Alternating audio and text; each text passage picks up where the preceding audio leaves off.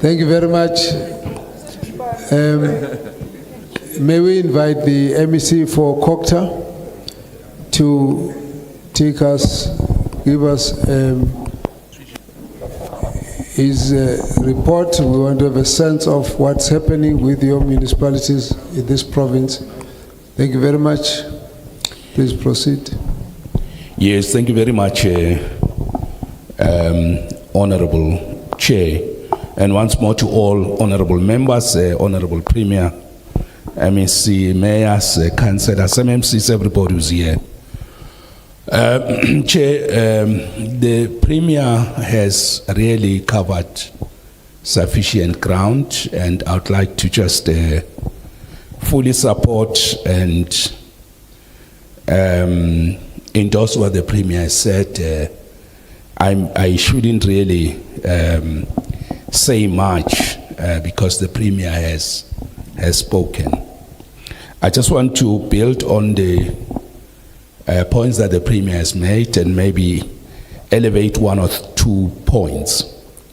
The very first one is that our overarching approach, Chair, to how we do our work with the municipalities, as the Premier said, is based on the province-wide local government turnaround summit that the Premier has referred to already, that took place on the 23rd and 24th of October 2024, which was a very successful summit that we held in our very first year of this administration.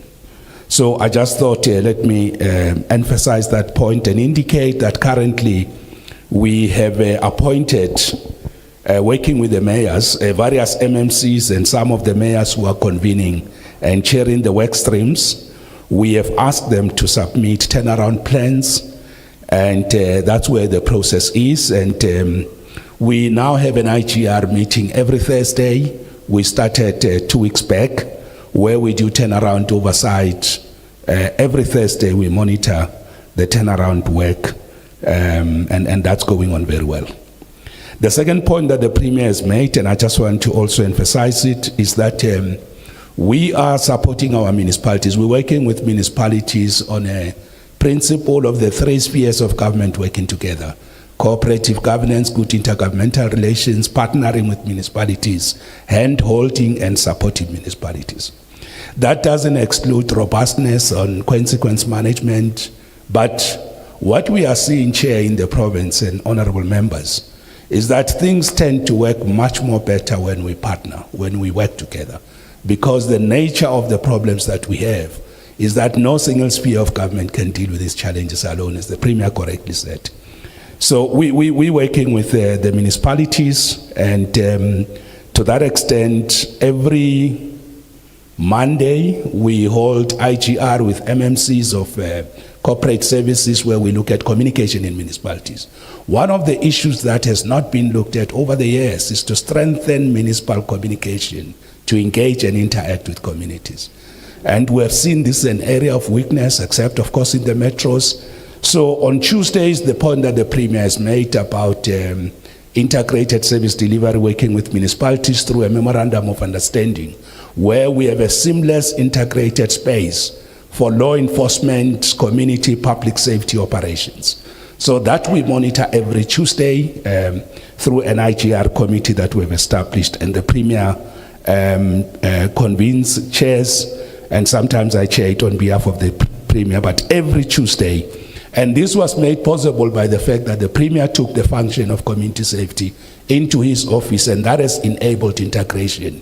And I think we remain grateful and thankful to the Premier for that decision. At least now we're working with all our municipalities regulated through an MOU. So that's working very well. On Wednesdays, we monitor water. Since we faced the challenge of a shutdown of water systems, collapse of water systems in November 2024, we have established a weekly IGR committee working with the National Department of Water and Sanitation, with Rainwater, all our municipalities, Salga, as well, where we monitor water supply in the province. And that's how we avoided what was called day zero. Even last night we met, we know where is the water supply in the province, and we do that every Wednesday. On Thursdays, as I said, we look at turnarounds and we integrate that with infrastructure. Our Thursday IGR meetings have helped us to convene first of its kind town planning and municipal approvals workshop, where we are trying to make the town planning function efficient and effective, to streamline decisions on investments in municipalities, to make sure municipal spaces are competitive for strategic investments, particularly capital formation, and making sure that municipal spaces are productive spaces to sustain municipal services, but also finances. So what we are seeing, Chair, as I move to the last point, is the robust weekly IGR system we have set up. It's working very well.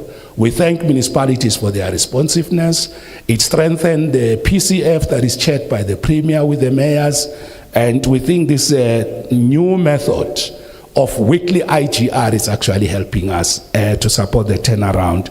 Whilst we have got quarterly IGR meetings that MACs hold, but at least as Cogta we coordinate weekly IGR meetings. Sometimes, Chair, on a lighter note, we do get a sense from municipalities that we're calling them too many meetings, meeting fatigues too much of these IGR meetings, but we believe that's the best way to go. On audit and audit outcomes, MEC Maile will definitely pick up on that, but just one point is that we are supporting, working with Treasury, the training of MPEC committees so that they can do oversight, reduce irregular, wasteful, fruitless expenditure, and also consequence management, and also to assist them to be able to be decisive and do qualitative work in that regard.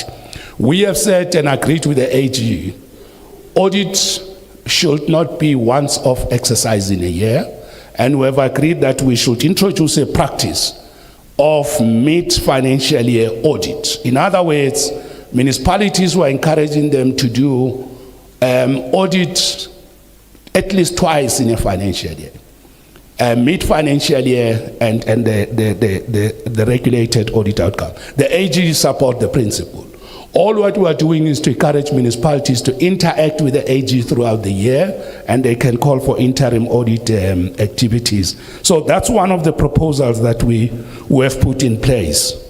Otherwise, I don't want to preempt what the municipalities are going to say, but there are many examples and portfolio of evidence of our support to municipalities. One other area that normally get hardly mentioned is that we are also engaging with the organized labor. We have just had a successful meeting with all our MMCs of corporate services and some of the mayors with SAMU, where we're discussing labor relations stability in the province.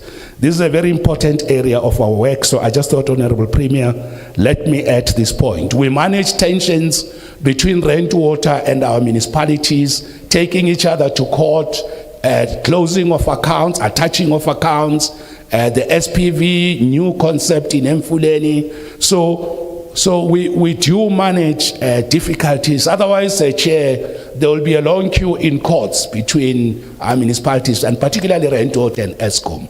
So one of the things that our IGR system help us is to mediate those tensions, closure of water. Just tomorrow, as you'll be here, during lunch, we have got a bilateral with Rentot and Merafong to manage one of the challenges about water supply in Merafong.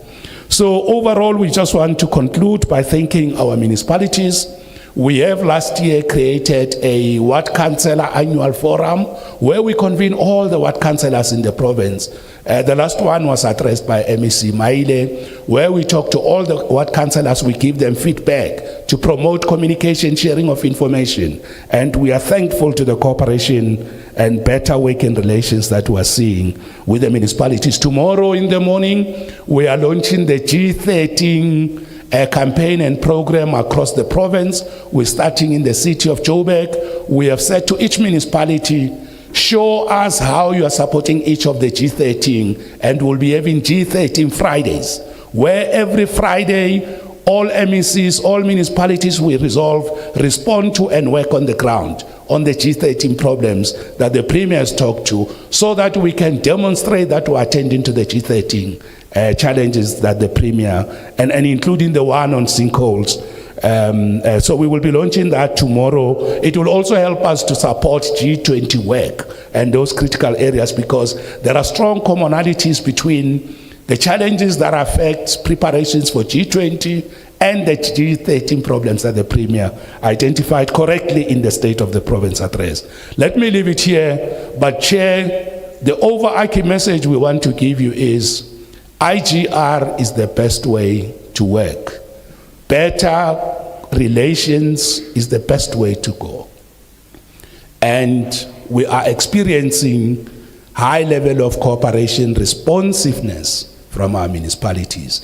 That doesn't mean there are no problems, there are no challenges. But exactly the point that was made, pointing fingers, blaming, accusations, tensions ridden, conflictual relations, that doesn't seem to be working better than three spheres of government cooperating to solve the big challenges that we all face. I just thought on that note, let me elevate the points that the Premier has raised, but otherwise the Premier has correctly covered the issues. Thanks to you, Chairperson.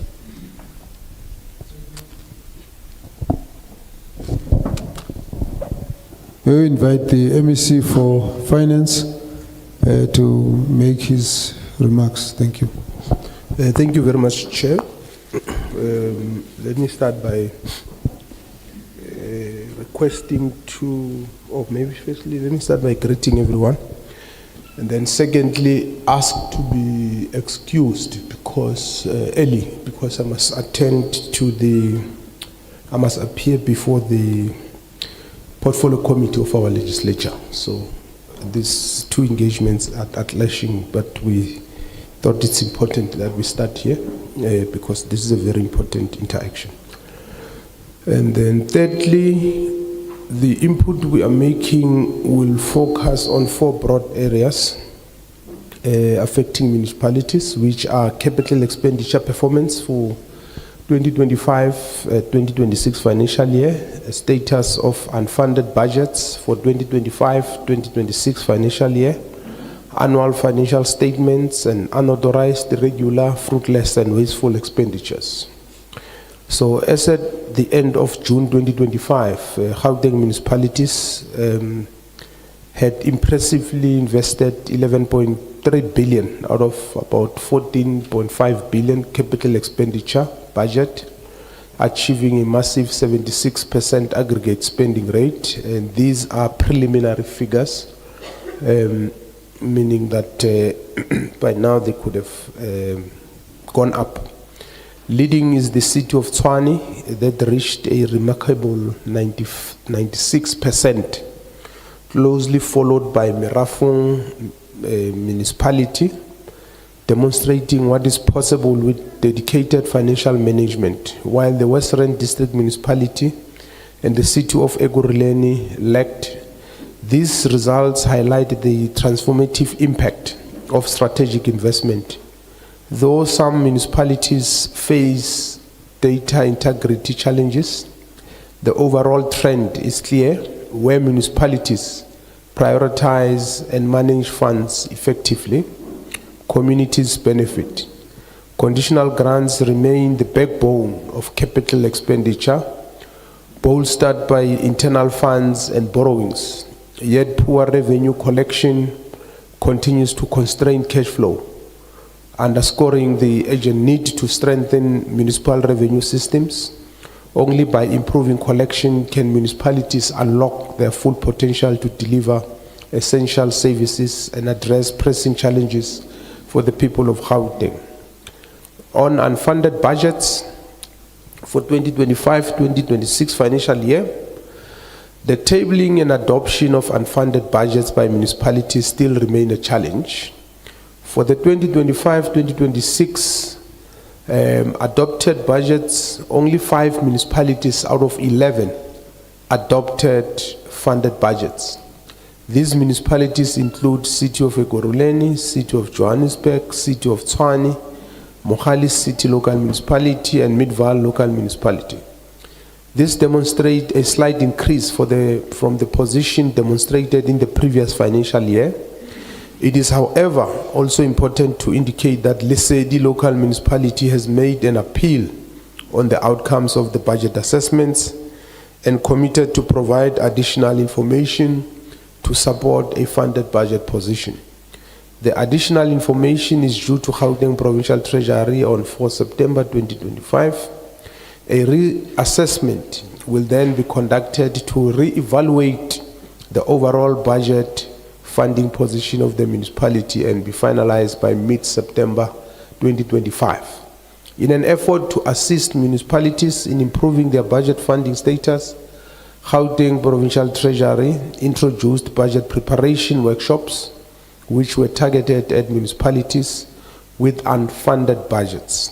In addition to the above, MFMA Budget Circular number 1 of 2024-2025 was issued that required municipalities to submit draft budget data strings to Gauteng Provincial Treasury prior tabling to municipal councils for approval. This was meant to assist the municipalities to improve their budget funding position prior submission of the final budget to municipal council for approval. However, not all municipalities responded positively to this request as expected. Nevertheless, these interventions assisted with improving the funding position of Gauteng municipalities, as evidenced by the increased number of municipalities that tabled and adopted a funded budget. On the annual financial statements, Gauteng Provincial Treasury has since introduced initiatives to improve the credibility of annual financial statements, known as the Annual Financial Statement Accelerator Program. The program is aimed at assisting municipalities to introduce the production of interim financial statements. This was the second year that municipalities have produced interim financial statements, and this has borne benefits with a lot of municipalities. Gauteng Provincial Treasury held workshops on generally recognized accounting practice known as GRAP, standards in preparation of the annual financial statement compilation. This was targeted at municipal officials within the budget and treasury office, in short BTO, who prepare and review of financial statements, asset management and budget. And the GRAP training is strategically placed just before the audit process to refresh BTO officials' knowledge, share best practice with challenging components, and train them on any new developments or interpretations of the GRAP standards. Municipalities are currently busy with completing the annual financial statements, and Gauteng Provincial Treasury is currently busy with the reviews of these annual financial statements.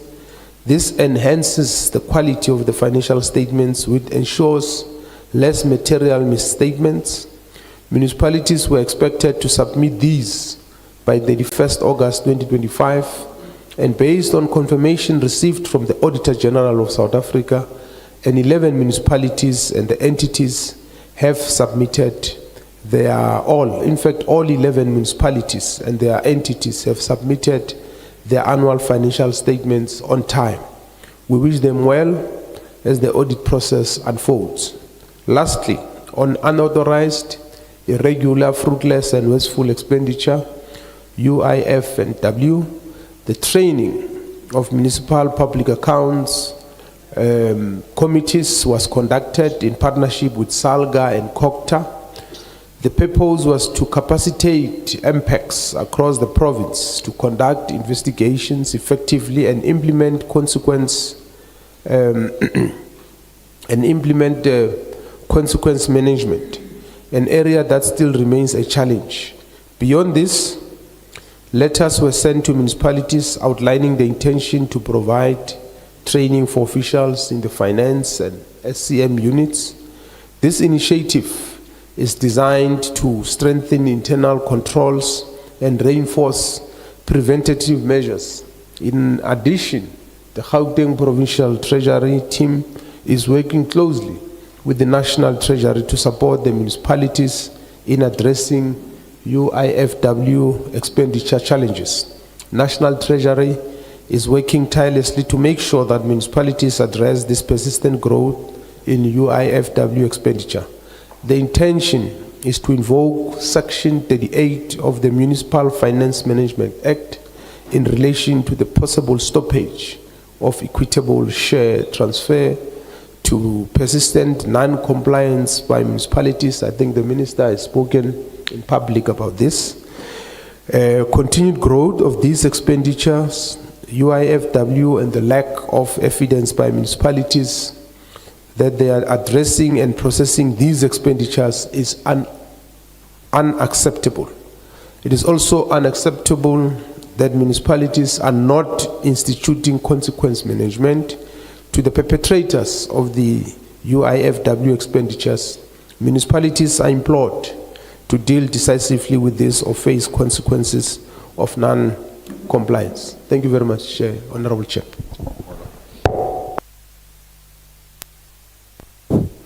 Thank you very much, MEC. That gives us a sense of the state of municipality in relation to the provincial government, thanks to MEC Maile, MEC Mamabulo, the Premier Lesufi. Thanks very much. May we then invite the City of Johannesburg to come forward and give us a brief outline of issues in the municipality, and then we will start the questions. City of Johannesburg.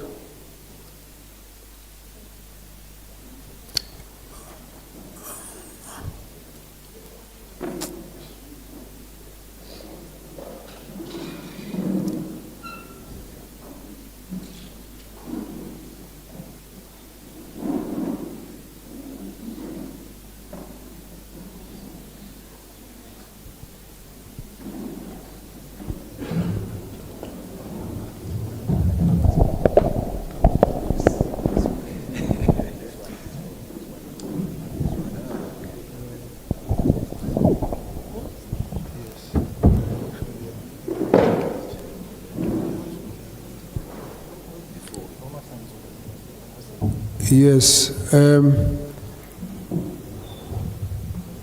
Yes, honorable members.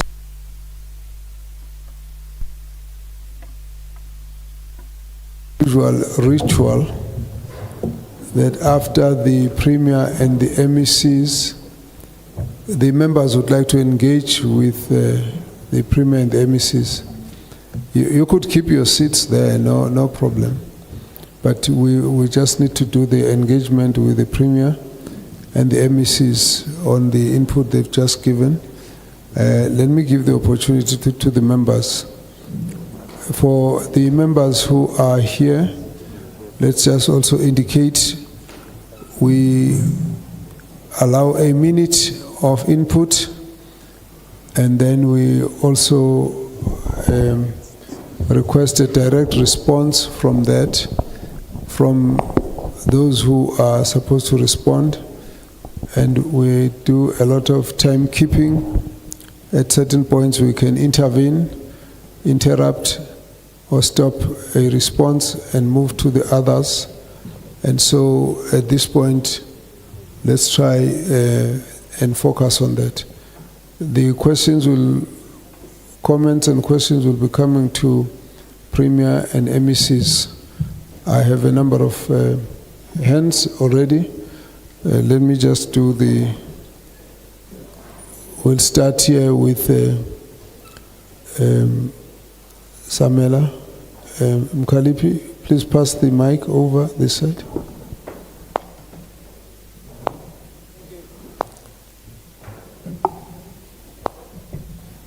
Hello, okay.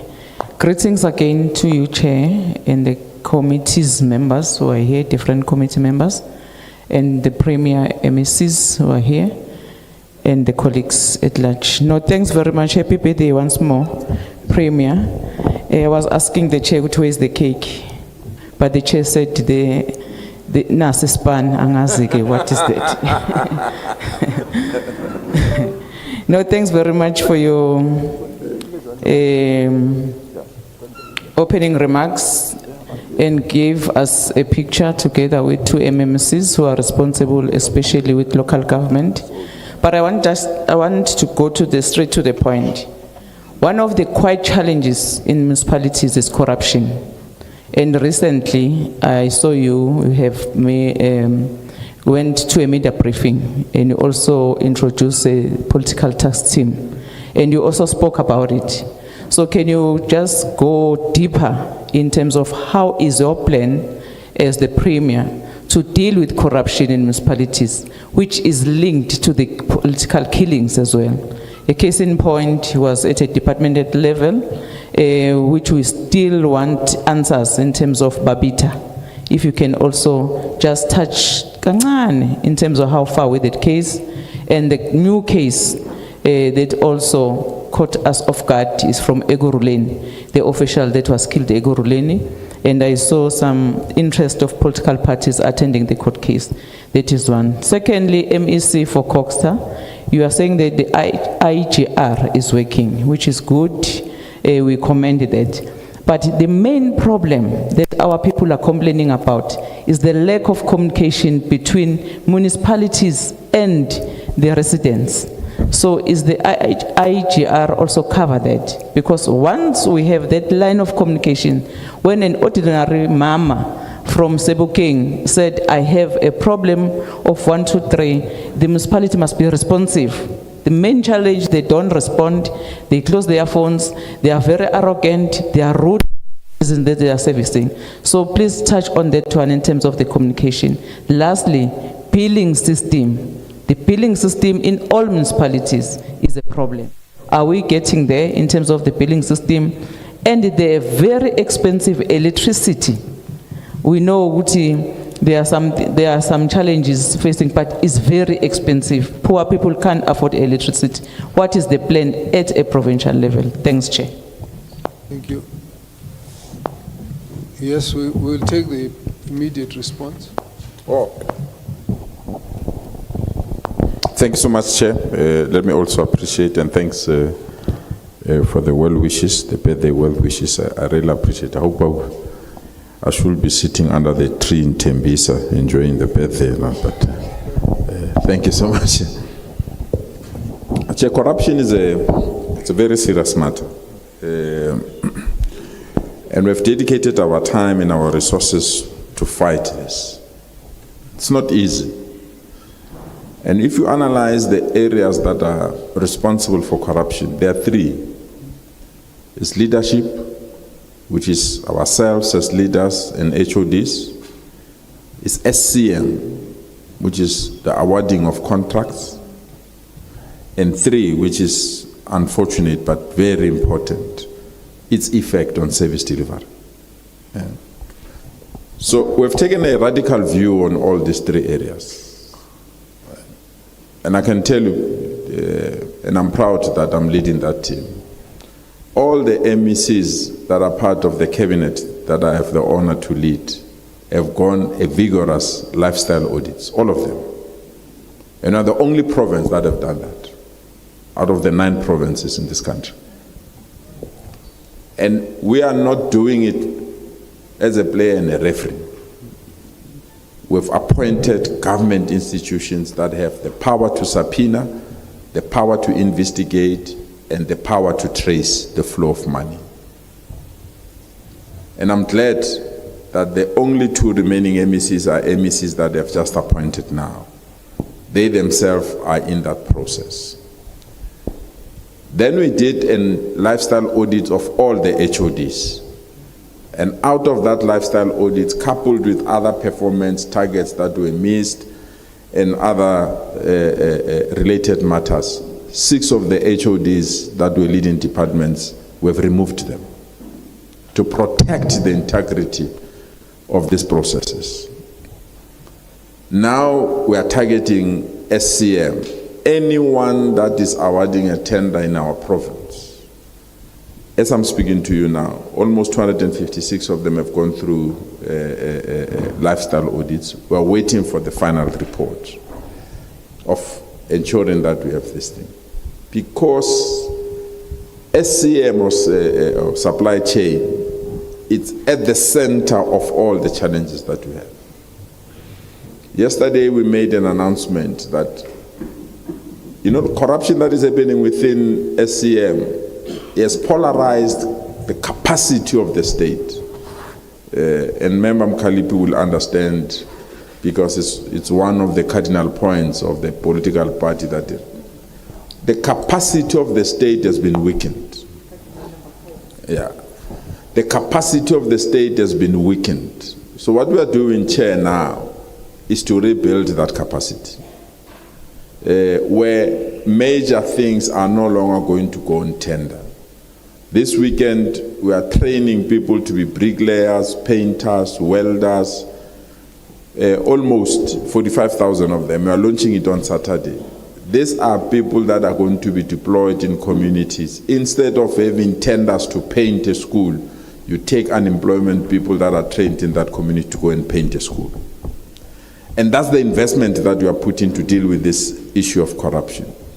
But there are administrative areas that we have. Chair, we've requested the former AG, Auditor General, to establish and identify people of impeccable credentials in society. We've got what we call the Gauteng Anti-Corruption and Ethics Advisory Council. It advises the executive committee. These are people that have no interest in government matters, independent people. We roped in the SIU, Auditor General, Public Protector, Public Service Commission. Every quarter they release a report on how to fight corruption in the provincial government. We've now requested them to extend that mandate to local government. They've released the report, Chair, on how many people are doing business with government when they're employed by government, how many people are not declaring their interest, and many other things. So that's the collective part that we have. But we went beyond there, Chair. After we've created a hotline where people report, we felt that we can't have a hotline but nothing happens. We went to an informal agreement with SIU. I think we are one of the few provinces that have. Even before the president proclaimed for SIU to investigate, the SIU goes in and investigates. That is how the Tembisa Hospital matter was picked up. And I'm glad now that SIU has concluded the Tembisa investigations and are going to release a report on this matter. So we've got SIU appointed as a service provider in Gauteng, where matters that have been reported, we take them to SIU. But we've also released almost 77 forensic reports, and we're capacitating the forensic report in the department.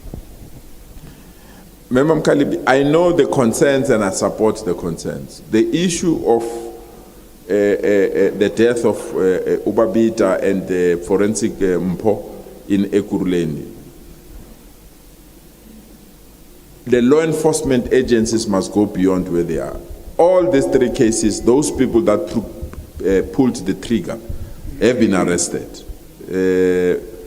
Obviously, it is to say who sent them to do these things. And we remain hopeful that some of the public cases now that are in court may yield light on these matters. But we honestly, and we are going to have a debate in the legislature on how best do we honor those that have sacrificed their lives. There is a motion that is in council. I don't want to preempt that motion, so that it gives us the better mechanisms that we honor those that have dealt with this kind of issue. So the political task team... Let's round up. Yeah, the political task team, Chair, it's meant to say we can't have cases that have been dormant for so many years. Let's reopen them. Where we are now in Johannesburg, in the last 4 months, we lost 3 councillors. Short date. It can't be normal. In Tshwane, that's the same. 2 months ago, a ward councillor was brutally killed. 16 bullets pumped in his body. And we come here and say it's normal. It's not. And people that have been killing councillors, killing officials, I mean, the former municipal manager of CDB municipality has been killed, I think the last 4 years or so, if I'm not mistaken. No one has been traced or tracked. So that is why we felt that this political task team must be established to assist us to resolve these cases. Thank you so much, Chair. Thank you very much. Yes, let's just do it in Thanks, Chair. I'll be brief, but maybe I must start by adding on the issues of corruption, because we are very passionate about fighting corruption, and we are also systematic in doing it. That's why one of the things we have, it's an open tender system that was introduced, I think 4 years ago. Our tenders that are above 2 million are adjudicated in public, and we also appoint external auditing firms to be part of our probity auditors. And in fact, that has increased the number of the quality of our audit outcomes. And you will see when we release the report on Monday, we've got more. For instance, we've drastically reduced fruitless, wasteful expenditure drastically. And we've also reduced irregular expenditure and all that because of that. But we have said that's not enough. One of the things we are doing is to introduce a digitized supply chain process. So we have started now to pilot in 5 departments, including the Office of the Premier, Treasury, Transport, and about 2 entities, with the hope that next year we will roll out that digitized supply chain process in all our departments, and that will help to minimize and possibly eliminate human interference. And we think that is significant in the fight against corruption. And once that project is successful at the provincial level, we will advise municipalities to follow that process, because I think it's a prudent way of dealing with public finances. We have to be transparent.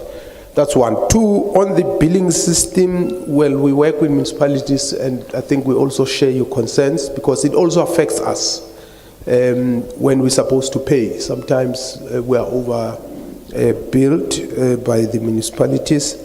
But I must say that most of them have made an effort in reducing and dealing with this issue, and we are continuing to help them. On the cost of electricity, I think, as the honorable member knows, it's something that's beyond us, and I think every time when the opportunity arises to appear before NERSA and all the other bodies that are responsible for the determination of the price, we always argue for affordability on the side of the poorest of the poor. But secondly, we have made efforts to coordinate an indigent policy for the province. So through our Department of E-Government, we are putting in place Mr. Mama will talk about it, a digitized database that is reliable and which all municipalities should have and be able to help us. But most of our municipalities also have a policy of a free amount of electricity and water as part of dealing with that issue. Thanks, Chair. One issue from me, Chair, just one, communication. And of course, in the course of the municipalities presenting, one will come in to engage on some of the issues, Chair. The issue of communication, as I said, we realized this issue was not an area of focus with municipalities. And we set up an intergovernmental relations committee that meets every Monday, 6 o'clock, to monitor communication in municipalities. We have not gone too far because we have just started with this IGR committee. We are monitoring media trends, social media, engagement with communities. One of the things that we have found, and I think it's important for the committee, because communication is the interface between the people and government. We found that there's also less investment in communication capacity. In certain municipalities, the teams that are doing communication are quite few. Almost in certain instances, you find There's one municipality where you have got one communicator for the whole municipality. So the issues of reaching out to communities, social media, taking communication also to digital platforms. I must say what is also exciting is that GCIS, the communication wing of government in the province, sit in this IGR meeting with the Premier's office. So we are trying to improve on this issue, because if municipalities don't strengthen interface engagement with communities, we will not be able to make progress and serve the people. So I just want to conclude by saying we have appreciated, understood, and acknowledged that this area is actually what will make or break, and we are focusing on it to make sure that municipalities can also invest in communication, and we hope to improve. Thanks, Chair. Thank you. Let me see how many hands we have this side. All right, let's get your question. You got a minute? Thank you, Chair, and greetings once again to the House. Chair, to the Premier, I want to echo my colleagues' sentiments here, especially regarding the issue of officials. Your officials are corrupt, Premier. I don't know how you're going to go about looking at fixing that, because most of them are in the same political parties we come from. Most of them are our friends. So I'm not sure what needs to be done there to capacitate you as the leadership of the province to look at prosecuting literally your own people. I don't know how that happens. Again, through you, Chair, to the Premier, Johannesburg is a disaster. Johannesburg CBD. There are places in Johannesburg CBD that when you go through them, they don't look like you're in a South African city, let alone a city like Johannesburg. It looks like you're in some foreign country somewhere else, but they don't look like Johannesburg. This issue that you spoke about earlier of illegal foreigners of all races, I'm not sure how or what intervention is needed there. Or I would just like to know your plan in addressing that, because we cannot have a city of Johannesburg looking the way it does. The dilapidated infrastructure, we've got the Lillian Ngoyi Street gas explosion that happened over 2 years ago. It's only going to be opened, I think, scheduled for the 12th of September. For an explosion that happened on a street that is less than, I think that thing is less than like 1 kilometer. 2 years to fix. That's too long. Thank you. Premier. Thank you, Chair.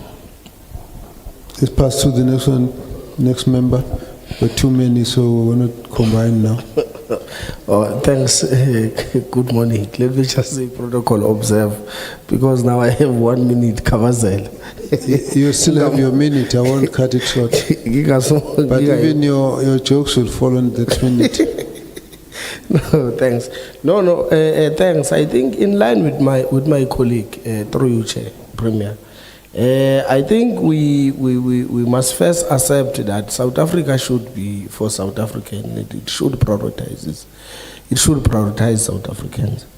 I think it's an undeniable fact that, particularly in your province, your cities have been taken over, especially the informal economy and the SME space have been taken over by undocumented foreign nationals and those that are documented.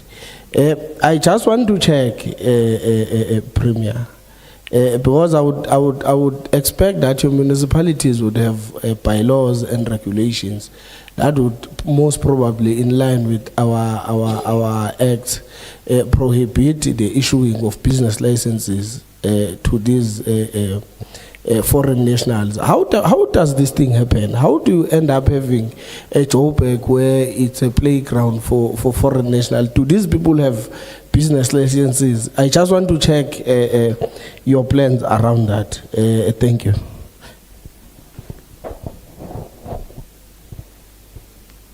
Thank you very much, Chair.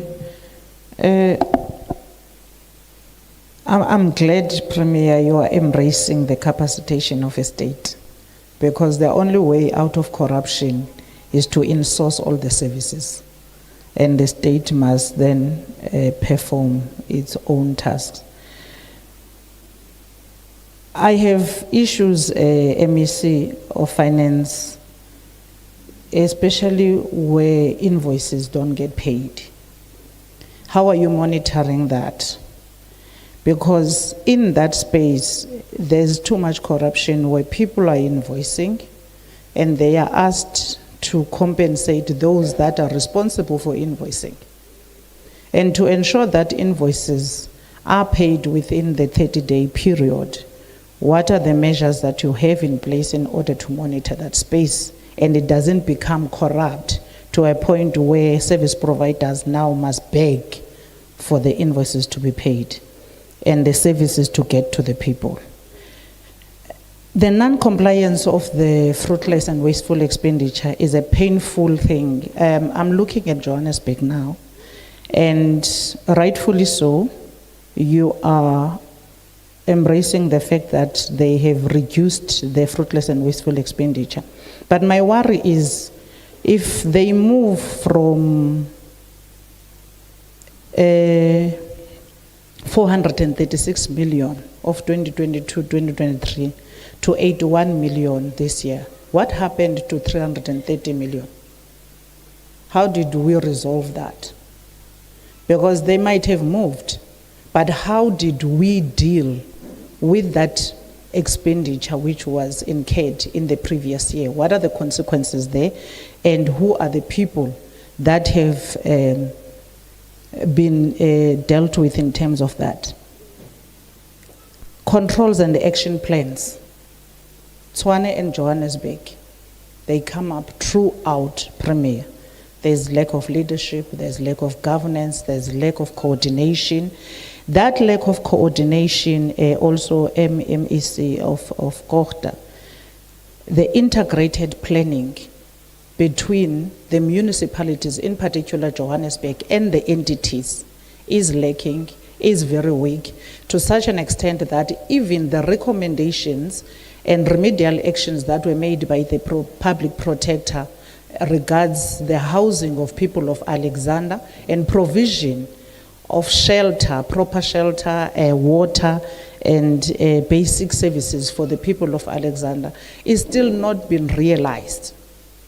Yet we get entities that are responsible for provision of shelter that are underspending simply because there is no coordination between the leadership of the municipality and the entity.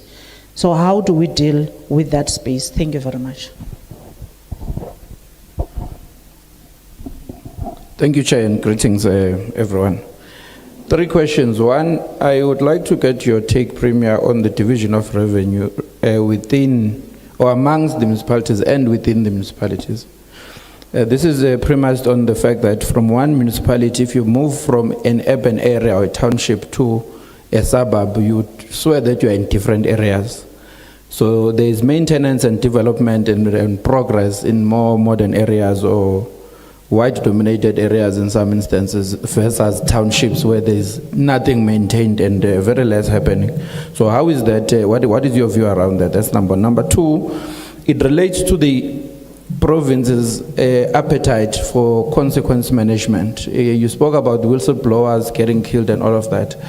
What mechanism, what is the appetite of municipalities to ensure that the cases are brought to conclusion? Because if, for example, if there's a whistleblower and you take statements speedily and all of that, anyone attempting or wishing to assassinate will know that the case will still go on. So, because the idea is to always eliminate evidence. So what is the appetite of the province around that? The last question relates to the dialectical relationship between the improvement in the audit outcomes versus service delivery. So as we compliment municipalities for improving on the outcomes, on the audit outcomes, what do we view as a relationship between that and the lives of our people on the ground? Thank you.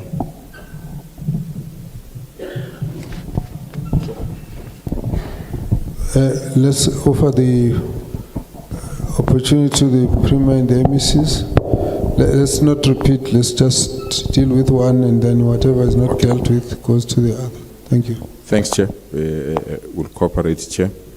Let me start with the issue of our officials. I don't want to isolate them. We are now embarking on a process of meeting with service providers as well. Because for them to be corrupt, it means there's someone who's providing that kind of. And we are also in the process of meeting with some business associations to assist us. We'll be launching an anti-corruption campaign as a province in all our facilities in the next few days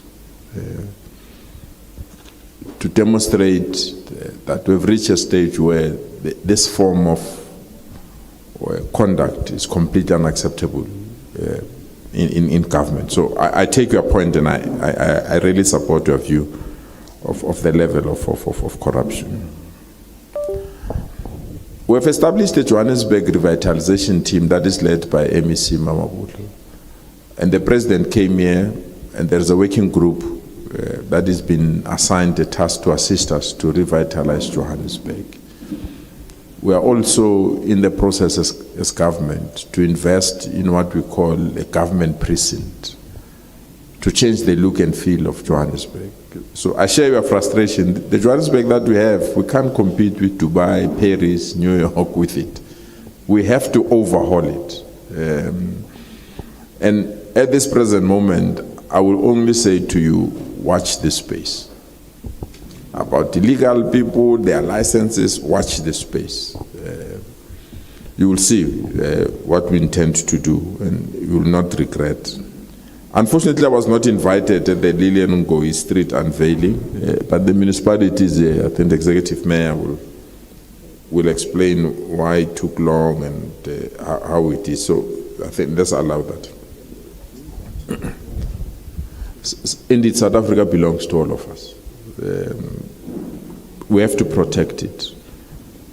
And at the most, we have to ensure that it benefits our people. But we need assistance of government, especially National Parliament. That the process that was started, I think, by former Minister of Home Affairs, Dr. Aaron Motsoaledi, on the repositioning and repackaging of the visa regime and permit regime in our country, it's long overdue. It can't be delayed anymore, because this is creating the challenge that we have now. And I think we need, and I'm glad that you're parliamentarians, so you'll need to ensure that that process is not stalled, because there is a new minister that has replaced the old minister. We've gone through public participation. We've made, I don't know if I said something that, Chair.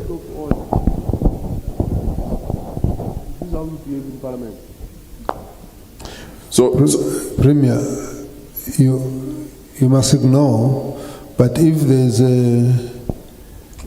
an outrageous conduct, we would want to urge the members to remember that they are in Parliament. They use the same rules, and we shouldn't have any interruption. If people are chatting on the side, it should just not drown the speaker, but direct your comments to the chair and ignore everyone else. Thank you. So, Chair, I'm saying that there was a public participation on this.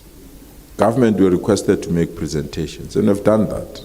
And we can't have, because we are suffering as a province by the economic up of the country, and majority of people that are here, we need to have a way and a format of handling them, attending to their needs, and rendering government services. And we can't do so when there is this huge loophole, because there have been changes in national government, and it will affect all the things that it has affected us already. I agree on the capacity of the state fully. If I had my wishes, this tendering system has caused serious problems. I said yesterday that we are sitting on incomplete infrastructure valued around 13 billion.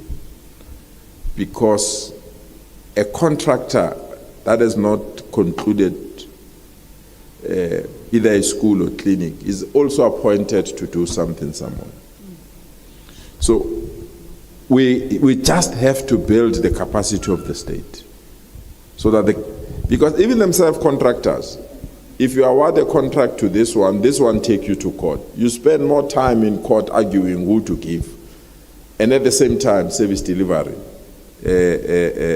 suffers. So we just need to ensure that we deal with these issues. I would leave the payment of invoices and fruitless and wasteful expenditure to the experts. Well, the division of revenue, and that is why in our opening remarks we're emphasizing the general overhaul of the funding model of municipalities. We have the strong view in Gauteng that the two districts, and that the two districts that are going through difficulties, Sidibeng and Western, if we can convert those two districts to be metros and have the entire province being a metro province of 5 metros, we really believe the limitation and challenges that we have now of the areas that we're identifying will be eliminated.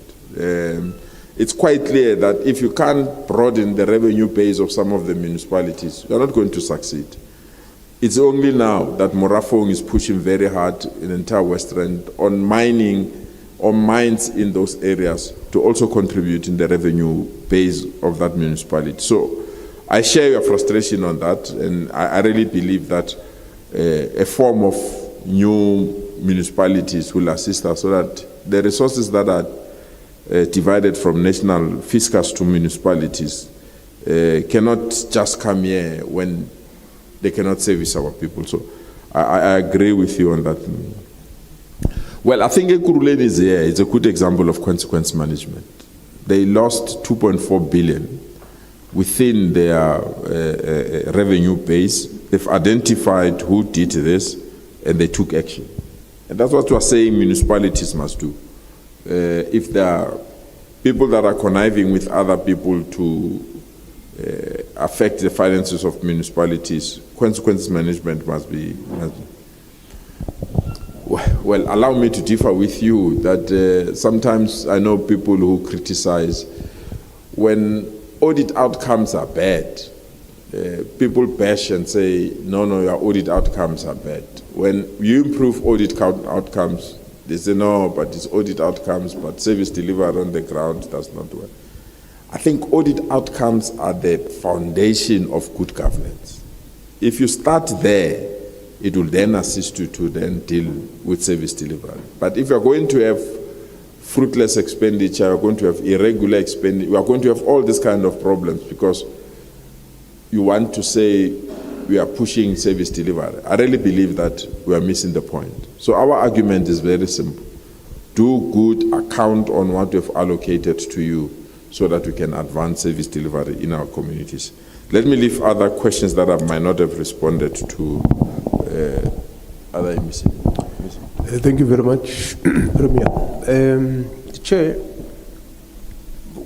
in the provincial government, honorable member, there is no entity, at least according to my knowledge of the provincial government, that gives licenses to illegal foreigners.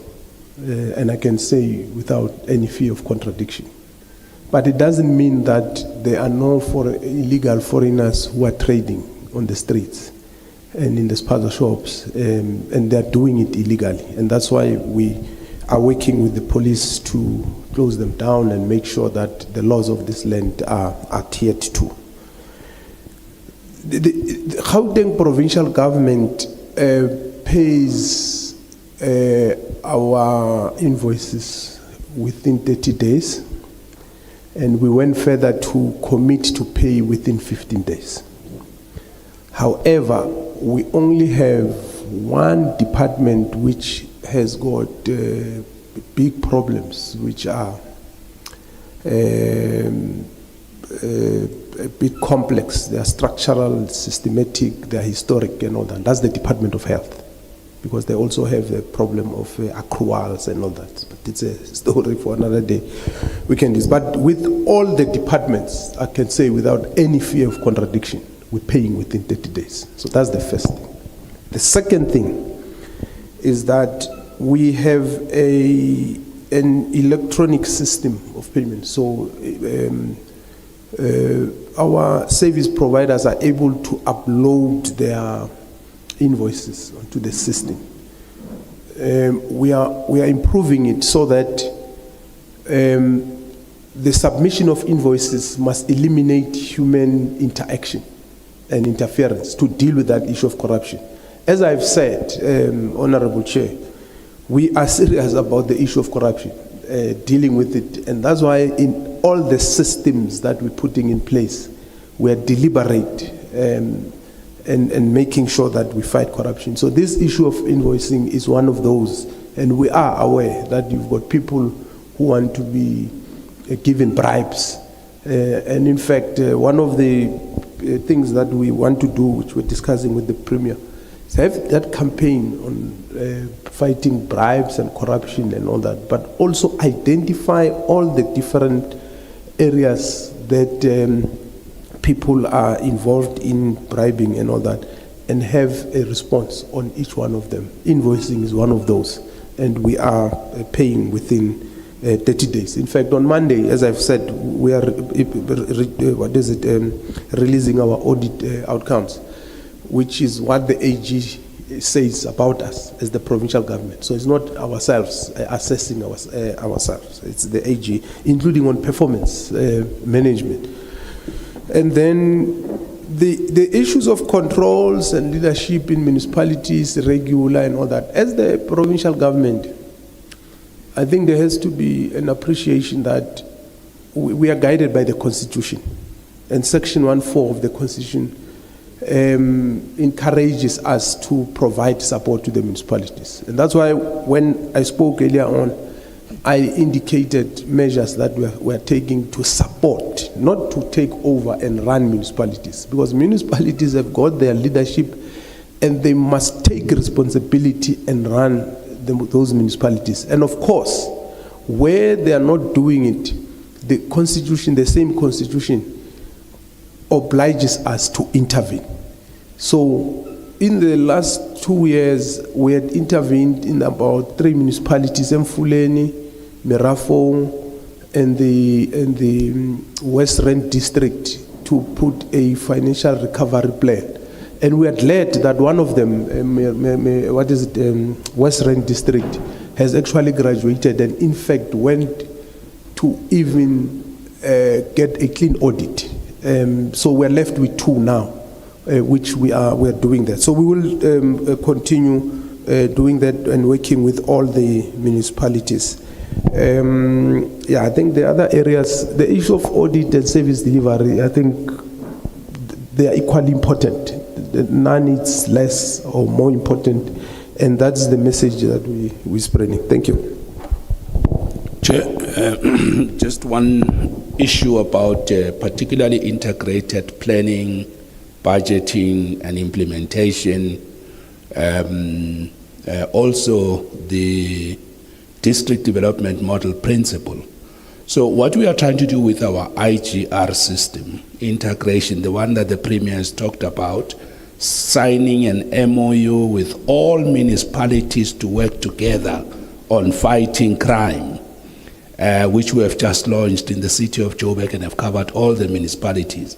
It's a good practice and example precisely of integrated service delivery and working together. Our approach to solving the G13+1 Friday campaign, it's also trying to bring together the 3 spheres of government to attend to issues together. So we are trying to promote that. Has it given us impact? Not yet. We just started with some of these things and we're trying to pull them together, but it's what we are focusing on. Thanks, Chair.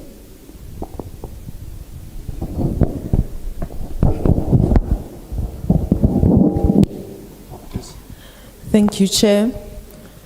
Premier, I agree with you on some of the primary challenges that impact negatively on service delivery such as vandalism, theft, and illegal connection, etc. In other areas, theft and vandalism are associated with organized tenders crimes. For when government property is vandalized, it will require us to be fixed. And we also note the provincial government recommendations that municipal safety and security functions needs to be reinforced and enhanced. Could the Premier kindly outline the provincial action plan on this matter? Secondly, in many provinces that we have visited, we realize that provincial government is contributing to the financial hardships of municipalities by failing to pay their debt that they owe to municipalities. In Gauteng, what is the total debt owed by provincial government to municipalities? And if there's any, are there any practical payment plan in existence in order to pay the municipalities? Thank you, Chair.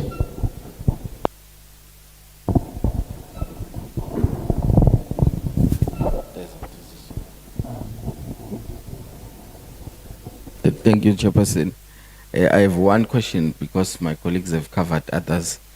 I would like to check what is the picture of the amounts that have been withheld by the province on municipalities that are not spending on their grants. So what is the picture there?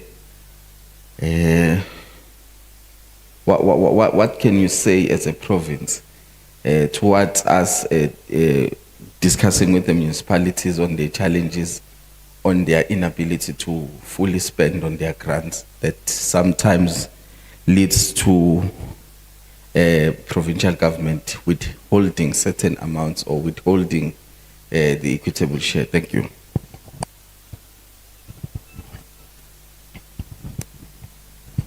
Thank you, Chair. Good morning to the Premier, MECs, and the colleagues here in the joint team. I think the unfortunate thing, Premier, is that everyone looks to Gauteng as the guiding light since it's the economic hub. I think there's one thing maybe which too often is ignored, but which is very much a factor and which has come through as well as we visit municipalities, and is the high politicization of under the team just cannot operate. I mean, and the fluidity of the office bearers, the mayor and the exco. I think this is becoming an issue maybe which needs to be addressed directly. Secondly, I think it's very commendable what you shared with us, because it's certainly lacking in many municipalities, and that is, I mean, we have raised it in some of the visits, is having some form of a deep stick in terms of finding out, I mean, if you are in service delivery, you need to know that whatever efforts you are putting in place, what is the feeling of the communities, and how are you doing, some gauge of how you are doing. So I think it was impressive that you are doing that.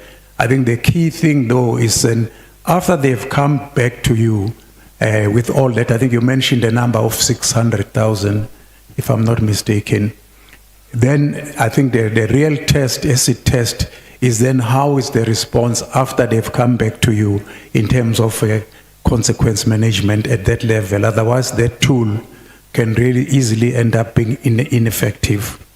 I thank you, Chair.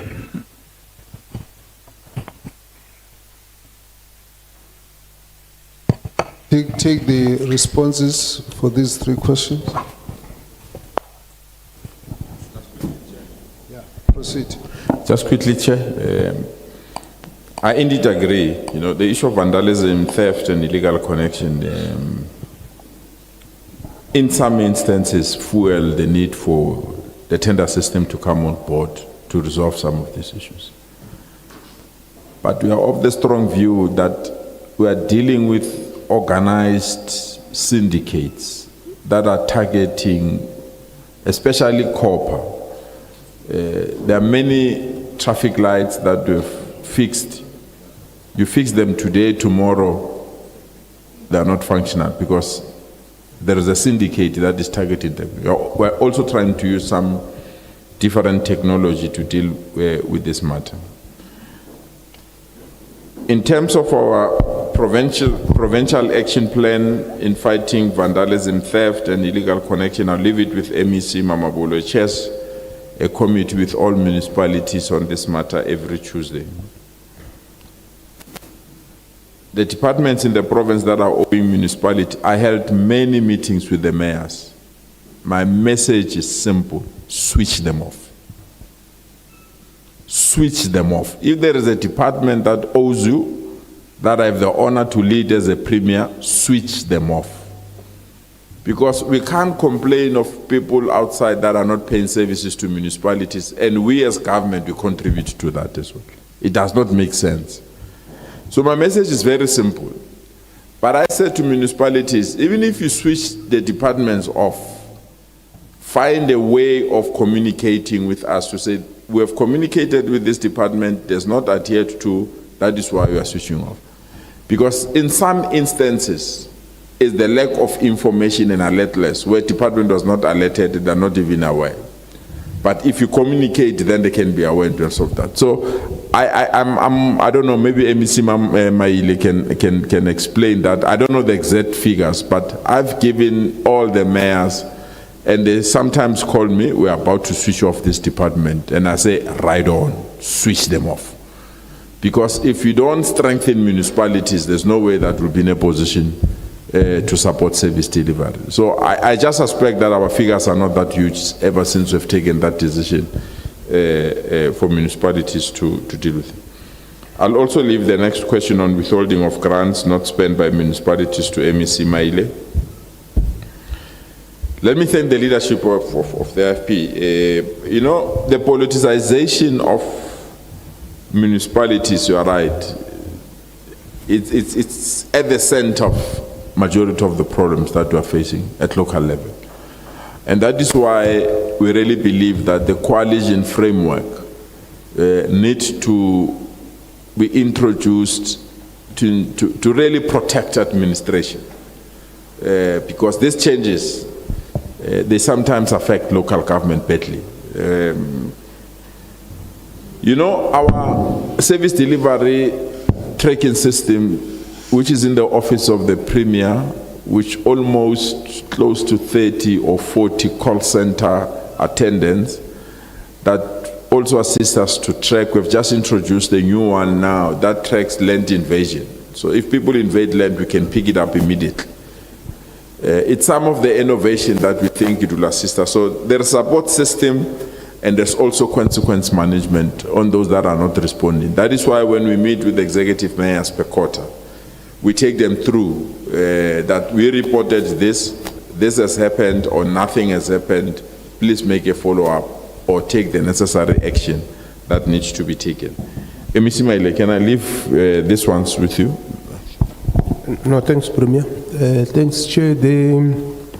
I don't have the figure that we owe as we speak now, but I know that we spend at least 3 billion as a provincial government every year towards raising taxes, water, and electricity, because the payment is decentralized. Every department is responsible. Our Department of Infrastructure Development, which is a custodian of our property portfolio, at least spends just over 1 billion, them alone. And then education, as you know, there are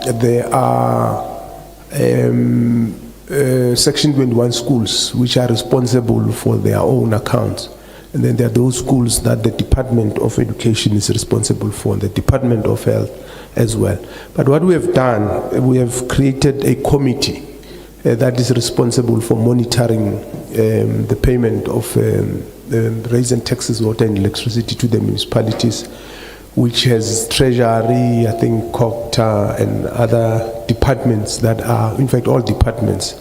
Then they are monitoring it regularly because we are committed to paying. We have not withheld any funds as a province to municipalities, but it doesn't mean that there are municipalities which have accounted for all the monies that we've given them. So we have put mechanisms in place to engage them, find a solution to resolving those issues, because we don't believe that withholding funds will solve the problem. we need to deal with the problems that makes municipalities not to account, and in most cases because of the capacity, the management, and the leadership, and all that. But we are monitoring it regularly. Thank you.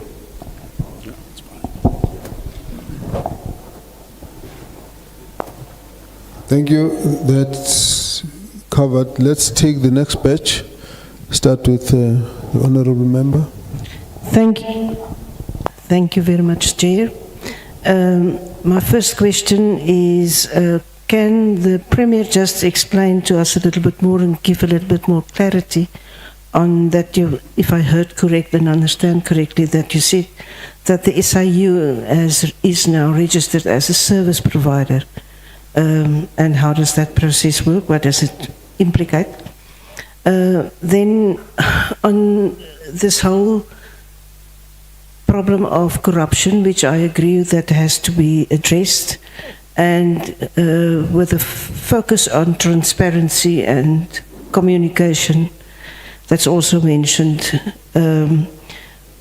As the Premier and the MEC on Cogta and finances, would you agree that maybe it's time that we look into the fact that we should have tender meetings open to the public, if that would maybe contribute to a deduction in corruption? And then I would like to know the crime strategy that has been, what is the, when was it implemented, this whole, the crime strategy that you referred to between the province and the municipalities under SAPS? And is there any successes that at this stage that you can see, for example, a reduction in serious crimes? Thank you. Thank you, Chair. Just quickly to the Premier, you spoke about the dolomitic areas, especially in Mirafong. Now, that's not a problem that's overnight or a year or 2 years old. What has your administration done in the many years of those sinkholes in the making, especially when it comes to zamazamas? Then just on service delivery and infrastructure, the water crisis in major cities, and I'm specifically talking about Johannesburg, that is now sitting in front of us. You know, some of these outages lasts up to 86 hours, impacting on critical services, including hospitals and even the Constitutional Court. There was a tweet last year, October, Premier, where you said that water is not your problem.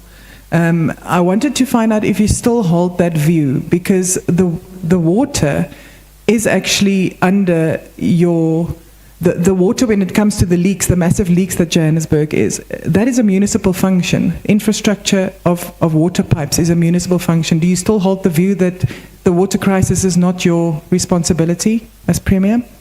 Then, given that only a small fraction of municipalities achieve clean audits, what reforms is your administration enacting to hold officials accountable for irregular and fruitless and wasteful expenditure?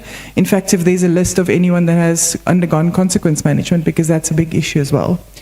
Then just quickly on municipal officials and councillors owing roughly about 182 million rand in unpaid municipal accounts. We know, MEC of Finance, that, you know, councillors and officials are not allowed to owe past 90 days in their rates and taxes to the municipality, but you find that there's many of them. What have you done to try and get municipalities to adhere to that and get that back on? And then with municipal debt to Eskom growing at 15 billion rand annually, what concrete measures will the province implement to ensure municipalities pay their dues and safeguard South Africa's power supply? Thank you, Chair.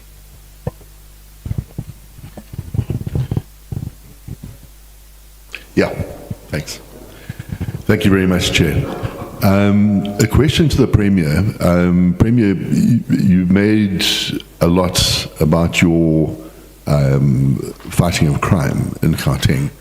And I just think of what happened in Lillian and Ngoyi Street, with the fact that it blew up because of zamazamas working under the street. And the fact that there are rumors that these guys have been mining around the foundations of the city, some of the large buildings in the city of Johannesburg, which potentially does make buildings unstable. You might even find the Gauteng provincial legislature collapsing if the Zamazama is under there as well. But what I'm saying to you is, how sure are we that there's not going to be further disasters in Johannesburg because of Zamazamas? What are you doing, and what are your law enforcement capabilities in protecting the residents of Johannesburg from catastrophic events like what happened at Lillian and Ngoyi Street? So I think that really is a direct failure of government.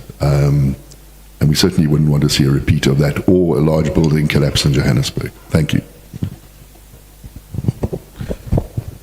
Yeah, no, thanks, Chair. Just two questions from my side.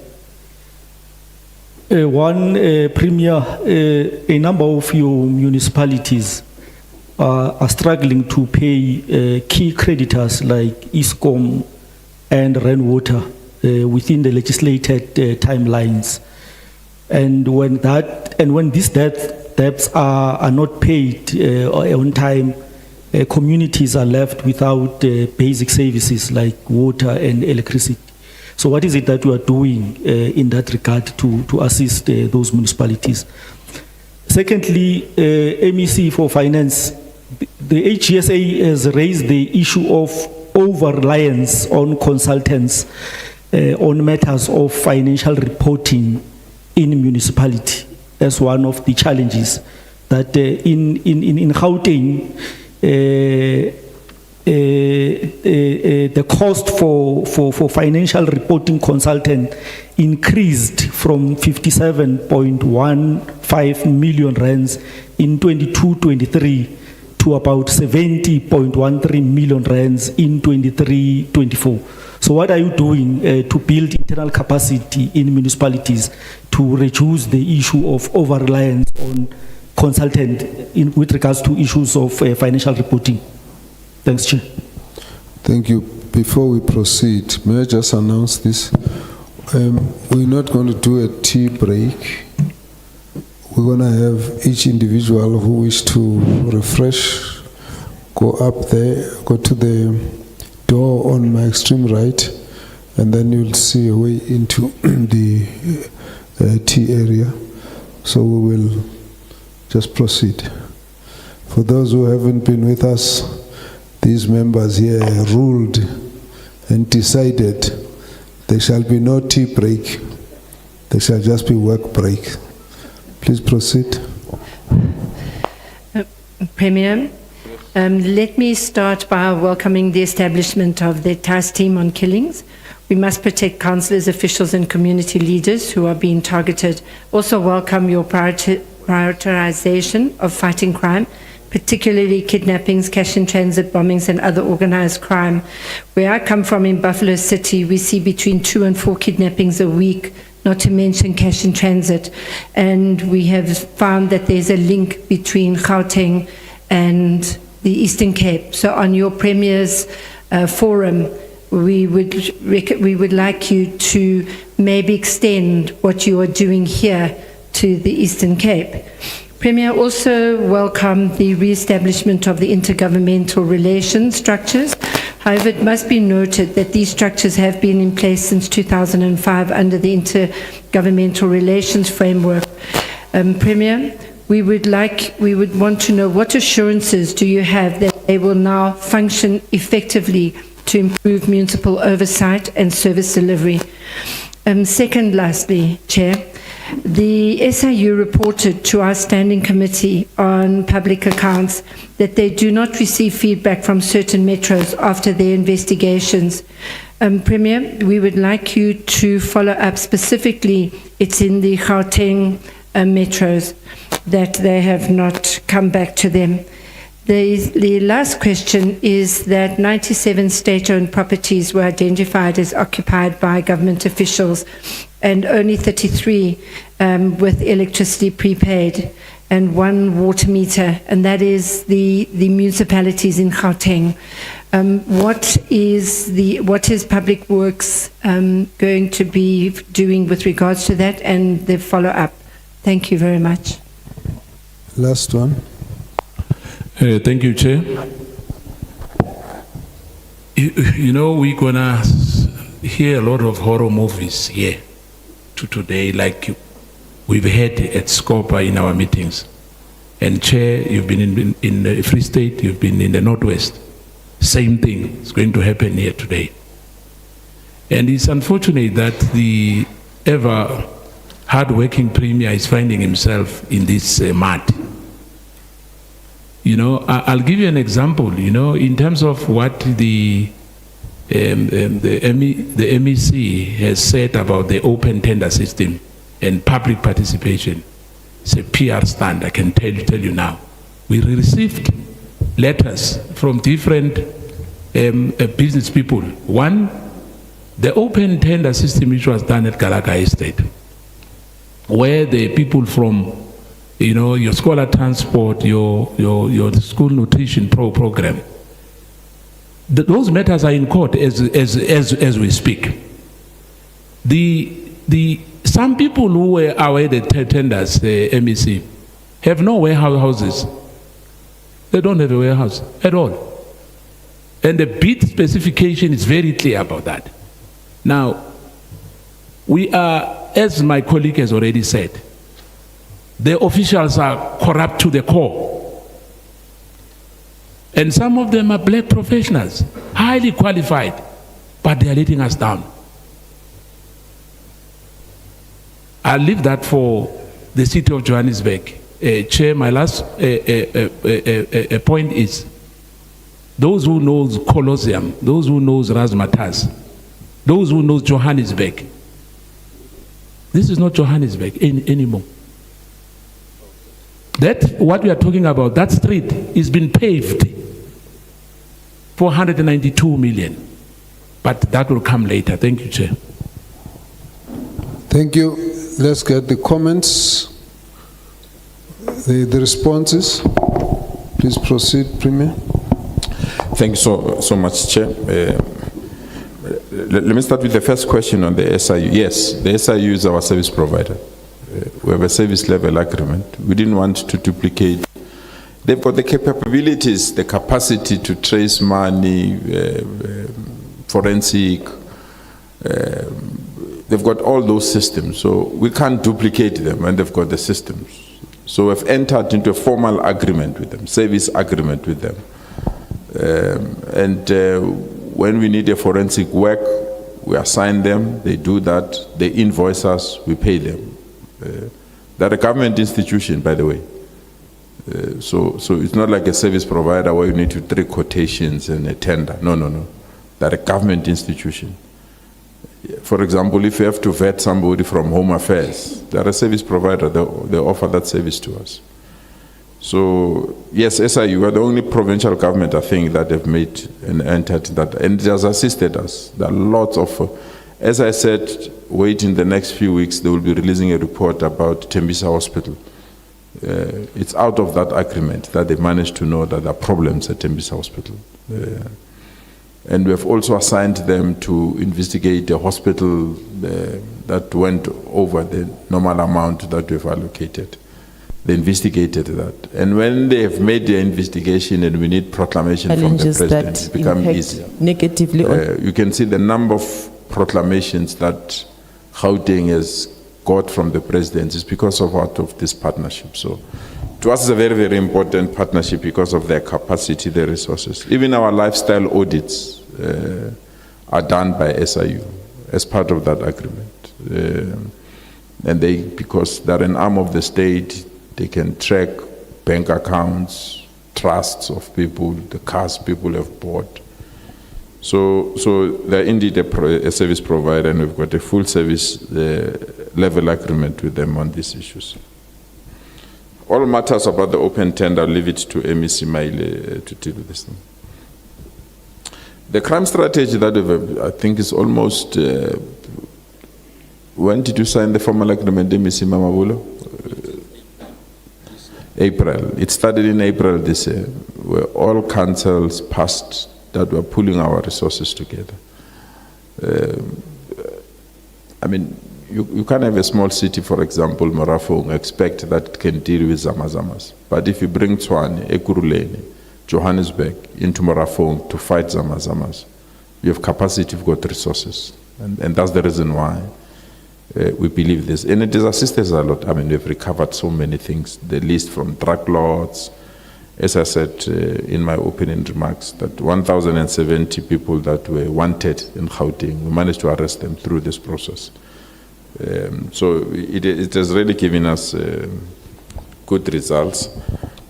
And it's not me to say that, which is something that is unfortunate. Other people don't want to acknowledge that. The only province that has reduced crime is Gauteng, drastically. Check the last quarter report from the Minister of Police, 7.9% reduction in crime in Gauteng. There are two areas that are stubborn, that have continued to increase. It's kidnappings and sexual-related offenses. That's where we are putting up our energy. But overall, reduction in crime, it's 7.9. So we can see we have made a huge dent, still not enough on my standard if you take the number of criminal activities that we have. We identified almost 450, we reduced it to 250, people that are causing crime in Gauteng. What we said about these people is that we are not going to wait for them to commit crime. We know they've avoided their bail. We know they are wanted by other provinces. We know they are hiding in our province. And we know the things that they've been accused. They've been released in court because of technicalities. We've profiled 250 of them. And through partnership with the private sector, the private security companies, forensics and technology-related companies, we are tracking these criminals. Of the 250, 118 have been arrested.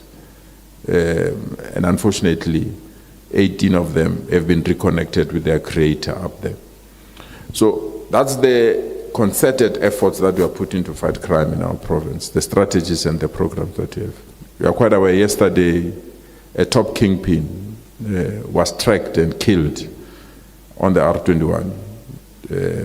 Last month, 5 cash heist people were killed here in Nazareth because of the tracking system and the support that we've given to the police. We are the only province that have given police 3 helicopters. 3. This province didn't have a helicopter, or SAPS didn't have a helicopter. We as the provincial government have donated 3 helicopters to the police. So we have, you know, if we come in this province, forget the province. And that is why we are putting all these resources to assist us. And I'll come to the issue of the Zamazamas. You know. I'm glad to have raised the issue of the Dolomatic because that's a frustration that we have. And this matter has been there for quite some time. I think in the last 7 years, as this government, when I joined this government, we have been writing letters to relevant authorities. Because disasters are managed at national level, especially key disasters at that proportion. An exchange of letters, meetings, I don't know how many community meetings we have addressed there, how many people have relocated. So I've been working very hard to avoid this thing of the Dolomite. But the state and the nature of it is unprecedented. It's not only because of Zamazamas, because that was a mining area. Those that have mined and took our diamonds and golds and left this country with our resources, they've left us with a problem. They're enjoying our money wherever they are. We have to deal with their problem. So it's not about government alone. And I can see your attitude to think that is a government problem. It's not a government problem. It's a mining problem. And those mines were supported by an apartheid system, protected, just to loot and take resources of our country and leave us with the problem that we have. And that's why this matter is the way it is. Honorable Chair, it's very unfortunate that I'll be asked whether the provincial government have to provide water. Very, very unfortunate. It's a constitutional mandate, and a member of this legislature, of this parliament, is saying provincial government still believe that you need to provide water. What we have done, we have coordinated activities to ensure that municipalities provide water. It's not a constitutional mandate of government, of provincial government. It's clear, it's there. Unless I've missed something that needs to be attended to. So what we've done, Chair, with water, We've now finally agreed to a special purpose vehicle between Randwater and Fuleni, which is going to assist that municipality to provide water. We have established a war room that meets on Sundays with the national minister, including all municipalities, to attend to deal with the issue of water. 3 weeks ago, with the president, we've opened a new purification plant here that will provide water. We've gone on a massive infrastructure because the infrastructure of water in our province is aging. It has been established in the 1880s. It's getting old. So we went on a massive infrastructure improvement with our municipalities. And on the basis of that, we are ready to receive water from the Lesotho Highlands. Government have put a huge investment. That water will come through here. But I can tell you, honorable members, we don't have a problem or shortage of water. We have a problem of 3 things: non-payment, illegal connection, and aging infrastructure. If we sort out the 3, the challenges of water in our province will be resolved. And we are hard at work to deal with this. Fortunately, we've got a state-owned enterprise called Randwater that is doing exceptionally well. So it's assisting us to unlock and unblock some of these challenges so that we don't have a problem of water. But with the national minister and the deputy minister, we are meeting literally quarterly or monthly to attend to water issues in our province because we've prioritized it as one area that need. I suspect the municipality will respond on the issue of Lillian Ngoyi. I've indicated I was not invited at the opening, so I don't know how it is, but I think that here there was. But to assume that it was due to Zamazamas, I think that's a wrong diagnostic. I was part of the team that brought all the experts to determine what caused that explosion. And it was finally indicated that it's not Zamazamas. So then to blame them, I think it's not a correct approach. Obviously, we should be worried that there are Zamazamas that are doing wrong things. I had the honor to request the president to give us a certain number of soldiers. Those soldiers were brought here, and they've done the work. We want them to continue, so we'll continue to request the president to give us those so that we can finish these problems of Zamazamas in our province. It's a serious problem that I will request members not to politicize it. It's a very, very serious matter, this thing of Zamazamas. Thanks, Chair of SCOPA. I think I'll leave majority of the issues that we've raised with MEC Maile. Sorry, SCOPA member, sorry. The task team on killings, indeed, kidnappings, murder, especially within the taxi industry, and people that are contracted, they call them inkabi, that they're contracted to come and kill people in our province. We are now happy that finally, because this is not a mandate of the province as well, this policing thing. So we're happy that now the National Commission of Police have agreed to our process. And I'm glad that we've raised the importance of the Premier's Forum for coordinating and dealing with other matters that are common across all programs. Honorable Member, the issue of IGR, and that's the reason why we say, coalition governments are really created serious setbacks where we're working together. The IGR that we're activating here now, that the reports that we're giving here, there were municipalities that were run by other political parties that didn't want to participate in IGR. If there's one municipality that I want to praise, regardless of changes or regardless of who they are, they participate in IGR, is Midval. Even though they are led by another political party. But when the same political party was leading Tshwane and the same political party was leading Johannesburg, they did it in Ekurhuleni, they didn't want to be part of IGR. They wanted to plan alone, execute their attempts at the things alone. And it created serious problems. There's one mayor that was a mayor of Tshwane. I've never been in a meeting with him as a premier. He declined my meetings, he didn't come to IGR, he didn't participate in budgeting of the province. So what you see now as reorganization is thanks to the new leadership that are running these municipalities. And that's how we appreciate the importance of AGR, and we're protecting it to where we are now. And hopefully it will assist us to deal with other issues. Let's round up, Premier. I've just rounded up, Chair. You just did. Yes. On time. Yes. Thank you. Please proceed. You've got just 2 minutes on your side. No, thanks. Firstly, I must dispute the allegations that Honorable Member Skosana is making. They are not true, they are false. That the open tender, it's a public stand. We are not populists, so we don't run government through populism. Let me explain, Honorable Chair. The open tender, however, it doesn't mean that it's perfect. So I must indicate that it doesn't mean that it's perfect. It's not perfect. So to allege that it's a public stand, I think it's unfounded. So what we are doing, the honorable member was saying, shouldn't meetings, tender meetings be open to the public? In fact, that's what that open tender system is. What happens is that before we approve specifications, we appoint an independent auditing firm. That's the first thing we do.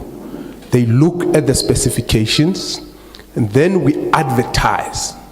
After advertising, we receive documents, and those documents are then verified by the probity auditor. And then the BEC, which is a bid evaluation committee, sits and look at the processes, and that process is done in public. But it doesn't mean that it's perfect. And that's why when I spoke earlier on, I said we've went further to digitize tendering system, because we are not populists. We went further to digitize. Then I said there's 5 departments, and I deliberately mentioned them and started with the Premier's office and Treasury, because we want to set the example that we are not playing about this thing.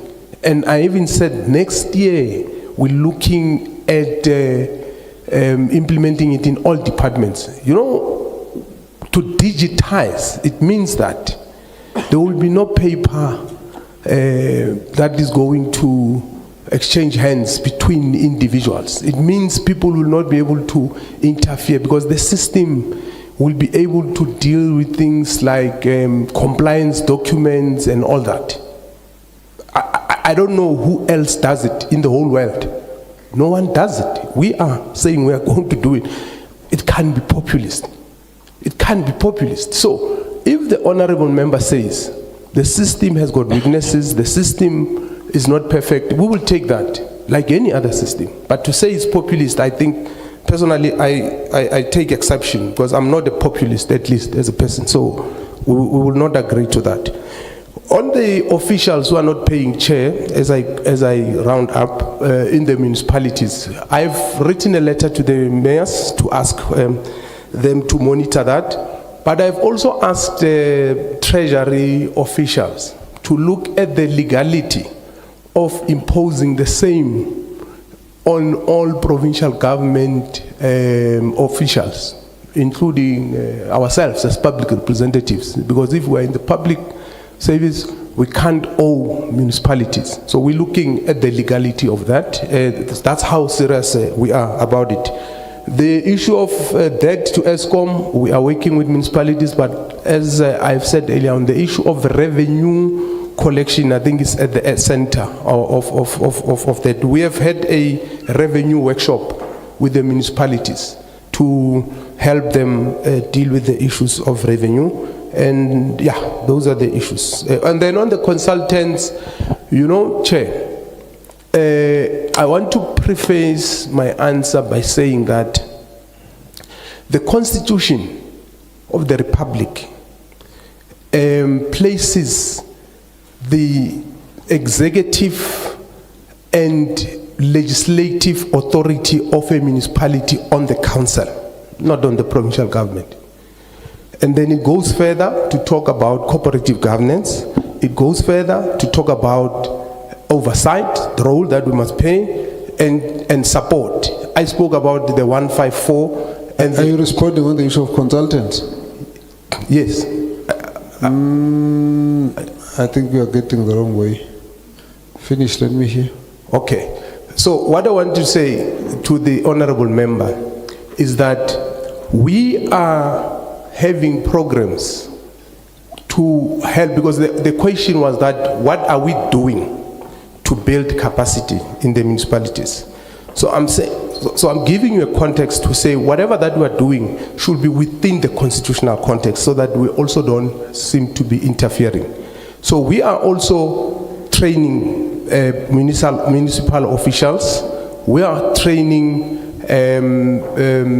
even councillors. We are also training on MPEC and all that. So to the best of our abilities and within the powers that we have, we are playing our role. That's the point I wanted to raise, Chair. Thank you. Okay, that's fine. We'll accept that. Thank you very much.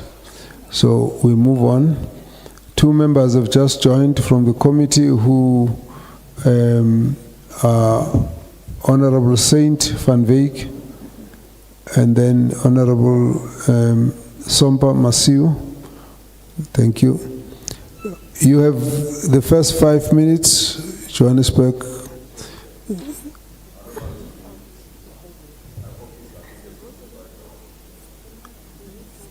Just put your mic on. And with due respect, Chair, I will really apologize if they've not done that. My office sent a communique about my limitation of time this morning, not to disrespect, because of I have to be outside of this province. We lost a deputy speaker of this, a former deputy speaker of this province, and we need to deal with some federal arrangements that over there. My apologies if they've not communicated that, Chair. No, they haven't. But MEC Mama Wolo is remaining with us. Okay. No, that's fine. Let me just put one point, Premier. I do understand your sense of apologies and the MEC. We were just a bit concerned about the level of participation of the province. We don't have, except one. There was only one member of the legislature who I think might still be here. I just get a note now that the speaker also is unable to join us. I have not heard much about the provincial Cogta committee, other than the one member. No, in fact, the one member is Scopa. I've not heard about the provincial Scopa. Part of the challenge we have is that the issues in the municipalities require regular, direct oversight by the province. So I just want to record that the presence of the provincial government here is too minimal to let go without a comment, and it's a matter of concern to us. You will be excused, as I've heard the MEC also saying the same.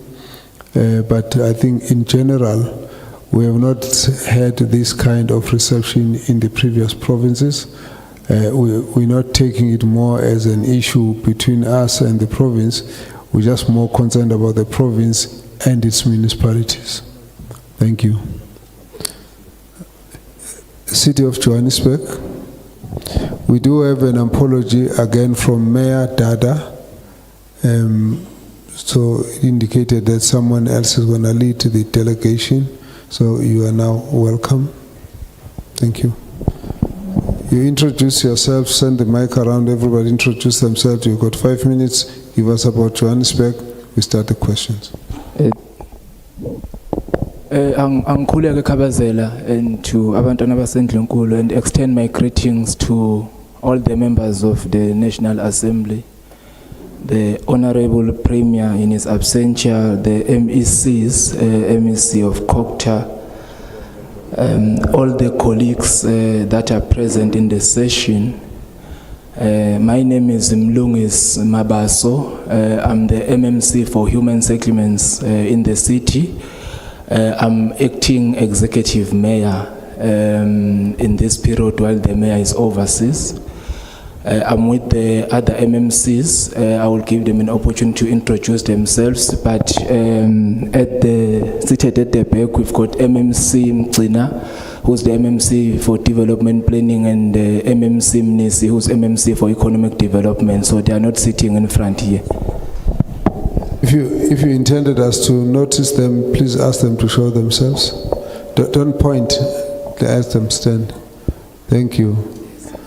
We wouldn't know who is who, but it's fine. At least we know there are two MMCs there. Okay, so MMC Mnisi, and you can stand up, MMC Mnisi. She's responsible for economic development. Then there is MMC Mcina, who's also responsible for development planning. Good morning, Honorable Chair, members of the Portfolio Committee, the Honorable Premier in absentia, all MECs present, the Acting Mayor of the City of Johannesburg, Councillor Mlungisi Mabaso, the Acting City Manager, Mr. Kiba Kekana, members of the Mayoral Committee present, and City of Johannesburg CFO and Co. My name is Margaret Arnolds. I am the current Speaker of the City of Johannesburg. I thank you. A very good morning, Chairperson and honorable members. My name is Loyiso Masuku. I'm the member of the Mayoral Committee for Finance in the City of Johannesburg.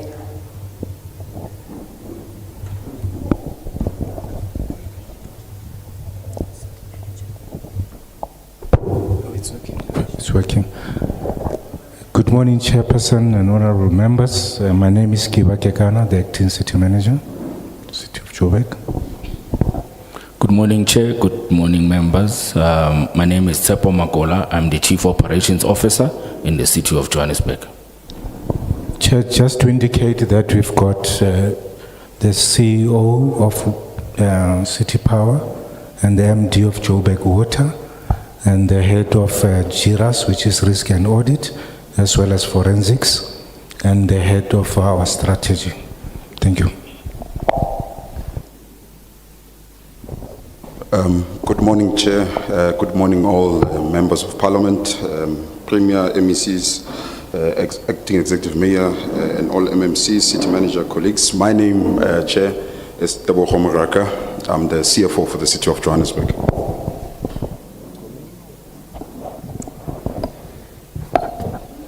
Thank you very much.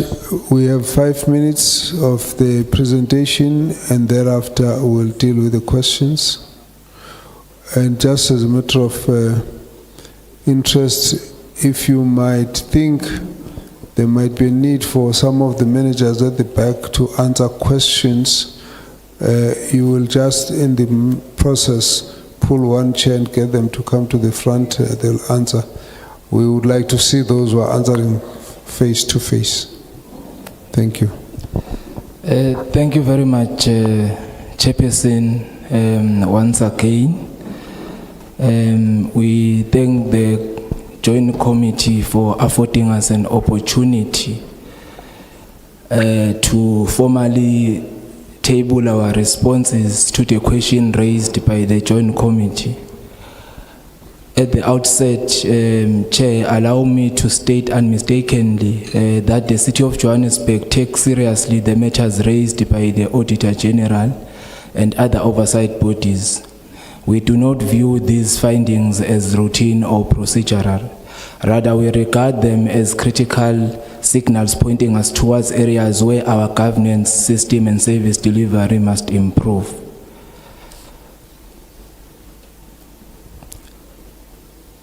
The City Manager and the team will shortly deliver a high-level presentation to guide members through responses and outline corrective measures that we are being implementing.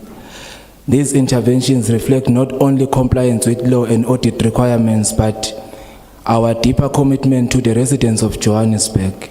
Our goal is a resilient, well-governed city that delivers reliable services, manage its resources prudently, and rebuild public trust. As we present our response report today, we do so in a spirit of humility, accountability, and determination. We acknowledge the concerns raised, and we also reaffirm our commitment to corrective action and continued improvement. The City of Johannesburg remains steadfast in pursuing reforms that will strengthen our institution, stabilizing our trading entities, and ultimately serve the people of Johannesburg with dignity and reliability. So I will, through you, Chairperson, I will allow the acting city manager to present the formal responses that we have submitted to the Joint Committee. Thank you very much. Thank you very much, Chairperson, honorable members. Let me see. The purpose of the presentation is in accordance with the communique that we received from the Portfolio Committee.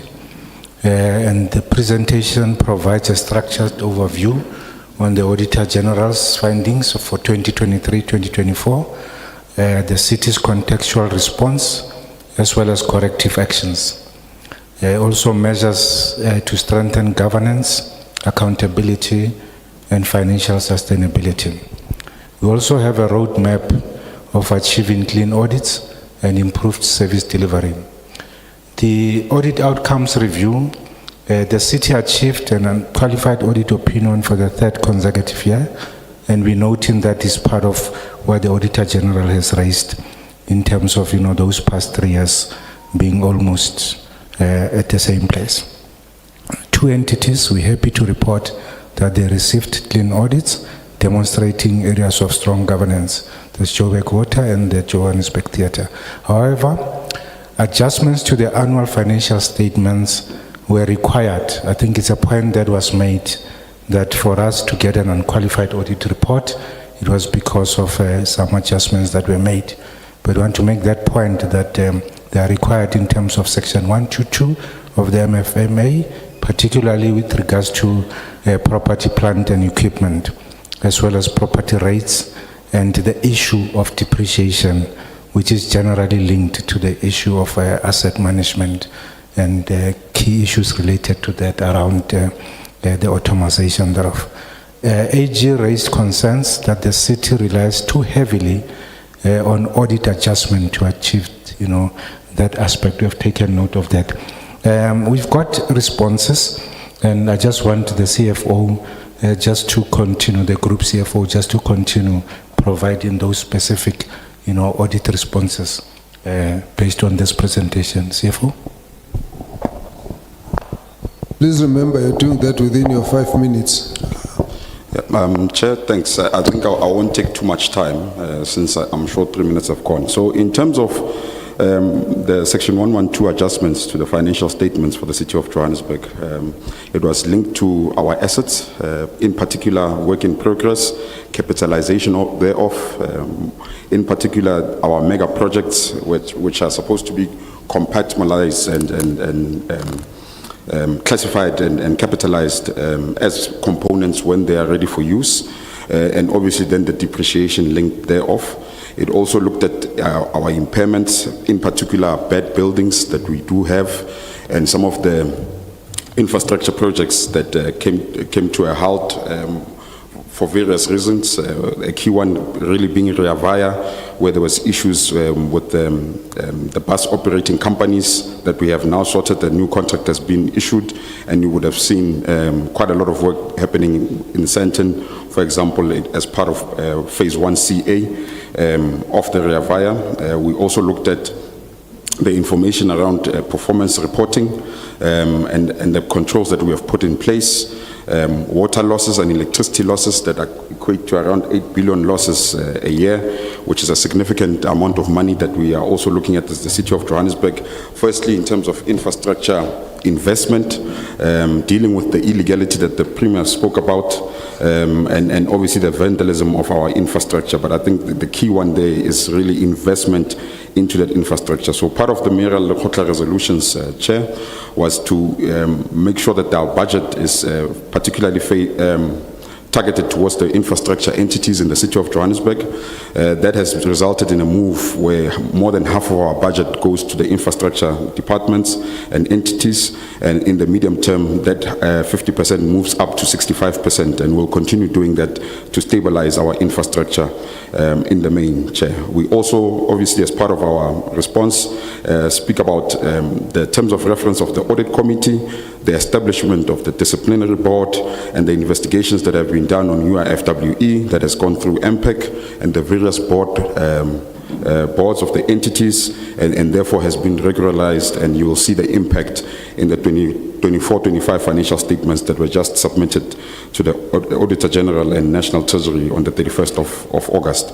I think, Chair, the rest I will leave. The detailed response was given in the presentation in order to comply with the 5 minutes, and we'll move towards questions. Thanks, Chair.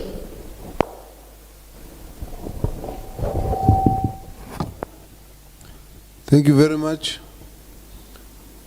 We will start the questions. Honorable members, let's have a sense. All right, that's fine then. Where's the mic? All right. You want to start? That's fine.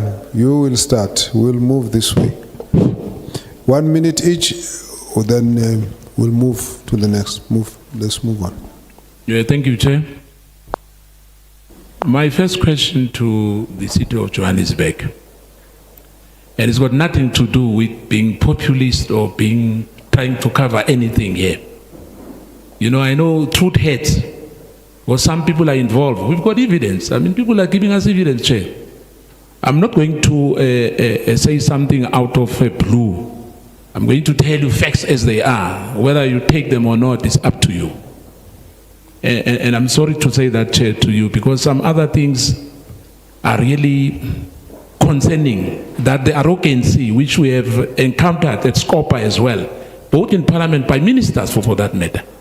And some of us are not scared to confront those things as they are. One, I'm going to speak here about the bus service in the city of Johannesburg.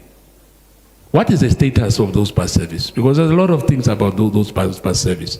I just want to hear from the city itself. What is the status? Because the bus were once upon a time, the now resigned MMC, Kenny Gunene was involved in that, and there were buses which were procured, you know, elsewhere, and you'll give facts on that. My last one will be the Bree Street, Lilian Goyi Street. Why is that street being paved? Because the specification of that Lilian Goyi, there's no paving there. Because I've got that spec here. I've got the evidence. So I want to know why.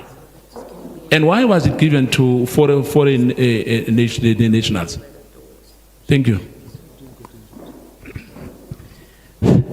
Thank you and good morning. My question is going to be on the SIU. Allegations from a whistleblower on irregular procurement processes and awarding of tenders at the Metro. And this goes back to already in 2018. However, the SIU reported to the Standing Committee on Public Accounts that several requests were made with no feedback from the Metro on the status of referrals emanating from the findings of the investigations. Are you actually dealing with the investigations? Have you responded since? And has there been consequential management taken with regards to any of these allegations? Thank you.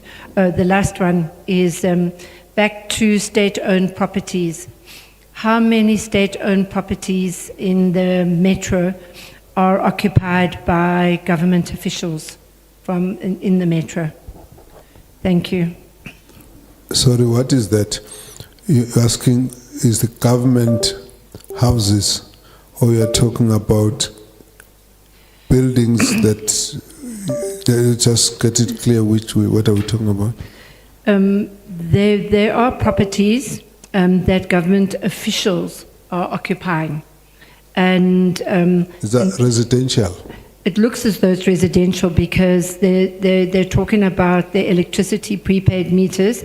Okay. And so it is residential. Okay, that's fine. Thank you. Let's take the next one. Thank you, Chair. The city seems to be stagnated on unqualified audit opinion with findings for the past 5 years. And one of the findings is that the action plans are not adequately implemented and monitored. What could be the reasons for that? A prohibited award was awarded. It's worth 13.34 million. It was awarded to suppliers who owned or managed by other state officials. I would like to know what are the reasons for that, and were there any consequence management that was implemented? The AGSA flagged that majority of Metro's entities relied on the audit process to produce credible financial statement. What are the reasons for that? Is that the lack of capacity? Lastly, Chair, it is stated that the disciplinary board is non-functional on the AG's report. Could we be taken into confidence? Why? No, thank you very much, Chair. The HGSA. Okay, I wanted the answers, but you have started talking. Let's finish. All right. Yeah, it's just one point from me, Chair. I think the HGSA is raising the issue of poor consequence management, that you are not seen actively holding people accountable for wrongdoing. Can you update us regarding that? Because it's one of the matters that the HGSA raised in 2023-2024. Thanks, Chair. Response? May we have the response to all the questions?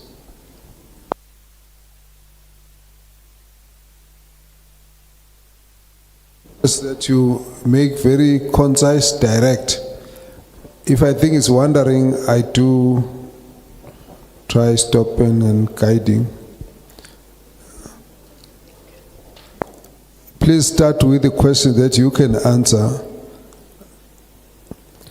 I will, thank you, Chair. On the disciplinary board and consequence management, the city of Joburg, actually the council approved the disciplinary board in 2024 after it was re-established when we came back into administration.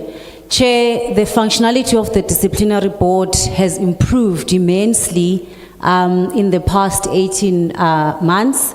We have already, through council, taken 18 matters for investigation of alleged financial misconduct. Out of those 18 matters, 6 are in full investigation with 1 billion. 12 of the matters with 2.2 billion are also at investigation stage.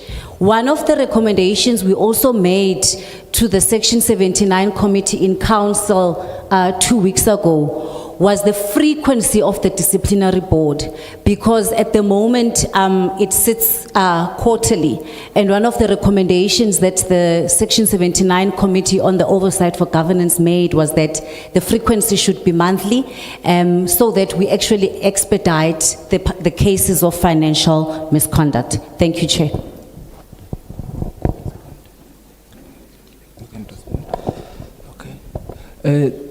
Thank you very much. I think one should respond on the issues around breast rate, because there have been quite a number of issues that have been raised.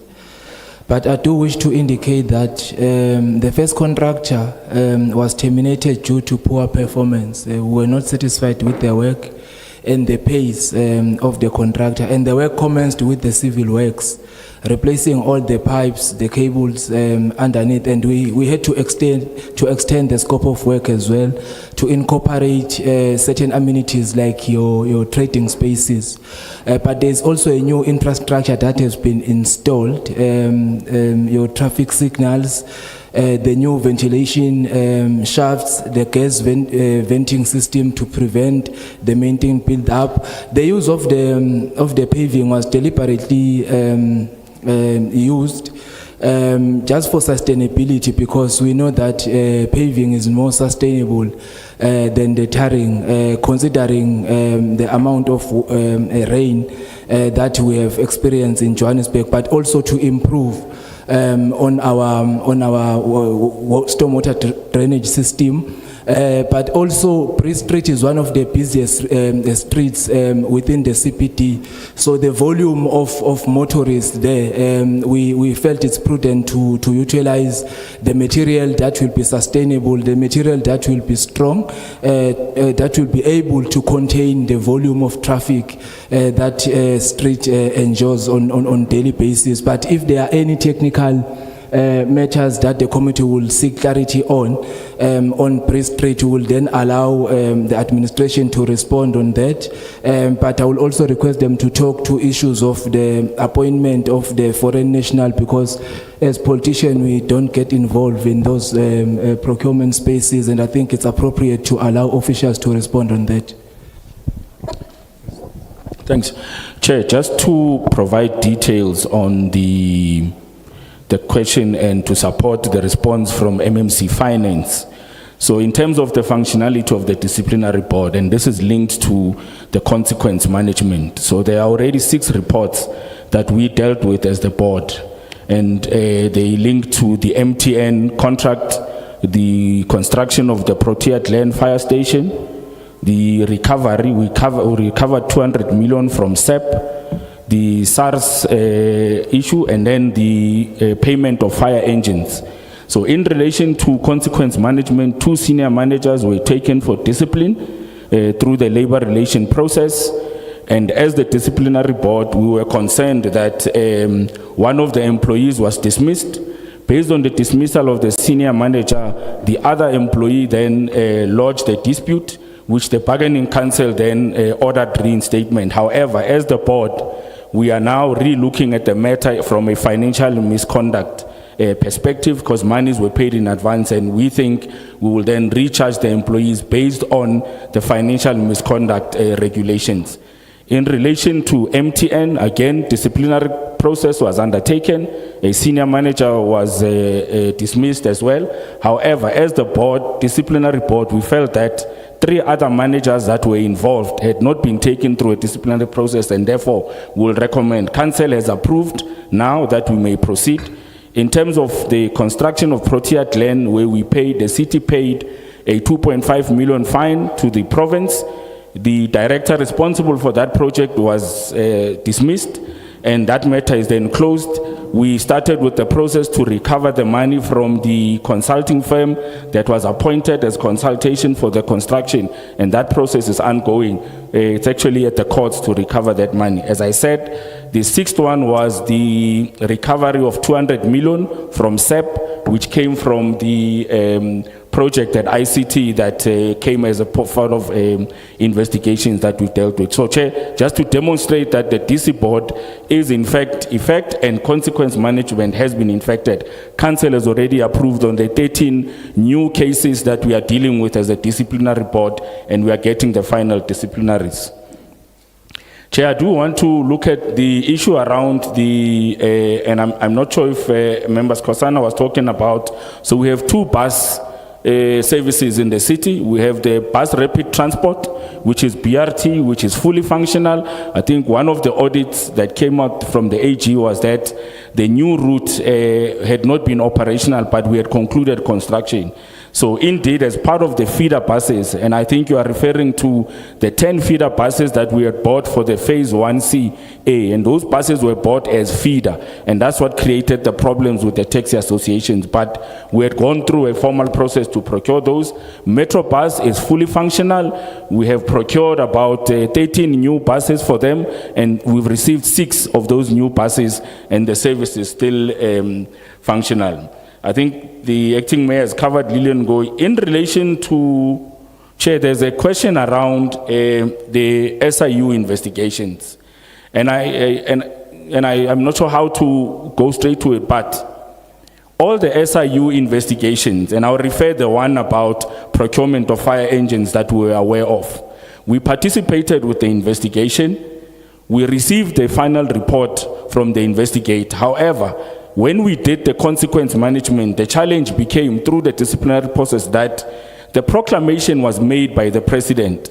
However, the final report was not signed by the president, and therefore it was becoming difficult for us to manage the case, because what the defendant raised was, give us the final investigation that has been signed by the president and not signed by the investigator herself. And that became an issue, and we wrote back to the SIU to say, please give us the final report, because it's the president who makes the proclamation. And in order for us, as part of a fair labor process, we need to provide the employees who are affected with the final report that has been signed by the president in order for the DC to continue. So we wrote back to the SIU and we requested that the final report must be signed. So as I've indicated, you may be referring to a different investigation report, but we have participated, and that I can assure you that was one of the projects that I was dealing with. And maybe if you are dealing with a specific Chair, SIU and issue, we can once deal with again it. to the House. In relation to, Chair, to the employees Premier. of the city who are residing in I want to echo my colleagues, facilities that are owned by the city, there's a number of sentiments those. here, You'd recall that especially regarding particularly in the emergency the issue of services, in the roof fire stations, we were required to work 24 hours, and therefore we had porting facilities. We had facilities in all the stations. So there's a number of those. That report, Chair, can be provided. We also have social housing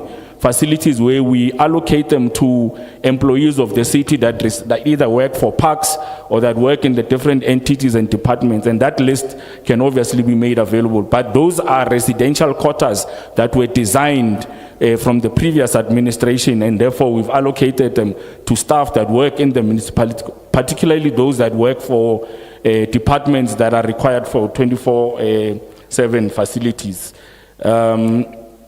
So I think we've covered almost all the issues from that I could note. Yeah. Thanks. Thank you, Chair. Chair, mine is going to be very short and precise. As Speaker and as Council, we don't shy away from truth. Our Oversight Committee, particularly the Public Accounts Committee, MPAC, has been strengthening their work to ensure that management actions plans are monitored. We've had a 3-day workshop of MPAC to ensure that we deal with the UIFWs, that repeat findings are reduced, and that consequent management becomes a reality rather than a theory. We are equally determined to improve the quality of our legislative oversight. This includes regular interrogation of in-year performance and financial reports. We are also strengthening MPAC's power to track implementation of remedial actions. We also insisting on transparency. I thank you, Chair. Thanks, Chair. I'll just take the audit questions around the adjustments that were made to the financial statements. Chair, as per our report, the biggest adjustments made to the City of Johannesburg financial statements were around assets, in particular our mega projects and our community assets. So what we have done, member, as part of improving that is to a strong emphasis on the interim audit around assets, making sure that they are verified, number one. Number two, if they're ready for use, let them be capitalized so that we can depreciate. If you would understand, if you are adjusting the financial statement at an asset level, it means that the depreciation in the income statement is also misstated. So number one, verification of the assets that are sitting in work in progress, making sure that whatever asset is ready for use is being capitalized, and whatever stays in work in progress is valid project that is still not intended for, is not ready for its intended use. So that we are monitoring also through the Operation Clean Audit Committee, which is co-chaired by myself and the head of internal audit. We give reports to our executive management team where we track any assets that are behind schedule and make sure that they are brought back to the required pace or in terms of implementation of that infrastructure, and making sure that they are recognized as capitalized in the financial statements. Number two, in terms of, I think the coup has already answered around the SOPs that we have in terms of employees of the state, because the contract that was actually picked up by the AG was around a SITA contract that we used, the State Information Technology contract, in buying laptops. It was not 13 million, and we've communicated that to the AG. Those laptops were around 133,000. We've put it in the report, and we've communicated to the AG as well. But also we've put in SOPs in our own procurement process, which we have detailed in terms of employing a tool, a digital tool, making sure before any award is done, that tool checks if there's that entity has got any employee of the state, any sphere of government, and that has drastically reduced any non-compliance in terms of any award to employees of state. I think everything else, Chair, has been covered. I just wanted to cover that part. Thanks. That's fine. Let's proceed.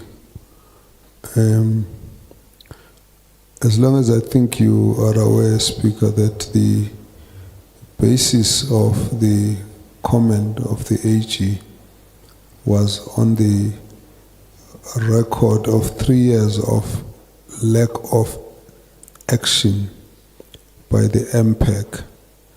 So what would be more useful for us this time around is more about concrete timelines, actions and targets. What will happen when? That's really more the focus of the committee. So a general statement as an introduction of the exact plan is how we would like to look at it, so that we don't need to debate what should have been done or what needs to be done, how it is done, but what will be done with targets, with timelines. That's really what the focus of the committee is. Let's get the next members.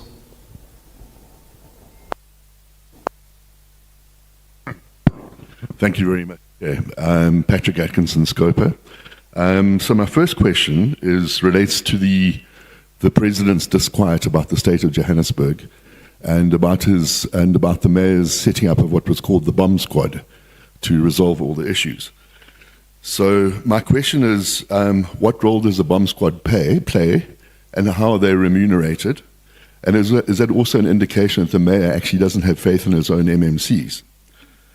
The second point was with regard to the 67 billion rand outstanding debt that you have, and the role that the War Room is playing in actually collecting that debt, and what you're doing about expanding the basis of money that is collected in Johannesburg. So I'm asking, what are you doing about getting money out of the communities that are not paying at the moment? So obviously you're going after the people who do pay, but what are you doing about the people who don't pay?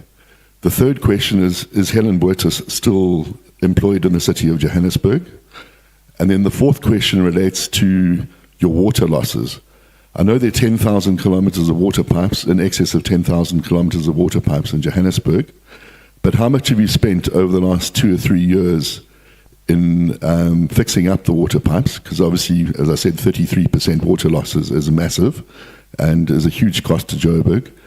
And then the final question is, what are you doing about that potential public-private partnership in renewing the sewers of Johannesburg? I was aware that you were looking at a contract with a private entity to renew the sewers of Johannesburg. Is that going ahead? Thank you.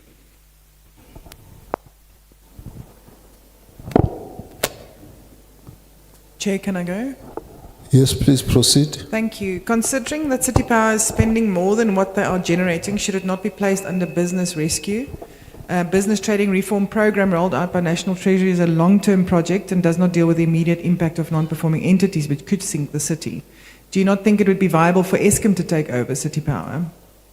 Then on the water losses, it's actually 45% on water losses of its bulk water purchases, over 3 billion rand annually. Why has your administration allowed this crisis to escalate far beyond the national norm of 30%? Then on the Brixton Tower and reservoir, it hasn't been finished because Johannesburg Water stopped paying, and it supposedly the city took the money for other projects. Has the city taken Johannesburg Water capital budget away, or why has capital projects stopped? Then the city identified 42 leaking reservoirs, yet repairs are only set to begin in late 2025 and some as late as 2026. Why the delay, and what immediate interventions will you implement to stop billions of litres of water being lost right now? Then illegal connections remain rampant. AG found bylaw enforcement is weak because JMPD fails to provide protection to repair teams.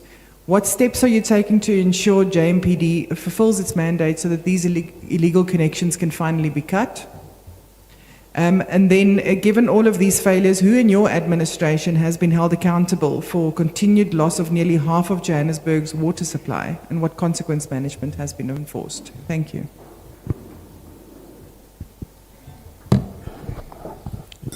Thank you. Please proceed. Can I go, sir? Yes, yes, please. Okay. Yes, please. I would like to know what is the percentage of your budget that you spend in the city of Johannesburg on infrastructure maintenance? Then I would also like to know, do you have an internal audit committee, and is it functional? And thank you for the information on the disciplinary board and impact, and you gave some numbers there. I would like to know, of all those cases that you mentioned that's been investigated, how many of them has been identified internally by your own internal control systems, and how many of those cases has been flagged by the Auditor General? Then I also would like to know the bomb squad that the mayor instituted, and we all are aware of the the presidential task team that has been visited the city of Johannesburg and has been established. What is the relationship between these two structures, and at this stage, what is the impact thereof on service delivery? Then cash management in the city is currently being financed by its trade creditors, and as a result of not collecting its own revenue, trade payables is currently over 18 billion and cash on hand only at 3.7 billion. Is long-term debt being utilized to fund short-term debt? And last question, why does the city still not have an MSCOA system for transactions? Thank you. Let's hold it at that. Could you have some responses? Thank you very much, Chair. Chair, I would also like to introduce the MMC that has joined us now, MMC responsible for infrastructure, MMC Squaila, and the Whip of Council that have also joined us. Thank you very much. Chair, I will attempt to respond to some of the issues, then I will allow colleagues to elaborate further and respond to some of the issues as well. The MD for Johannesburg Water has also joined us, so that is able to provide technical responses on some of the issues that they've raised. Chair, the bomb squad,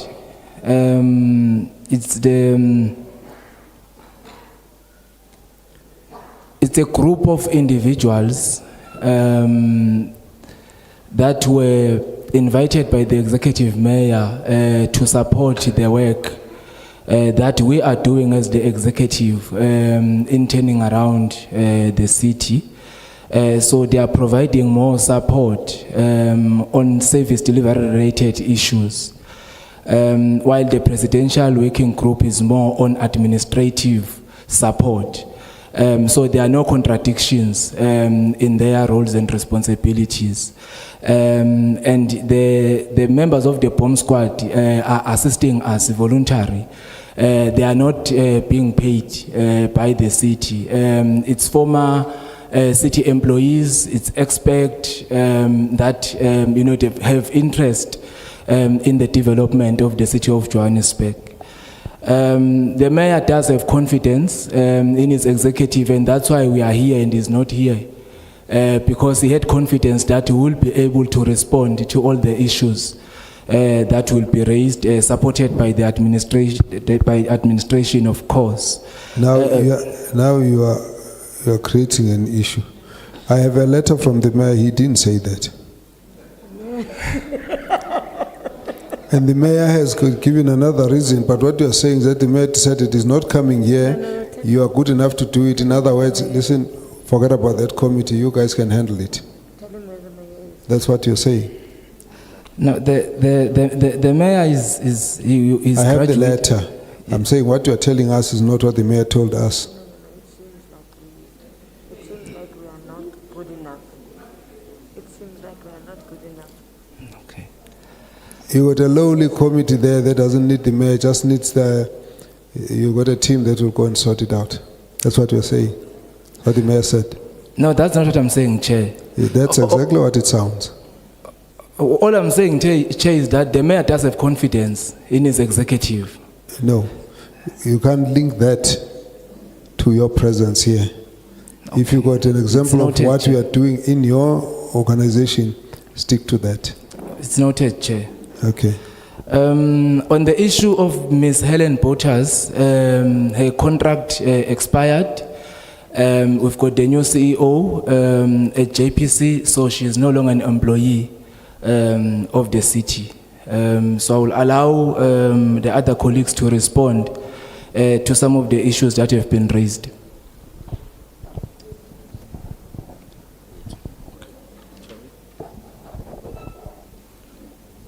Thank you very much, and good afternoon. My name is Nchaben Mukwebo, Managing Director of Johannesburg Water. I'm going to be responding to questions relating to water. The first one, which talks about how much have we spent on the fixing of the pipes in the last year. I'm going to respond to that, Chair, using the kilometers. And of course, if the actual amount required, we can always provide that. In the last year, we've replaced, the year that ended now, we replaced 20 kilometers of our 12,500 kilometers. Of course, that's not anywhere close to what we should be replacing. What we need to do is to be channeling more resources into this issue of pipe replacement. I think earlier, the COO indicated that the city have taken a decision that most of the capital budget will be going to the infrastructure entity and department. And we are seeing that through the investment going to pipe replacement in the current year where we are in, where an amount has been allocated to replace 85 kilometers. But of course, as we move forward, this still needs to increase, because considering the extent of the infrastructure, we need to be replacing at about 200 kilometers per annum. On the issue around the losses, indeed, it is quite high, and there is a strategy to deal with it, which that strategy focuses at both the infrastructure, issues of pipe replacement, reservoirs that are giving problem, as well as issues of dealing with commercial losses. I'm sure earlier we all had the Premier indicating some of the challenges of illegal connection, including the issue relating to a bypass meter and so on. But what I want to indicate on that issue of the number, part of it is for us to mobilize community to pay for services, which is what we are doing. Because the 45% or so number is not actually talking about the amount of water that are flowing on the street. It includes what we call authorized unbilled consumption. This is the consumption that historically were consumed by area where they were billed flat rate, even though you find that you are being billed for 20 kiloliter, but you consume much more than that. So the actual losses technically, if you look at both physical and commercial, it's about 35%, with physical losses being about 25% of that 35. So physical is what really we are losing through pipes and so on. But of course, that 10% of authorized and bill consumption, it is a problem that we need to deal with it, and we are also dealing with it because ultimately everyone needs to pay for services, and those that can afford, they need to be on the indigenous register. On the leaking reservoirs, there are 22 reservoirs that we identified ourselves as reservoirs that when we do what we call drop test, this is assessment that we do to determine how much water you lose over a period. And those reservoirs, they are losing more than the norm. So we've started a process around fixing them. They are on our capital budget for this financial year going into next year. As I talk now, 3 of them we've appointed contractor already, and we should be appointing contractor for about 7 by end of this month. And the aim is that by end of November, we'll have appointed for 22 contractors that will be in dealing with these 22 reservoirs. So the program will be happening over a 2-year period, because the 22 is what is on our phase 1. And there is still others that we'll be looking at in the next financial year, with the aim of making sure that all the reservoirs, when we do our assessment, they are within the drop test. So those are the questions that I've noted. Thank you. Thank you, Chair. Let me then respond to the question around what our expenditure is on the repairs and maintenance. As at Q4 of the previous financial year, we had spent 6.5% of that budget, and our target was 6.9%. Of course, the benchmark from National Treasury is 8%, and I'm confident that in the current financial year, we will be able to spend beyond the 8%, because we have concluded the contracts for the property, plant and equipment. So we spent about 6.1 billion of the 89.4 billion of our total budget. That's the amount that we've spent. In relation to the, I think there's a comment around, or the question around whether the city should consider putting City Power under business rescue. And I think that conversation, it's a conversation that really requires context, because if you look at the business of City Power, about 10, 15 years ago, and the business of City Power currently now, there has been market changes and impact on the business of City Power, as an example.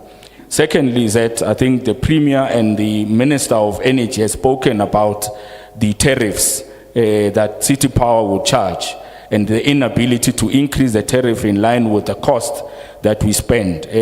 You'd be aware that recently we resolved a dispute that we had with Eskom, as an example, and that dispute lasted about 8 years, simply because the tariffs that Eskom was charging us vis-a-vis what we were charging to sell on became an issue, and that's why we're in court, and we obviously settled on the matter, and that's then been resolved. So what are we doing moving forward? Because as the shareholder, we need to intervene.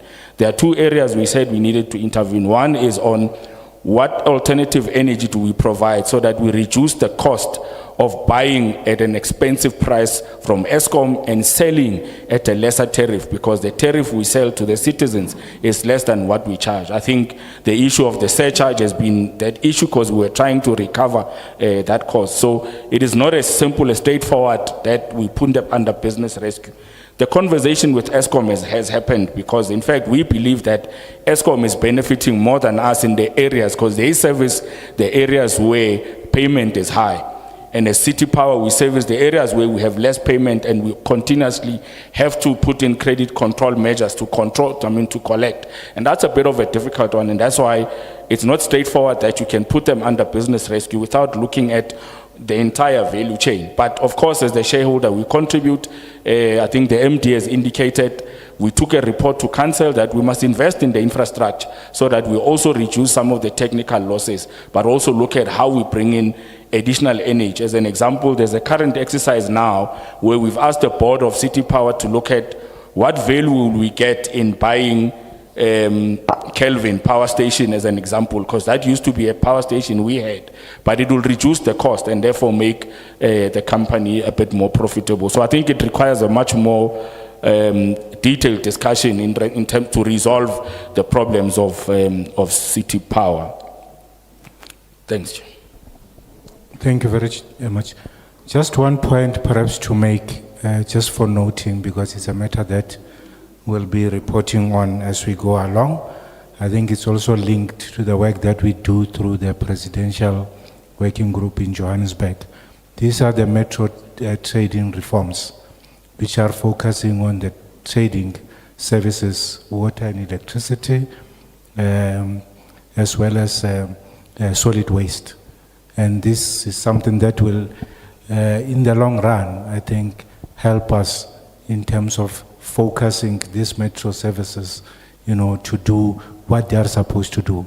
It's a detailed exercise. In the next week, we'll be having a workshop through the Presidential Working Group, just to go deeper into this, because Johannesburg has got, experience as compared to other metros, because it got the highest number of metro-owned entities, of the municipal-owned entities.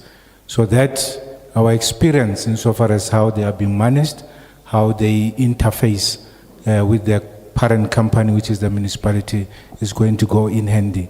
I think it's trying to address all of these issues, from issues of ring fencing and shareholding, as well as how those profits that are made. There's a balance between profits for growth, investing in the same infrastructure, but also looking at how that helps in terms of funding the social services that are within the parent company. I thought I should make that point so that it's noted. Thank you. Why are you ignoring? This hand has been going up. No, yes, MMC.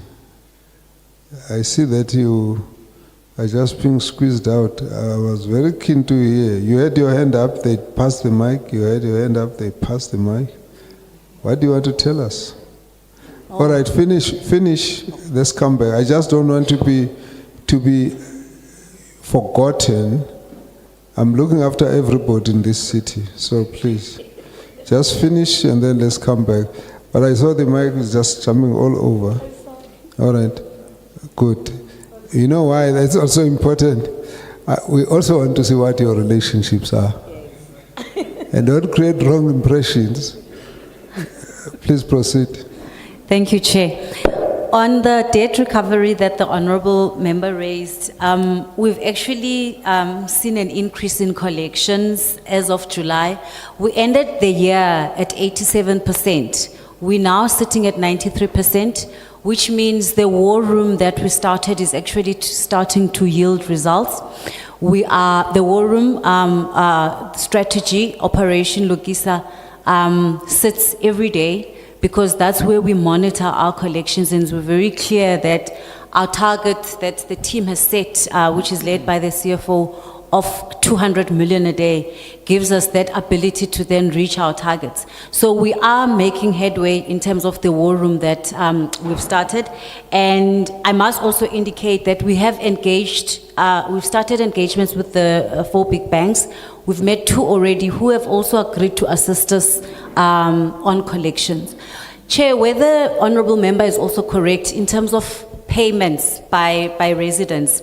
So we've got, which we can also share as a supplementary, we've dissected our payment, perfect payment, good payment, frequent payment, bad payment. So we've categorized by region, because we've got 7 regions, by regions, our residents, their payment history, so that we can see where we are lagging behind in terms of collection.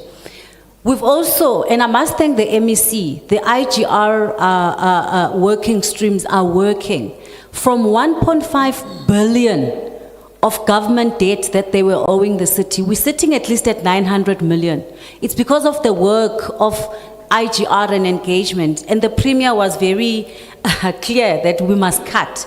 Yes, we are going to cut, but we start with engaging, so that at the end of the day, they see that our intention is to make sure that we stabilize our revenue in the municipality, but they also as government can contribute to us being unable to collect. So those engagements are happening. Actually, even tonight at 7 p.m, we continue with the work streams to ensure we deal with those issues in terms of revenue collection. Thank you, Chair. Just hang on a bit. You're saying collection is 90? We're sitting at 93%. Yes. Of your targeted revenue. We had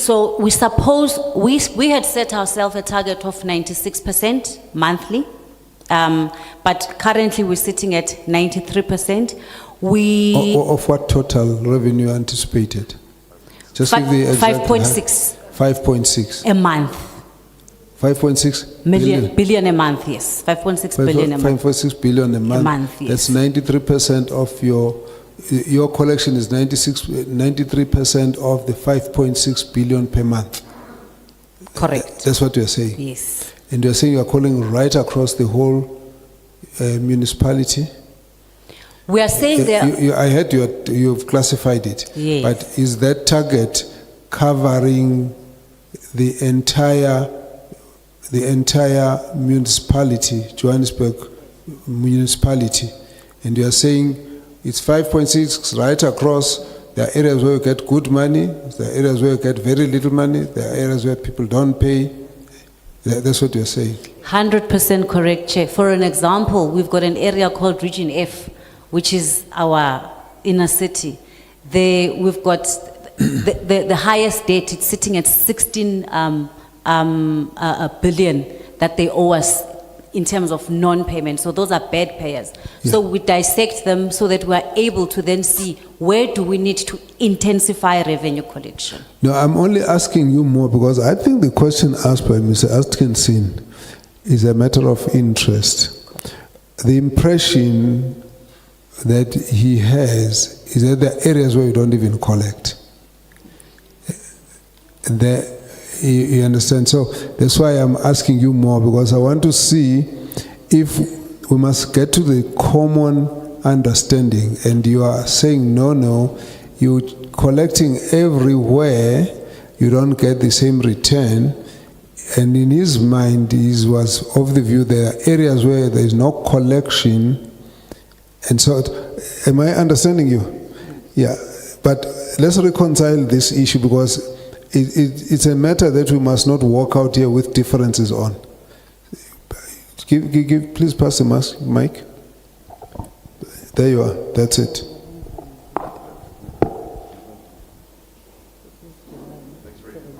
Chair. Yes, look, I think in certain parts of the city there are a much higher level of illegal connections, of people stealing power and stealing water and stuff like that. And there are parts of the city as well in which you're not able to enforce credit collection in the way that you do in other parts of the city. What I do want to know is, what are you doing about those areas? What are you doing about resolving the areas where effectively people are stealing services from the city? Thank you. Thank you. It's true what the member is saying. There are areas of concern. We've reflected on them. Where there is that lawlessness. We have engaged JMPD as well as SAPS through also the province through community safety to assist us in enforcing. And we must be honest to the committee. There are areas where the teams have gone out. They arrive, they do disconnect. 30 minutes or an hour later, then there are some syndicates or people who believe, I think the word that was used earlier was syndicates of groupings like Inkabi, who then threaten officials, city officials. That's why we've gone through engaging JMPD and SAPS to collaborate and assist us because city officials become vulnerable and worry for their safety. So that particular process is in place. We were actually discussing with the team on Tuesday to make sure that we actually strengthen those relationships. Thank you, Chair. Just one point which I think you need to, as you go about, try and have a look at. The question of illegal connections. There are two issues. There are people who are poor, desperate, and they'll ask anyone to go and connect for them, and they can just go and connect. And because what can they do? Of course, that you have to deal with that. And those are supposed to be by right people that you address in terms of the indigent policy. Then you have got others who, in a way, hijack the services. Instead of you paying city or ESCOM, you pay to them. So do you have that kind of phenomenon? Have you found that kind of phenomenon of people who would want to be paid? So in other words, they'll go and do an illegal connection, you pay to me, instead of paying to the municipality. So, okay, it's better to go and pay 5 rand instead of having to pay 200 rand. Do you have that kind of phenomenon? Chair, there is, and both City Power and Joburg Water are investigating. There's actually been arrests of some of these kingpins through the investigations done by the entities. And I think that's why we talk about targeted investigations in areas where we are seeing that we are losing the most energy and water. What we are also doing, especially in our informal settlements, is to put what we call solar grids as well, so that we bring down the cost of electricity in the informal settlements, or even in the, let me say, previously disadvantaged areas, so that even the cost from City Power buying from ESCOM is reduced in the space. But there has been arrests, we've seen that phenomenon, and we are continuing to investigate, definitely, Chair. Okay, that's fine. If you are done, let's go to my favorites now. Yeah, I just wanted to address the question around the triple Ps and obviously bring in private partnerships in terms of the water. Yes, that program is actually at a very advanced stage now. Transactional advisors have been appointed by GTEC, the government technical advisory committee that sits in the National Treasury. But at the same time, DBSA has actually come on board to fast track that process. Obviously, the infrastructure fund, which sits within DBSA, is also a partner. So we've got 3 stakeholders there: GTEC, / National Treasury, DBSA, and the infrastructure fund. The transactional advisors are already on the ground. So if you look at where we were last year, we were talking about terms of reference. At least we've now appointed the transactional advisors, so we can bring these programs to financial close. It's monitored by both us and the Department of Water and Sanitation through the DG, Dr. Sean Phillips. We did also have a workshop around triple Ps and the need for expanding the triple Ps.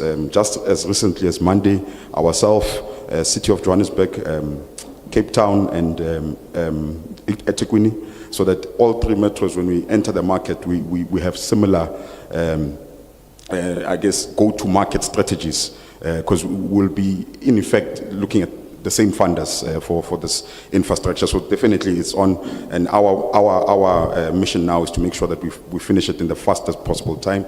That will deal with non-revenue water, pipe replacement, and water reclamation. Those are the 3 major projects which run into billions of funding. And in terms of are we running our institution on credit? No, we are not. Credit management and liquidity is run centrally at group, making sure that suppliers are paid as and when they come.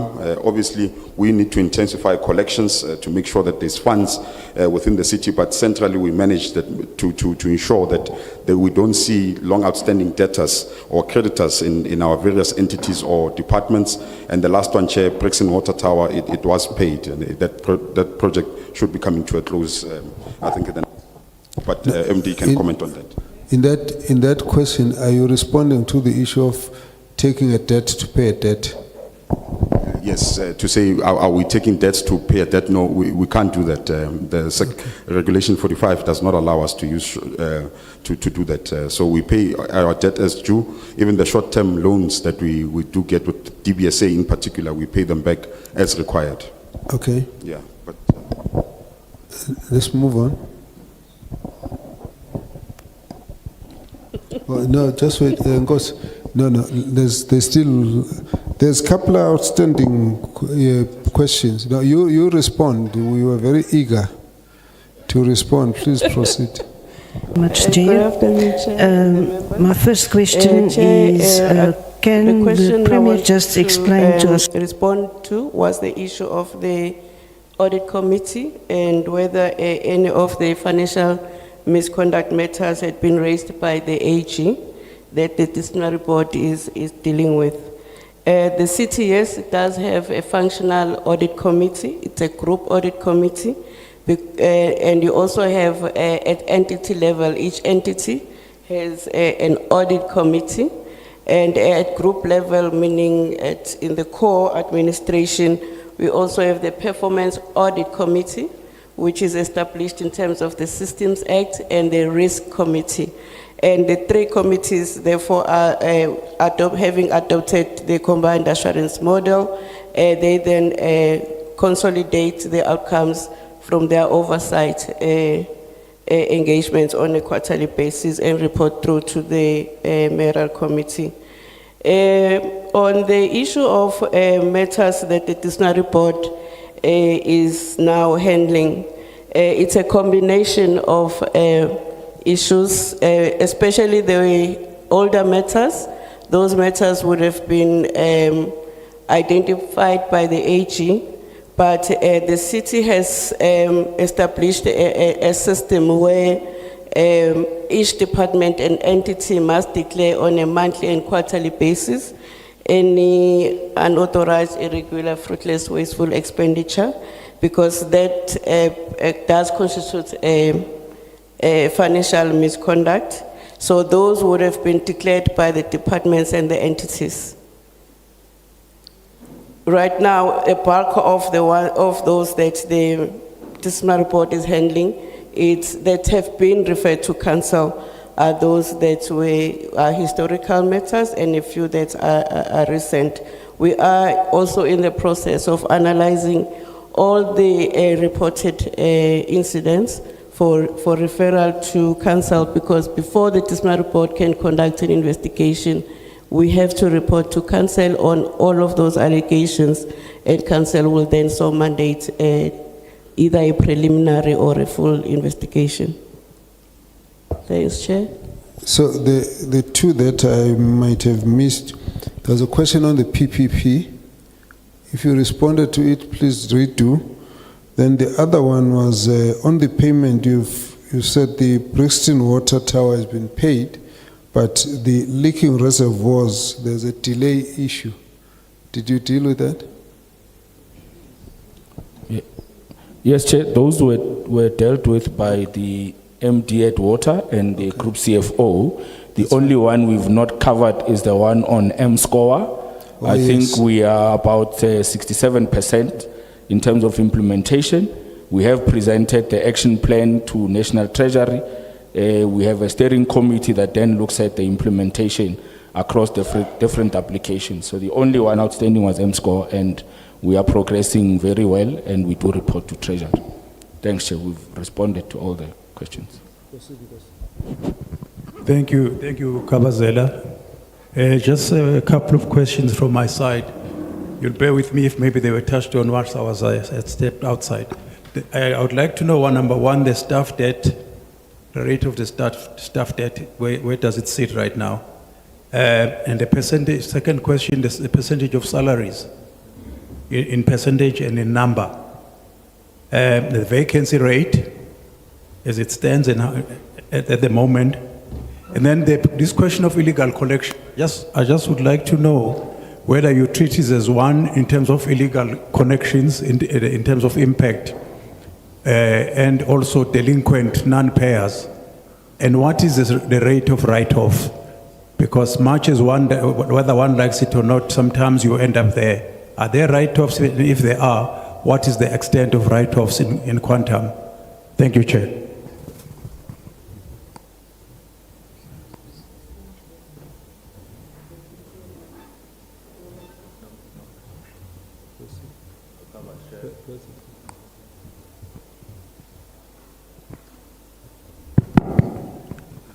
No, covered share by some of my colleagues, but I just feel sure that maybe I should raise this to the municipalities here, just to caution the leadership of the municipalities that it is an offense to lie or to mislead Parliament. Maybe should have raised that. So as they are here, they must not intentionally or cover up or mislead Parliament intentionally. So I just feel, make sure that maybe I should actually caution the members that are here. Thanks.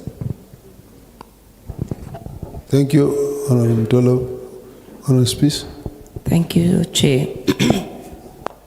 Chair, through you, to the leadership, I want to understand, based on the National Finance Minister's concerns expressed recently about your cumulative amount on UIFW, an ultimatum was set of possibly withholding your funding from Treasury. I want to understand what actions are you taking with regards to irregular expenditure, and some of it accumulating from years of between 2018-19, 2021-22, and a lot of that was for paying panels of service providers, and then also your request to the minister to write off your debt, your 5 billion rand UIFWE that was recently in the media. What is your reasons behind that? And I want to understand, how are you going to put measures in place to prevent that incidents like that does not happen again? And then I also just would like to know,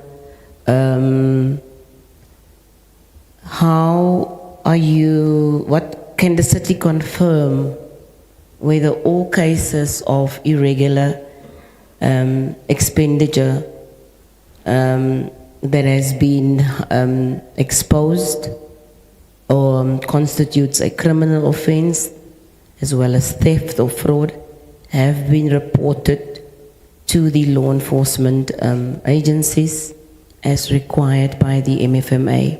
Thank you.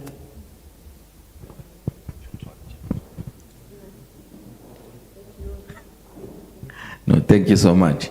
I want to ask a few things here. Chair, I see that the city has been getting an unqualified with findings. This is not a good opinion. You must move from with findings to no findings. You must move to a clean audit. You know, Chair, Auditor General expresses an opinion on three things: compliance, performance, and financials. You might get the debits and credits correct, but these two speaks actually to service delivery, which is the mandate of the municipality. So this with findings is actually a picture of getting correct the debits and credit, but not necessarily service delivery. So that is number one. I see here that you've resolved some of the MIs, but there's still some of the MIs that are not resolved. So I want to know which ones are not resolved. Do you use consultants to prepare financial statements or for preparation of financial statements? If so, how much are you spending on them? How long have you been using them? Number three, city manager, how long have you been acting? And also, I want to remind you that as per MFMA section 62.d, you have a duty to prevent UIFW. You have a duty to prevent it. So I want you to appraise this committee as to what is it that you've done to prevent it, let alone to investigate it, like to prevent it from happening. Thank you.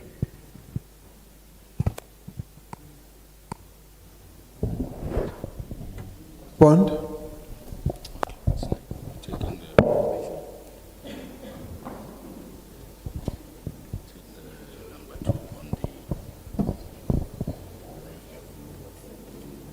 Okay. Please respond. Apologies, Chair. Chair, on the irregular, fruitless and wasteful expenditure, the city has a strategy that we had adopted previously, where we looked at prevention, if an incident has occurred, timeous investigation, and then processing that through to MPEC for regularizing, and then where there is negligence, then it's a financial misconduct. So matters that get written off can only be written off after an independent investigation has been conducted. In the norm in the city, these investigations are carried out by the internal audit functions of the city. This is in the core as well as in the entities. So there are certain permutations or a framework that MPEC had put together that would then direct what are the factors, what are the key considerations that we need to cover in order for MPEC to be able to regularize. So each and every investigation will then follow that format as mandated by MPEC, which format was also approved by Council. What are the preventative measures? Insofar as irregular expenditure is concerned, we have what we call in the city probity audits. So for all tenders that are 5 million and above, we subject them to probity reviews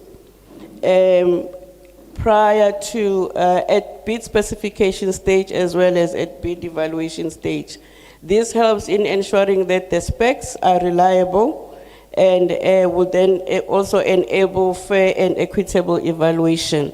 At evaluation stage, we also conduct probity to make sure that the bid evaluation committee adheres to the specs that would have been approved by the accounting officer.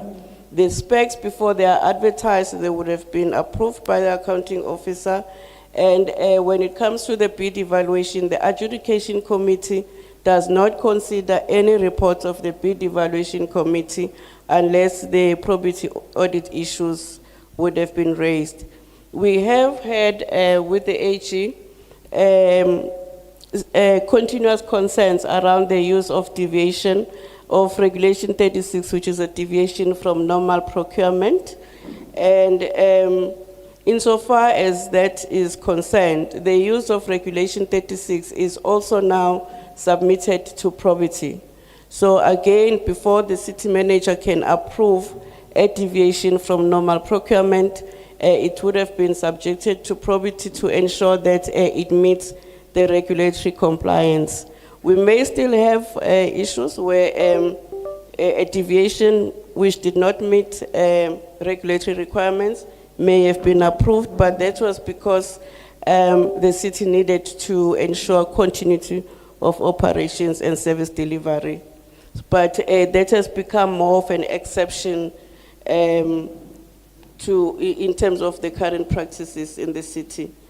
The issue, fruitless and wasteful, what had caused a spike was really the continued dispute between our entity City Power and SARS.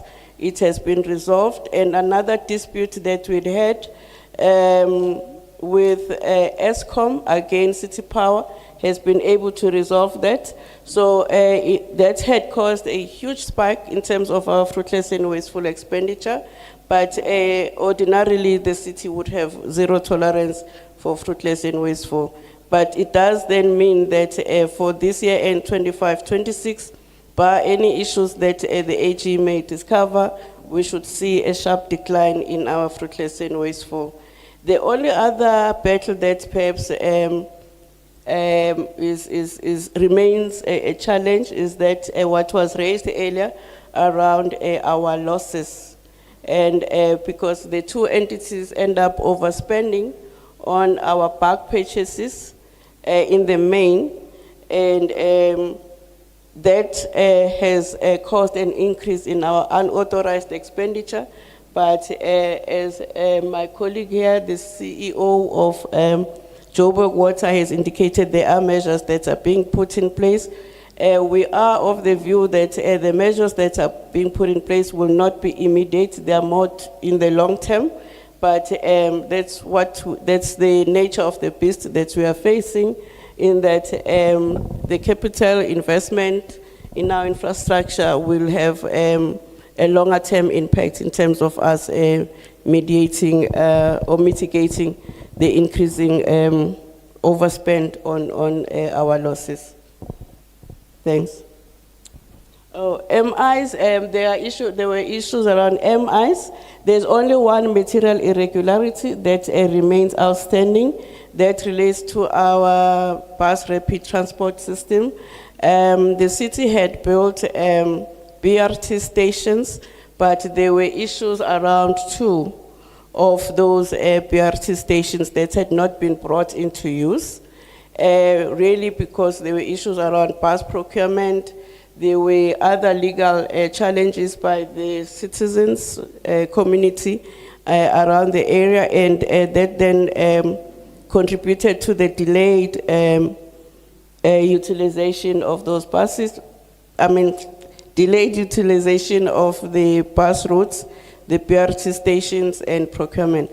But on a monthly basis, we've been submitting progress updates to the AG. They had agreed on our action plans, but then on a monthly basis, we must then provide progress, and that has been done. Thanks, Chair.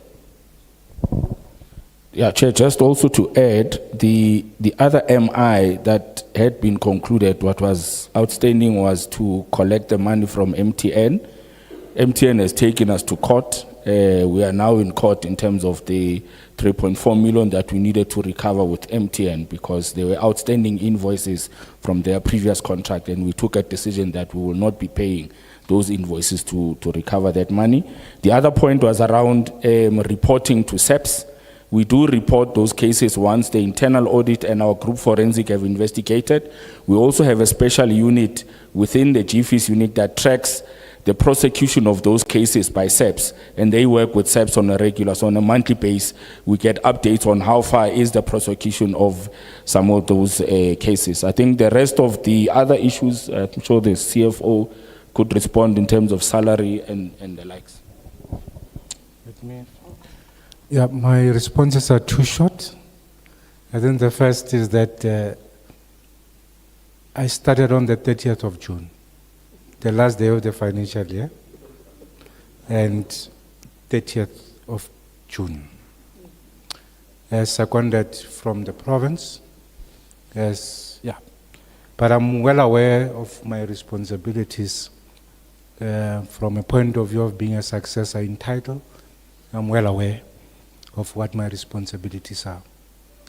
And just to indicate the second question, the second part of your question, I suppose it's not about what am I perhaps to do. I think it is what we put as mechanisms in the institution to respond.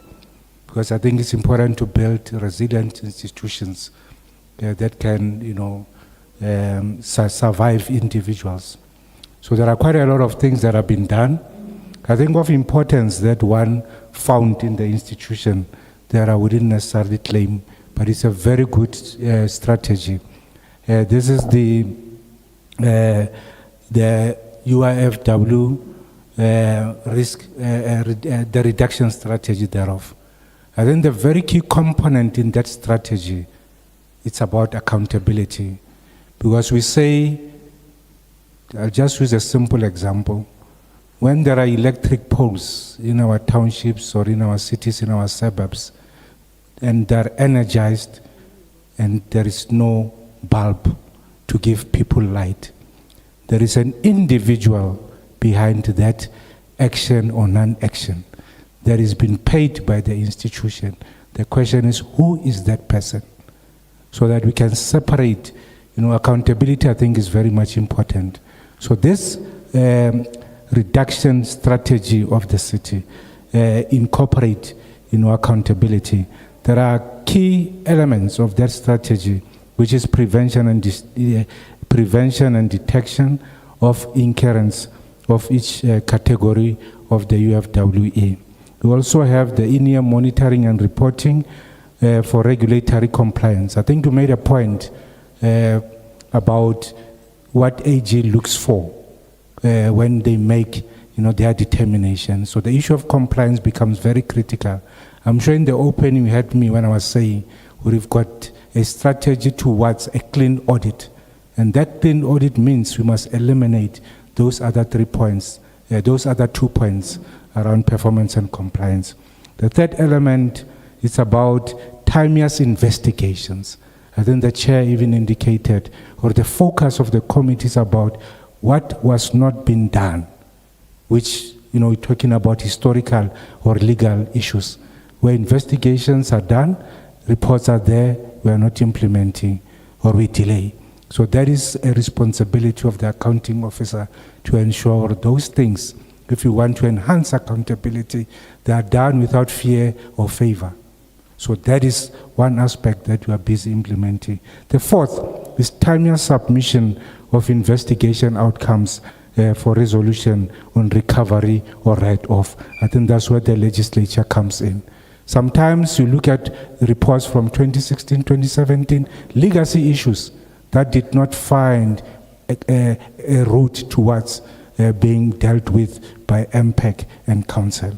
So those are the key elements that are not about me as a person, but they are about how do we institutionalize these things so that we build resilient institutions that will survive beyond our time. Lastly, it is consequence management. I think it's something that we now confronting face to face. Because when you say there's a financial misconduct, there is a person. Who is this person? When there are regulations, regular expenditures taking place, who is this person? So we are managing those, and I'm sure you'll see, going forward, you'll see the current and the next financial year, you'll see that we will be upping that game of consequence management. And I'm glad there is also a record that the senior executive management team, even before I came, they had a workshop focusing on what they referred to, no repeat audit findings in the institution. Each and every senior executive has got a letter that says there's consequence management. But thank you so much. No, we proceed. Thank you, Chair. The question by Member Buthelezi on the vacancy rate. Our current vacancy rate is sitting at 6.6% in the municipality, and you are aware that the DPSA norm is 10%, so our overall vacancy rate is at 6.6%. I must mention to the committee that on senior managers, we are sitting at 20% on the senior executives. We're not doing so well there. We're sitting at 20%. We have, however, on the 15th of August, we advertised 3 senior manager posts for the head of public safety. We advertised the head of group comms, and we advertised the head of social development. Then that will assist us to decrease that 20% on senior managers. Then the other question was on the staff debt. Currently, our employees owe us 84 million, And then for councillors, it's 2.5 million. So combined, it's 87 million. One of the strategies that we do implement in the city that the administration is very clear on, when the employees get their bonuses, so they do look at the double charge so that if you owe the city, we are then able to recuperate that. The Speaker of Council, as it relates to councillors, is very consistent in terms of ensuring that councillors are reminded to also be responsible for paying for their municipal bill. So those were the ones from Honorable Buthelezi. Oh, and then you did, I think you were asking about the actual remuneration expenditure, our employee costs. We're sitting at 26.8%, and we are below the 30% of National Treasury. Thanks. The numbers. Percentage and number. So, thanks, Chair. The number for employee related costs is 21.6 billion, which equates to the 26.8% that the MMC spoke about, which is obviously below the norms that are set by NT, and we continue to monitor that as well. It's part of the covenants that we are given. And I think the last question was around who prepares the financial statements for the City of Johannesburg. We prepare the financial statements at core and our entities also, so we don't use consultants for the preparation of our financial statements. Thanks, Chair. Okay, staff establishment. What's your staff establishment? In terms of vacancy or? In terms of the total number of people that you've got.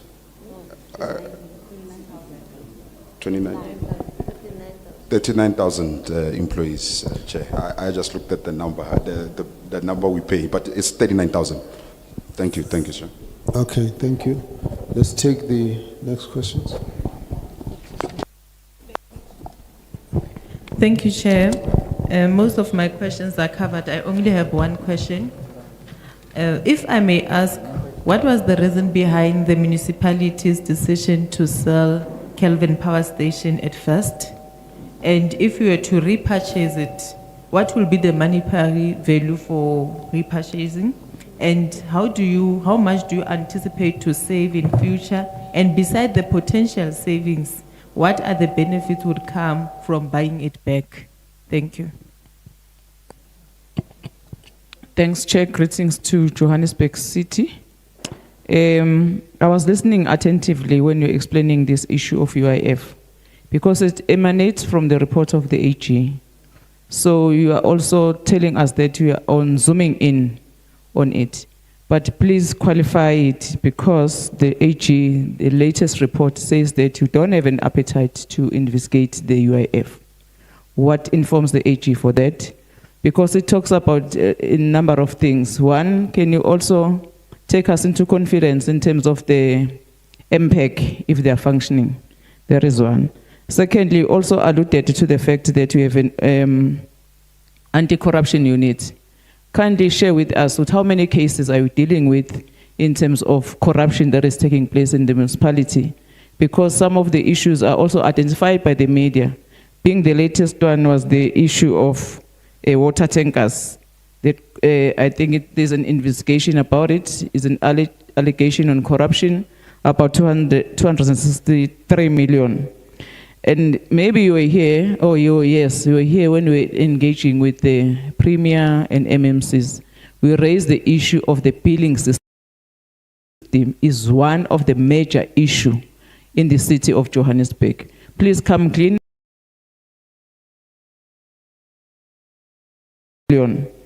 And maybe you were here, you were here when we were engaging with the Premier and MMCs. We raised the issue of the billing system is one of the major issues in the city of Johannesburg. Please come clean.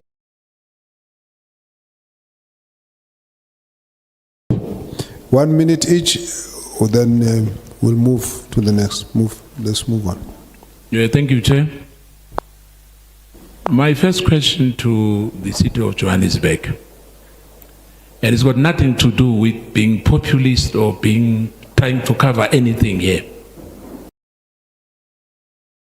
issues that are raised by the AG is the lack of leadership in terms of the administration. So if you don't have an MM for such a long time, so it means we are not going to have some of the things resolved. Lastly, under UIF, you have grown. Lastly, you were 2023-2024 status. You were sitting at 1.48 million on fruitless wasteful expenditure. And now we have grown to 254 million on the same issue. So why is that while you are telling us that you are attending to the issue of UIFs?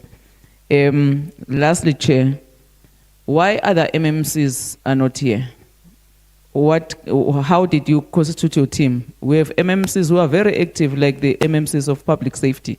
So we love to see all MMCs to come and account here, and also not every time to criticize you as a city, but also to say, we notice your work, MMC, Dr. Mgcini Chwaku, and all other MMC, in order for other MMCs to see that it's very important to have an activist as part of leadership. Thank you.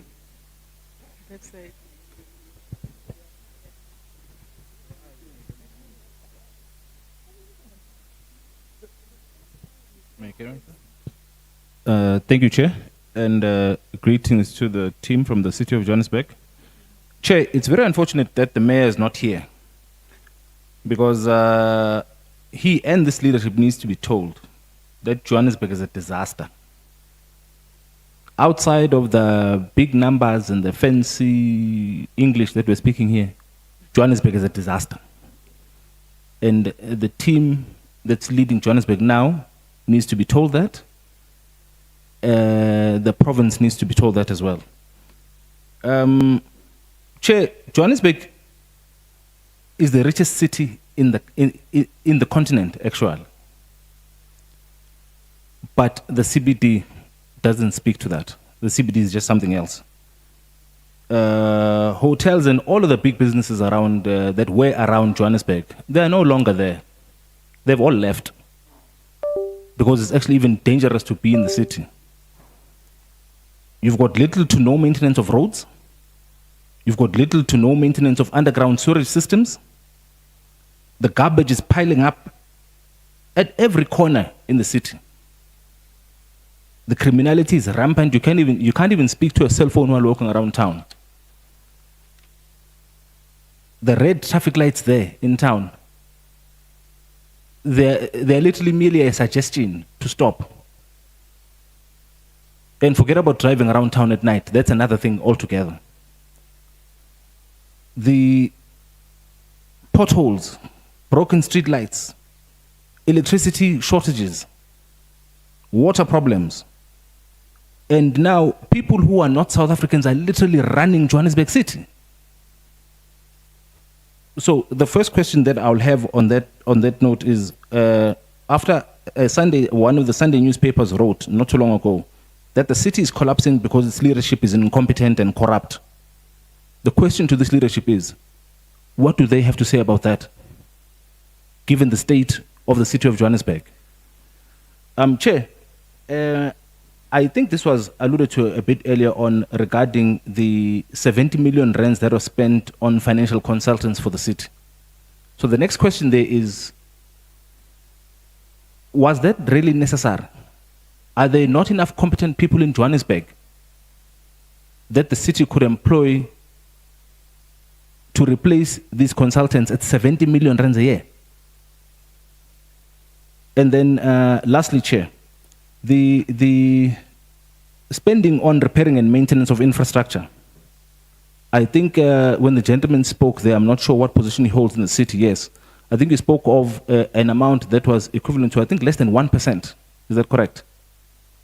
Okay, please enlighten us on what the percentage there was, because I know that you said you will get to 8%, because according to the Auditor General, the amount that was spent in financial year 2023-2024 was equivalent to less than 1% of the total value of the property, plant, and equipment. Now, I wanted to ask, if that's the case, if what the Auditor General said here is correct, what is the problem?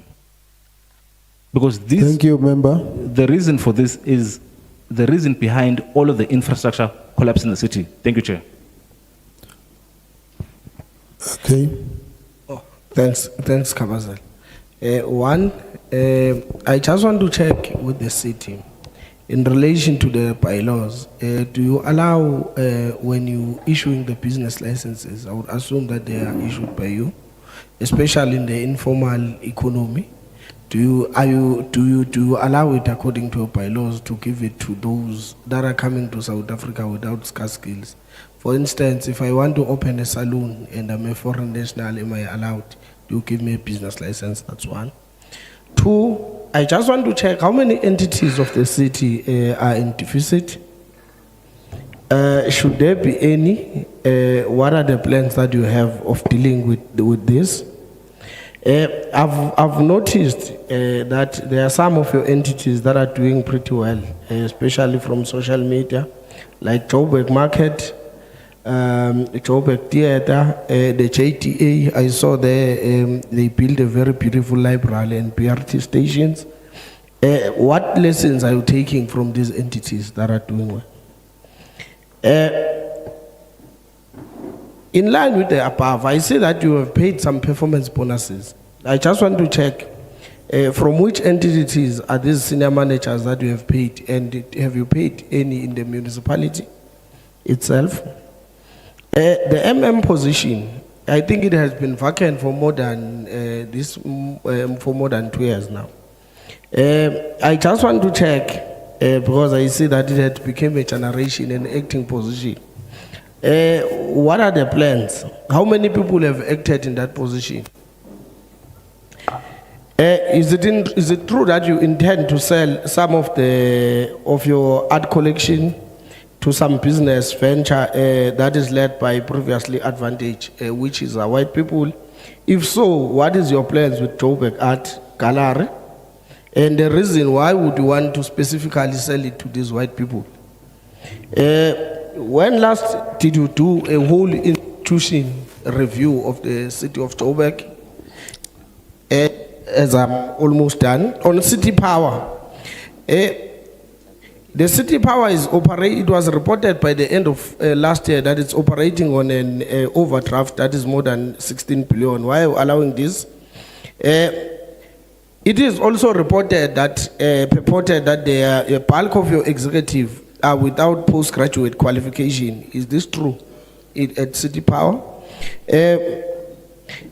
Lastly, yeah, I just want to check why you are allowing the way that that is being operated.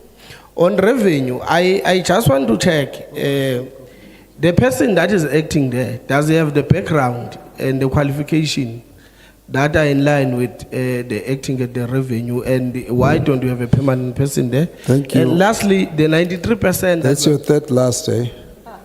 The 93% you are speaking about is of this financial year or last financial year? Because if you look at the last financial year, it can't be that there's an increase in debt in payments and your interest income that is linked to your less collection. But you are saying you collected 93%. Can you just allude on that? Thank you. Thank you. Let's deal with those questions. Thank you very much, Chair. The position of the city manager in Johannesburg has been vacant since December, and it was through a court judgment against the appointment of the city manager. It's not 2 years. But where we are now, the processes have been completed. The interviews were conducted, and they've undergone a competence assessment. So that's where we are now. I think in the next few months, Council will consider the report. The delegation, how it was composed, we looked into the issues raised and the department that are more involved. And that's how we composed our delegation. But I do need to indicate that all the MMCs are very hard at work. MMC Chwako, for example, as you had indicated, he's very hard at work. He's actually assisting in even dealing with the criminal activities in the inner city, and I think you would have seen him, being on the ground, leading operations, making sure that all those that are involved in criminal elements are apprehended. The state of the inner city, we acknowledge the challenges within the inner city, and that's why we have deployed various interventions. And all the departments, they've been assigned responsibilities in trying to deal with the issues within the inner city. So our rejuvenation process required that we deploy more resources, but we also involve other spheres of government, because other issues that are within the inner city, they goes beyond our scope of responsibility and the mandate that we have as the city of Johannesburg, like issues of illegal immigrants, for example. We do not have a competency as the city of Johannesburg to deal with them, hence our collaboration with Home Affairs. I know the provincial government as well, because even in the IGR, we do engage quite a lot around the rejuvenation of the inner city, and there are resources that have been deployed by the provincial government in attempts to assist the city of Johannesburg. But the biggest challenge that we have with the inner city is around the evacuation in the bed buildings, because for us to run that program successfully, we need to provide alternative accommodation, and the reality is that we do not have sufficient resources as the municipality to provide alternative accommodation, and that's why we had escalated the matter to the human settlements at the national level to see how they can best assist us in securing resources so that we are able to provide more alternative accommodation for us to evacuate more buildings. There are buildings that we have already evacuated. There are buildings that we had already demolished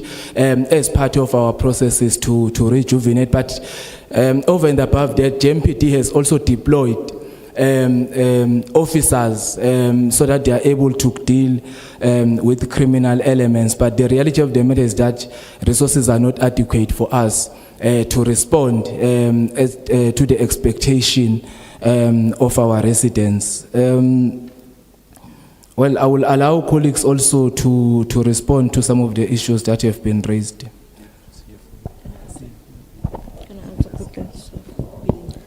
Thank you, Chair. The question that stands is how the Speaker's office contribute to clean governance and the fight against irregular expenditure.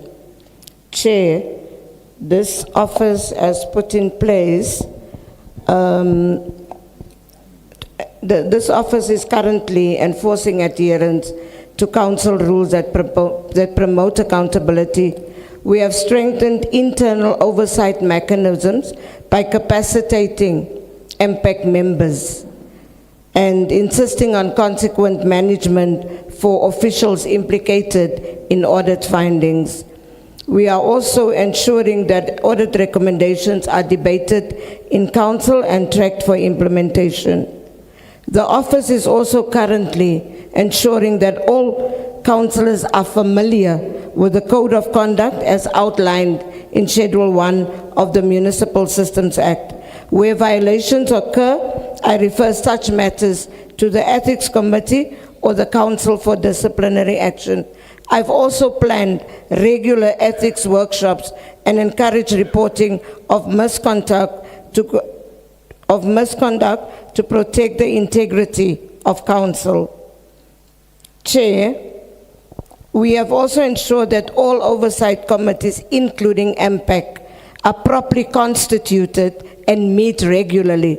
MPAC meets almost every week. I monitor the attendance and functionality of these committees, and we have engaged with committee chairpersons to address any lapses. Furthermore, I enforce compliance with reporting deadlines and ensure reports are tabled and debated in council as required by the Systems Act. I thank you. Thank you very much, Chair. The question on the institutional review. Our last institutional review was in 2012, 2013. There was an approval granted by council in 2017. However, there were challenges with the then administration, and subsequently the matter was investigated, and because there were certain allegations with the then administration at the time, then that process didn't go through. We have subsequently received approval. When analysis has already been done, council has given us, so we've already started that process as the member asked. Then, Chair, we personally don't have information, so we would like to request if the honorable member perhaps can furnish us with the consultants or that he made reference to, or the companies, as the city core and the CFO also can confirm on record.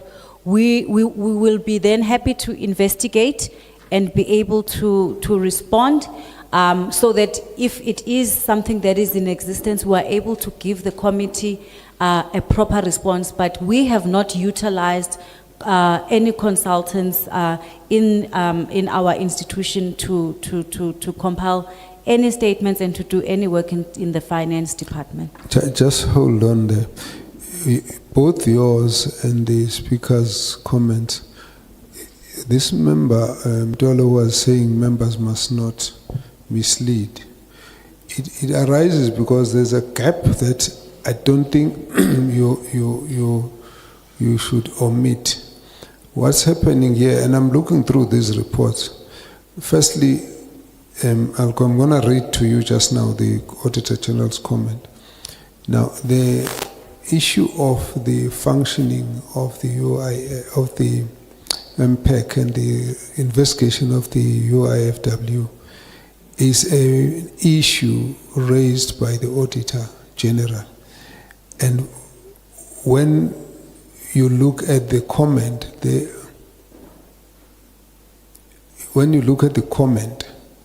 the comment is saying they came to that conclusion based on looking back at the 3 years.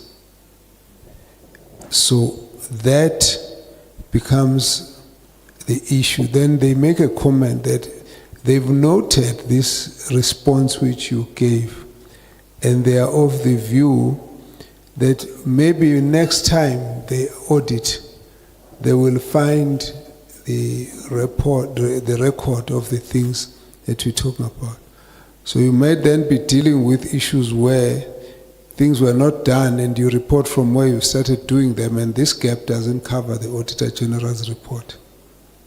I wanted to look at that because I think that's what's happening. Now, you just seen I've called the member to come closer here so we can talk about this. I'm just trying to get to this report.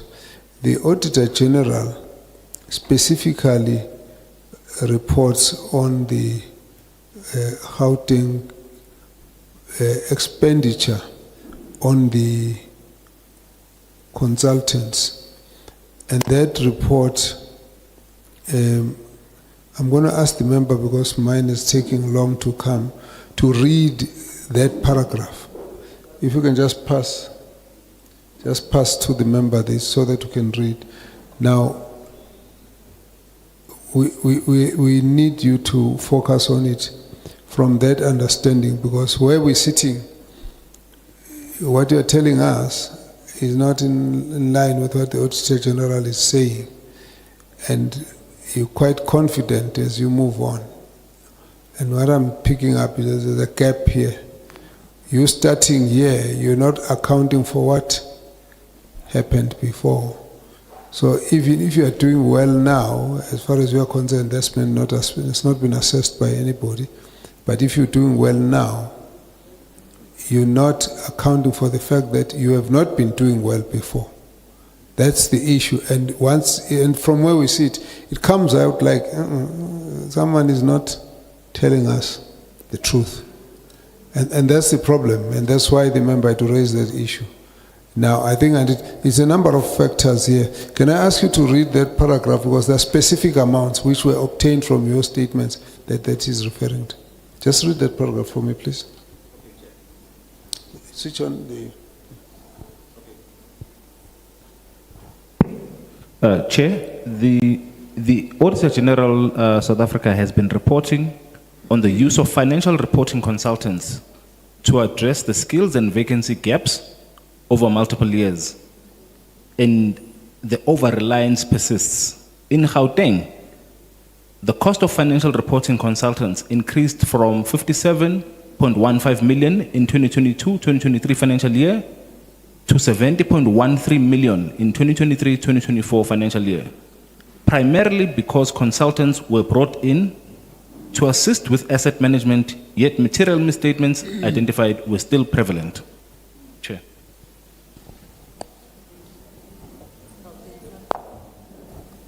So, from where we sit, Aklangan. Okay, Chair, our humble apologies. We will also seek clarity around the statement because it makes emphasis on Gauteng. And maybe that's where the confusion emanates from. Maybe if they could be specific on the city of Johannesburg so that we are able to address the matchups. Okay, that's fair. So we're going to check that. Let me go down to, I'm going to go down to another one. I hope I can catch this, get this one quickly. So I can get this one quickly.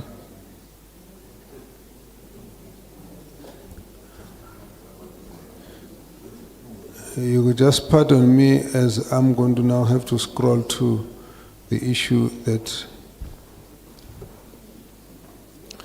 Okay.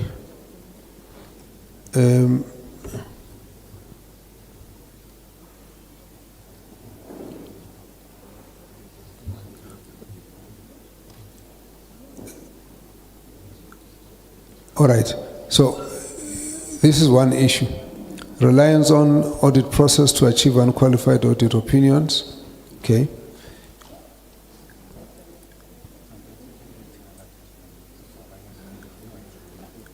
Then they say in 2023-24, the city was amongst those that received unqualified audit opinions every year for the past 3 years, despite having initially submitted poor quality financial statement that they then corrected.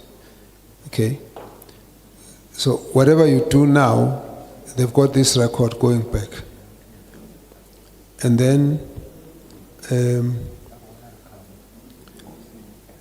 non-investigation of unauthorized, irregular, fruitless and wasteful expenditure. The Auditor General's Report 2023-24, page 2126, the city has not investigated unauthorized, irregular, fruitless and wasteful expenditure over the last 3 audited financial years. Now, this issue has been raised by 2-3 members already. Okay. And that's why I stopped the speaker at some point and said, no. Don't explain what we know is expected. That's not the report. The report is saying you have not done it. We know what you should have done. You know what you should have done. So don't tell us what you should have done. You must address the fact that you have not done it. Now, that issue, again, I had to again stop because 2 members already from the municipality had raised that issue.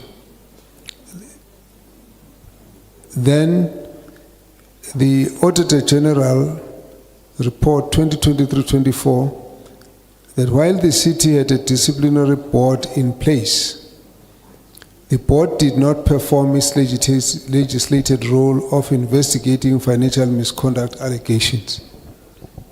Okay? The board also did not monitor the disciplinary hearings at the Metro. That is the Auditor General. So each time you tell us what you are doing,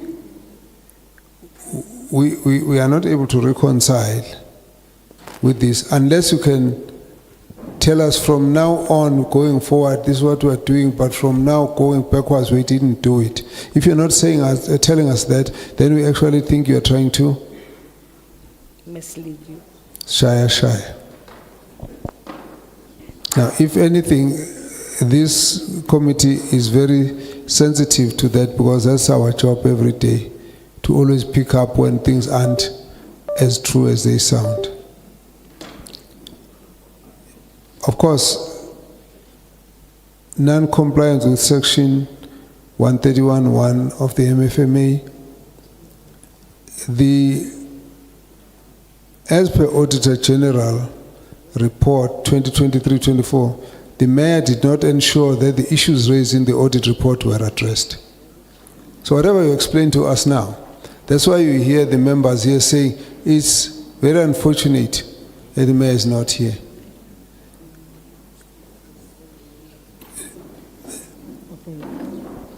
The next one,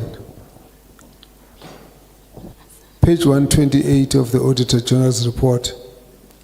The City Council did not monitor the audit action plan or hold officials accountable for the timelines on the action plan.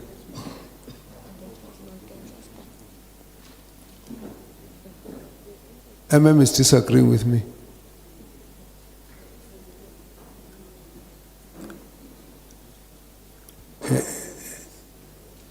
You disagreeing, MM? I see you are not even listening. You dismissing us. I don't find it quite proper when we actually explaining to you what the problem is. You are actually talking to each other. I think that it gives us a problem because I raised the issue. I think the acting mayor made a comment, and I said that comment is going to give you a problem, and it begins to give a pattern. So please, let's just focus, because we can't sit here and create an impression that we don't care whatever you say. Now, the problem now, we're getting an impasse because you are saying you are doing all these things and Auditor General says you are not doing all these things. So take us out of that. Chair, thank you. I just want to... hold on. Just hold on. Sorry.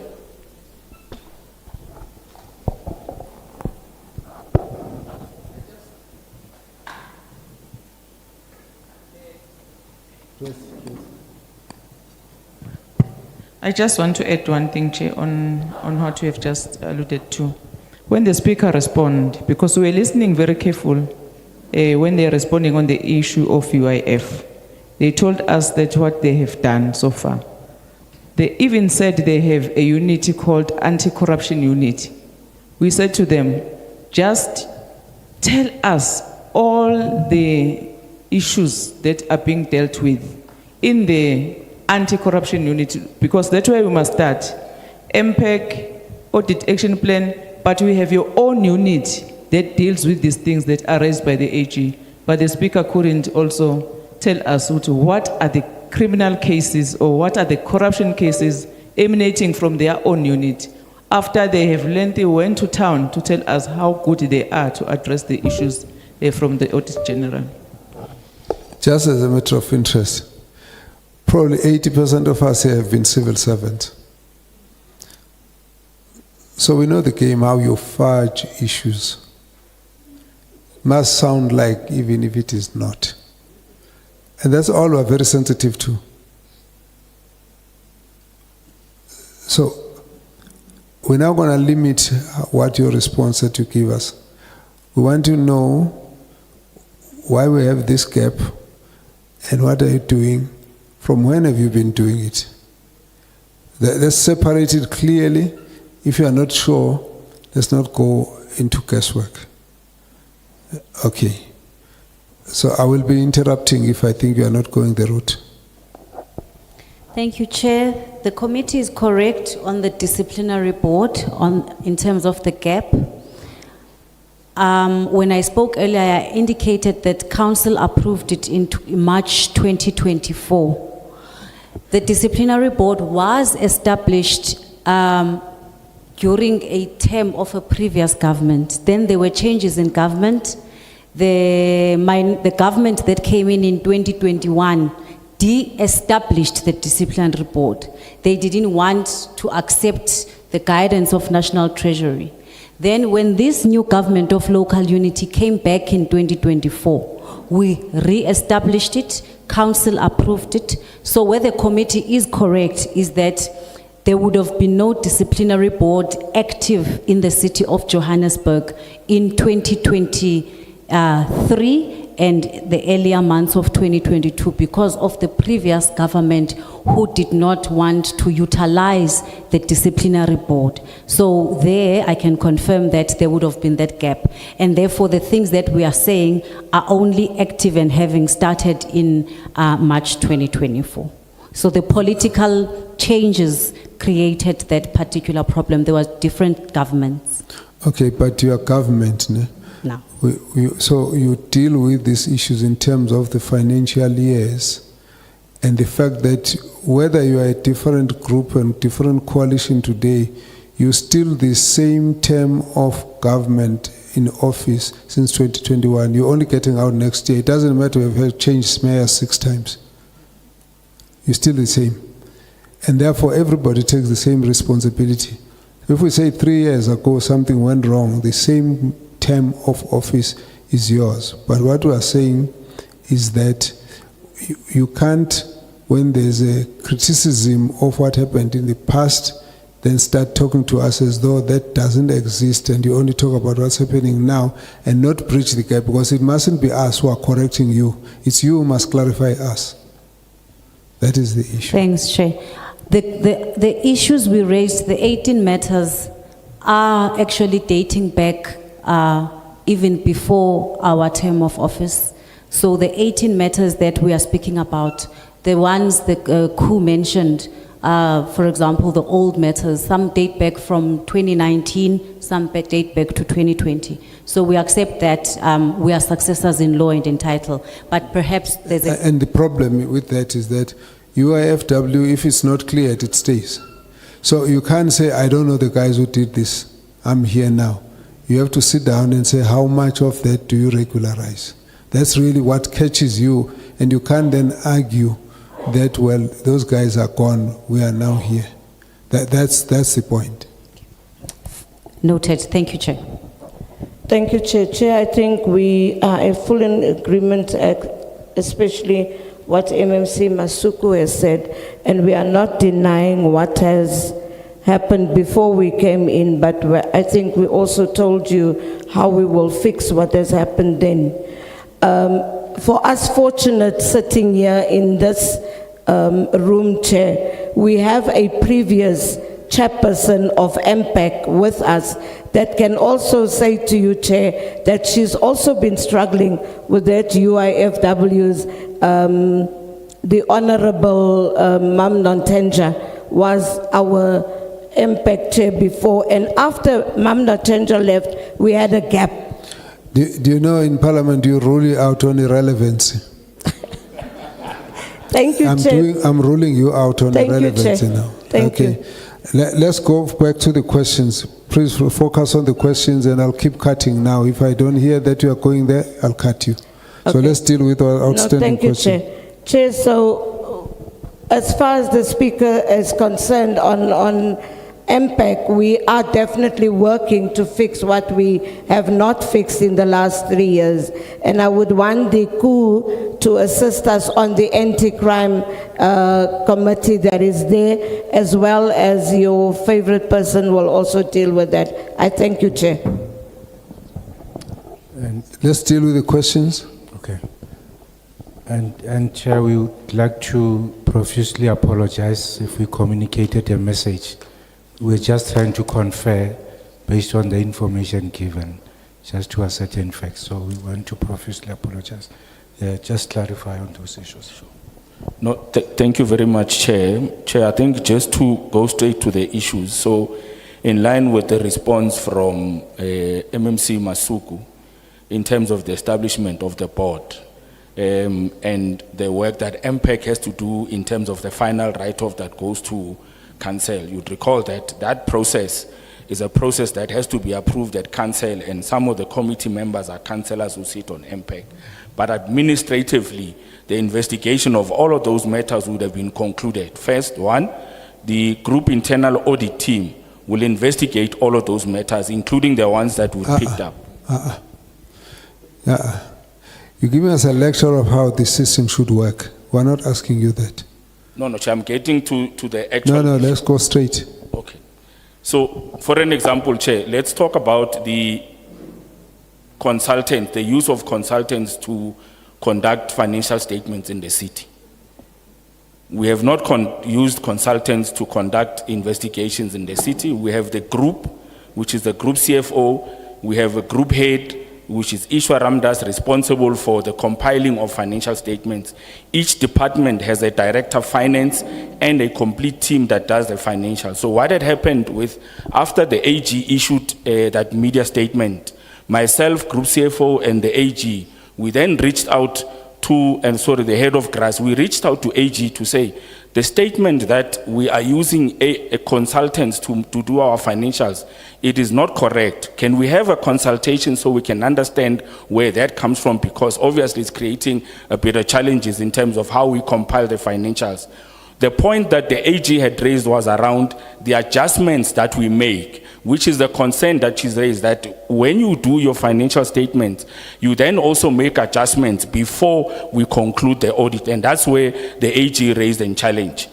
Second to that, Chair, the performance committee and the audit committee, the chairpersons had actually said, go to the media to correct the statement by the AG, and administratively we said that will not be the correct route to go. The best route is to engage with the AG and the person who's responsible for our AG to say, we've also submitted to you a report with all the skills of our financials.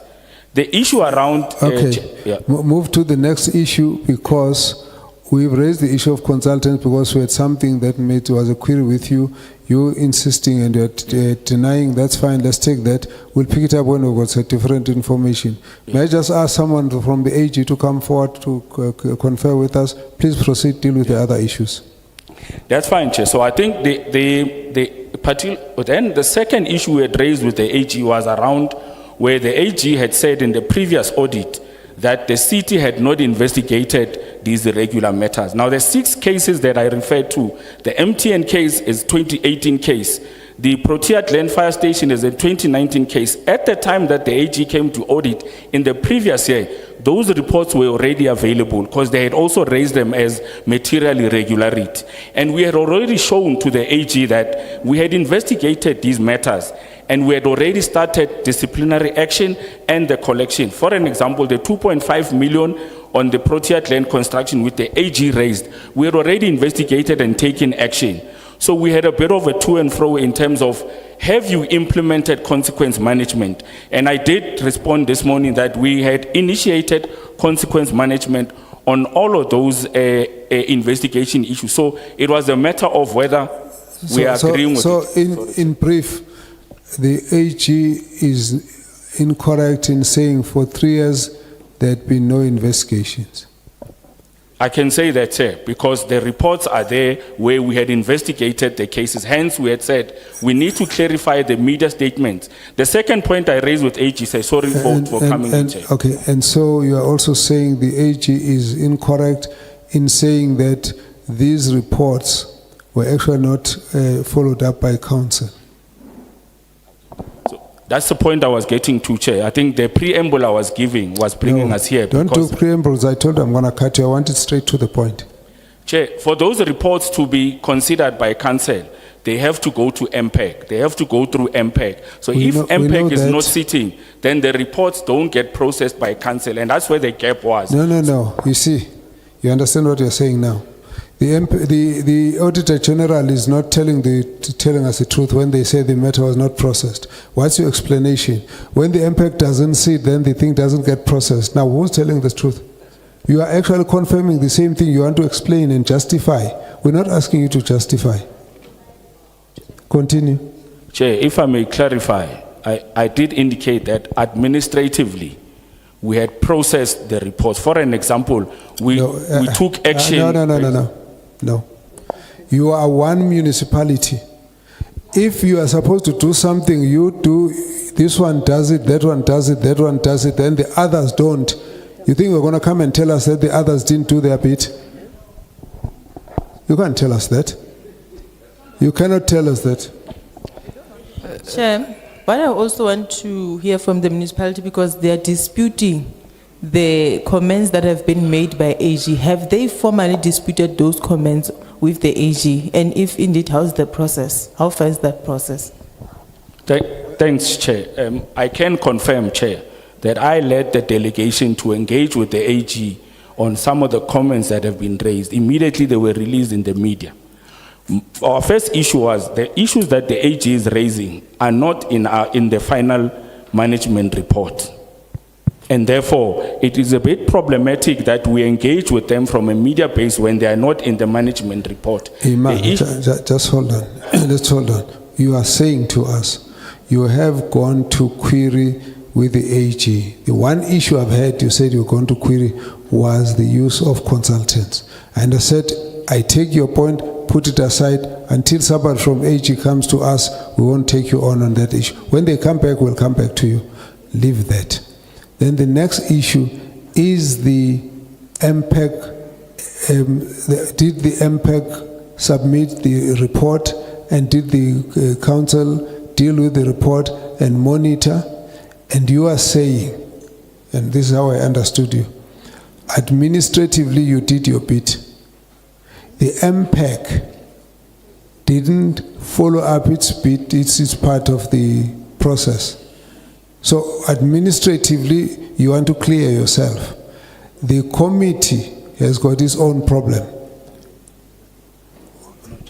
No, Chair, I am not clearing the administration. I'm simply saying the gap in processing those reports were in the sitting of MPEC, which has subsequently said to clear those, Chair. No. You see, the Auditor General was saying that those things were not cleared. You are saying you did your bit, the MPEC didn't do their bit. If you have submitted, you are not the one at fault. If the MPEC committee didn't process the thing through right up to council because they didn't sit and you said so, then it can't be your problem. And I'm saying to you, you can't separate parts of one unit of a municipality and say to us that if your part did it, the other part didn't do it. We're not asking you, we're asking the municipality. And you're making us argue over something that's completely obvious and there's no need for it. And we didn't come here to argue. We didn't come here for political opinion. We came here just to get facts. So don't try and play around. All these guys here are politicians. So when we start politicking, we actually pick it up quickly, but that's our skill. So don't try that route. Okay? Now, let's close this issue. The Auditor General's report for us stands. Whatever your explanation is, that report stands. And we're not going to argue with you whether you like what the Auditor General said or didn't say. We don't want to know your view about it. We want to know the facts of what happened. And when we look at the facts, we don't care who didn't do it. We just want to know this is what happened. That's all. So don't allow us to get into this kind of debate because it's unhealthy. And we're wasting time for it. Let's answer the rest of the questions.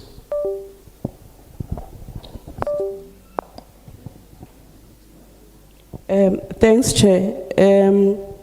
Chair, there was a question on the cases that are currently under investigation. and how many have been criminal cases that have been reported to SAPS. Chair, I can indicate that we ended the year with 555 cases, of which 442 would have been grouped to be either fraud, corruption, or maladministration. 100 of those 110 relate to illegally occupied buildings, stroke hijacked buildings. And in terms of the disciplinary cases, there is 44 that our forensic investigation team is following up on. And the criminal cases, we've got 68.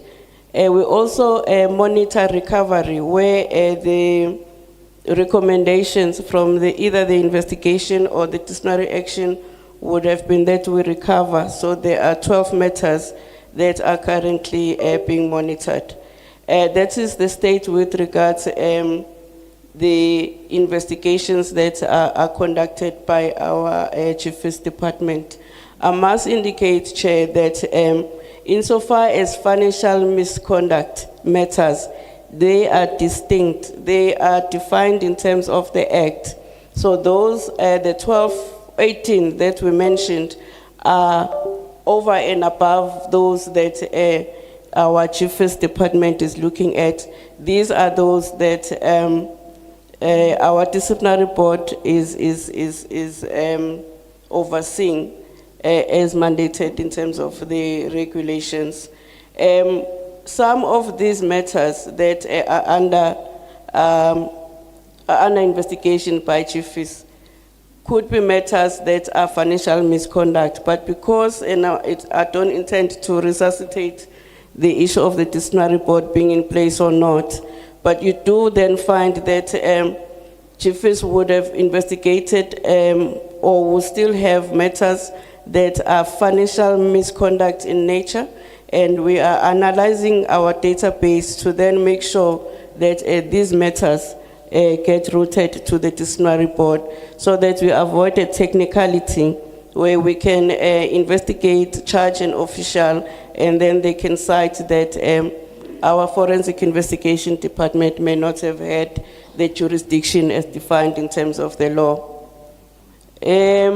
There was an issue, Chair, around the non-implementation of audit findings. I will respond to 23-24 and post 23-24, meaning 24-25. In 23-24, we had monitored the implementation of corrective actions. This is citywide, and we would have submitted a consolidated report on the rate of resolution, and not just AG audit findings, but also internal audit findings.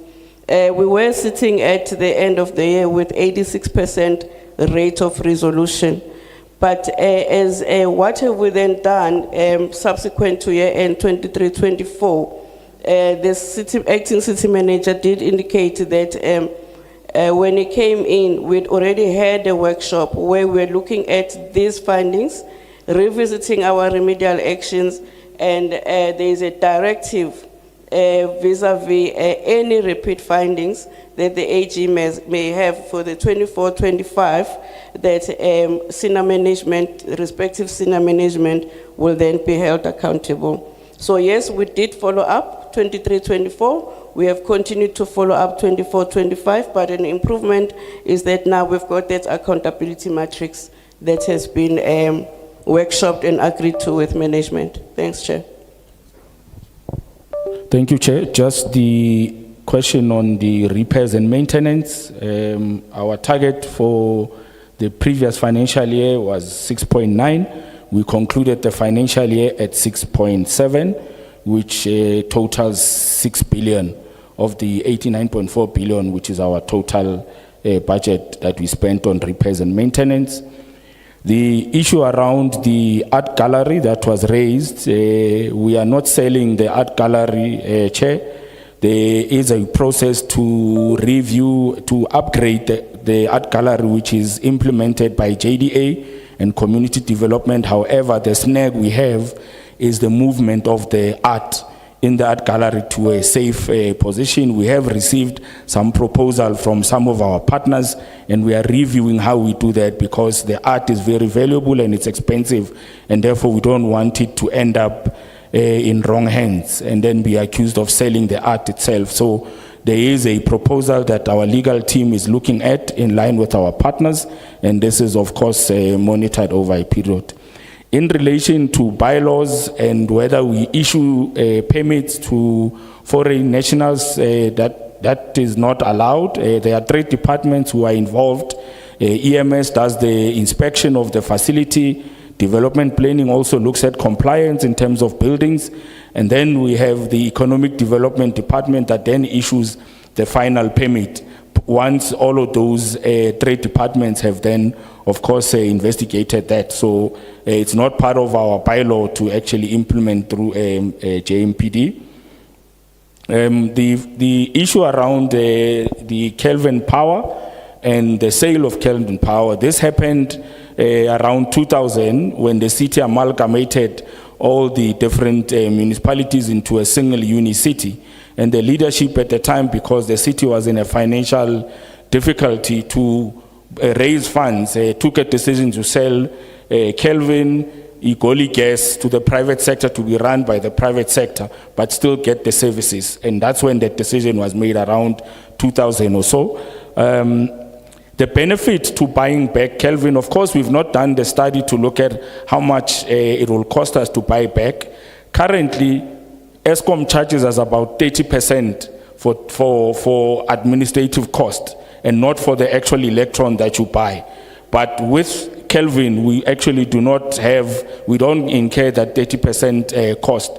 So if we were to self-generate using Kelvin, we'll then be able to reduce the 30% administrative cost that we're receiving from Eskom, but also reduce the price, the tariffs that we buy, because in winter, the tariffs at Eskom go high, but because we're using Kelvin, it is cheaper to actually augment the different tariff prices that we buy. So there is a benefit to actually self-generating. Of course, the legislation now allows that we can generate our own energy, either using gas, solar, or to generate that energy, because the biggest cost now at City Power is related to the cost from Eskom, and if we are able to reduce that cost either through generation within the city through Kelvin, and then bringing in Igoli Gas as well, then it will actually reduce the cost, and it may actually reduce the operational cost at City Power. So there is a benefit. As I say, we have not conducted the study. We've given an intent to the board to consider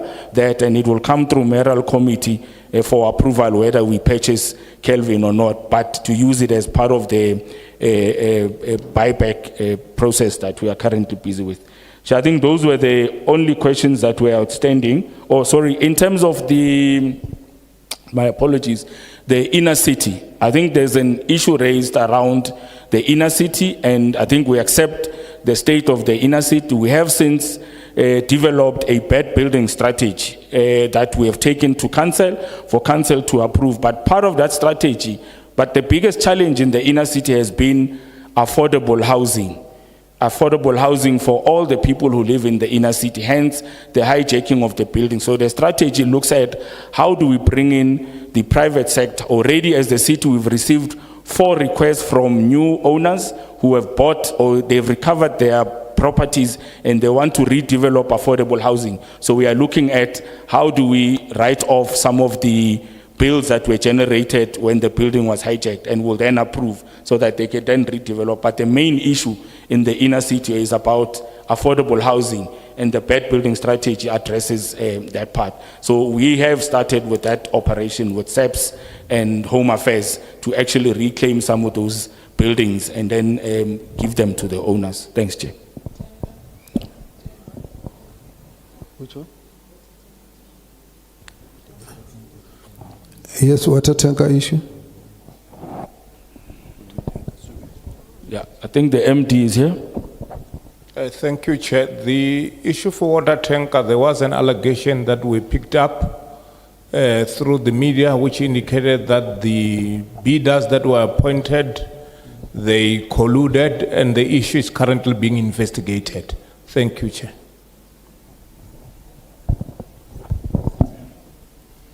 Just repeat the question.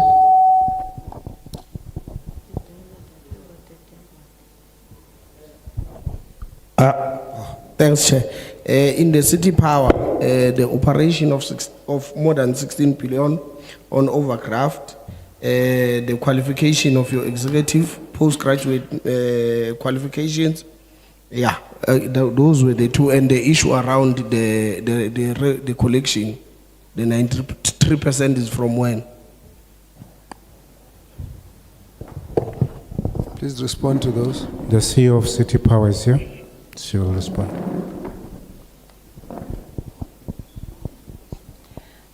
Good afternoon to the chair and the members and the leadership in the room. With regards to the issue of the overdraft of City Power, we are currently sitting at about 16 billion rands, and our overdraft, when you analyze where the expenditure went, we've got a gross margin challenge at City Power. So we are buying our electricity very high. So case in point, if you look at this year, we spent about 19 billion on the purchase of electricity, whereas our revenue is only 22 billion rands, which therefore means we are left with not enough money to cover the salaries, to cover the RNM. And another issue as well is that our CAPEX, one of the sources of funding would then say that it's cash. And when there's a cash collection challenge, because also the cash that is collected of electricity also gets shared with the other services in the city, it therefore means that there's a cash shortfall. And when we have that cash shortfall, it simply means that we are financing our infrastructure from overdraft. So the overdraft is currently escalating, and in that overdraft, 1.3 billion rands of it is purely interest back to the city, because it's also charged at about 18%. So there is conversations that have started between legal and finance so that we can look at how that is structured, because 1.3 billion rands of it simply goes into interest. So there is work with guidance of legal to see how we can restructure that deal, which is taking us back into the financial crisis at this point. And in terms of the efforts on the gross margin, there is work that is happening with regards to the tariffs.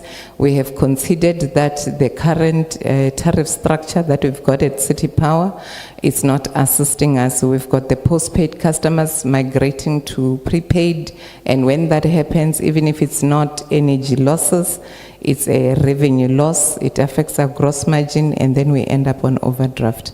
So those will be the challenges around the overdraft. And the second... Why is that the case? If you move from prepaid to postpaid, you have a revenue loss, or you're overcharging anyway. So unfortunately, we started with postpaid customers. So a postpaid customer would pay us 930 rands for its fixed charges. So it has to do with the availability, so that they cover our repair and maintenance, and it's also the service charge that deals with the billing before we get to the cost of the electrons. However, when we did the migration to prepaid, so I'm talking about decisions of 12 years ago, so when we started allowing our residential customers to migrate to prepaid, the tariff structure that we factored into 12 years ago did not cover the availability, which means I've got 2 houses in Bryanston. The household that is on prepaid literally pays 930 rands less to the neighbor that is on postpaid. So we started the process of going to NERSA to change all of that. Because if you look at our books, you'll notice that the overdraft came about from 2016. So from 2016, we've been piling up over R1 billion per annum simply because of the tariff challenges. So we have indicated, we had to do our cost of supply studies, which we did, and we lodged with NERSA, and we have gone to council. You know what you need more? It's a legal opinion. Agreed. It's a huge disaster I can hear. Yes. It's huge. So huge, I'm actually shocked you're putting it the way you are doing. Please, once you get that legal opinion, give it to us. We want to hear what it is. Agreed, Chair. But the number is correct, the overdraft figure. Correct. We actually moved from 11 billion to 13 billion to 16 billion. And we are also predicting that unless we also change the issue of the interest, it's basically going to grow at an average of about 4 billion rands per annum until the legal issues are resolved. Let's get the next questions. Thank you.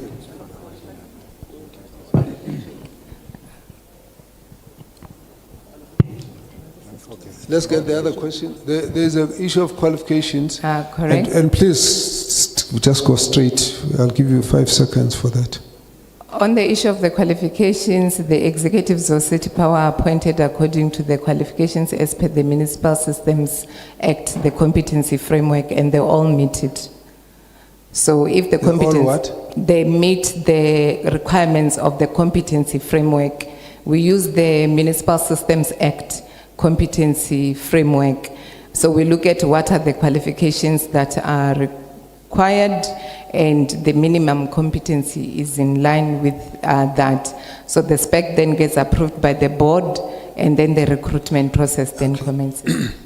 Just leave it. You know what? Please come over this side. Let's talk about it just now. Yeah, let's get the next question. Thank you very much, Chair. No, Chair, I want to demonstrate that which you were reading earlier on, and it was sort of denied that it is taking place within the municipality. The AG is indicating in the report of the MFMA in totality, page 113, that the following metros made prohibited awards of 14.11 million. Johannesburg alone has made 13.3 million awards, giving them to suppliers owned or managed by other state officials. Prohibited awards. Who did that and what happened to them? Because it's clear in terms of the law, and the supplier did not submit a declaration. Number 2, it's on page 114. Again, prohibited awards made to relatives of officials and politicians in the city, and that's totaling 972 million worth of tenders. It's in the auditor's general. Just leave it. You know what? Please come over this side. Let's talk about it just now. Yeah, let's get the next question. Thank you very much, Chair. No, Chair, I want to demonstrate that which you were reading earlier on, and it was sort of denied that it is taking place within the municipality. The AG is indicating in the report of the MFMA in totality, page 113, that the following metros made prohibited awards of 14.11 million. Johannesburg alone has made 13.3 million awards, giving them to suppliers owned or managed by other state officials. Prohibited awards. Who did that and what happened to them? Because it's clear in terms of the law, and the supplier did not submit a declaration.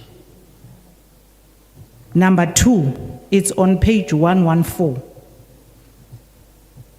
Again, prohibited awards made to relatives of officials and politicians in the city, and that's totaling 972 million worth of tenders. It's in the auditor's general's report. Who did that? And then we're going to be told the process didn't meet this one and that one and that one. The next one is on page 141. The MI on the IT company, which was appointed irregularly in 2019. When that company was appointed in 2019, and the AG picked that up, made a material irregularity, reported to the municipality, nothing happens, but in 2023 it was reappointed. After being reappointed, only then you address the material irregularity, which then recovered some of the money in terms of the contract itself. But to start off with, it was appointed irregularly, it was then given work was paid for, but it never provided any of the services that it was paid for, to the tune of almost 400 million. Now we have made a recovery of less than 200 million. What happens to the rest of the money? And why are we reappointing someone who was paid for work that they did not render the services of? Let's round up. That's collaboration. Then the last one, Chair, Cutting Edge, add a program wherein the municipal workers, in particular the lowest grade cleaners and all the lowest grade, that were crying about the city, which is deducting money to pay off loan sharks that have found their way through the city, and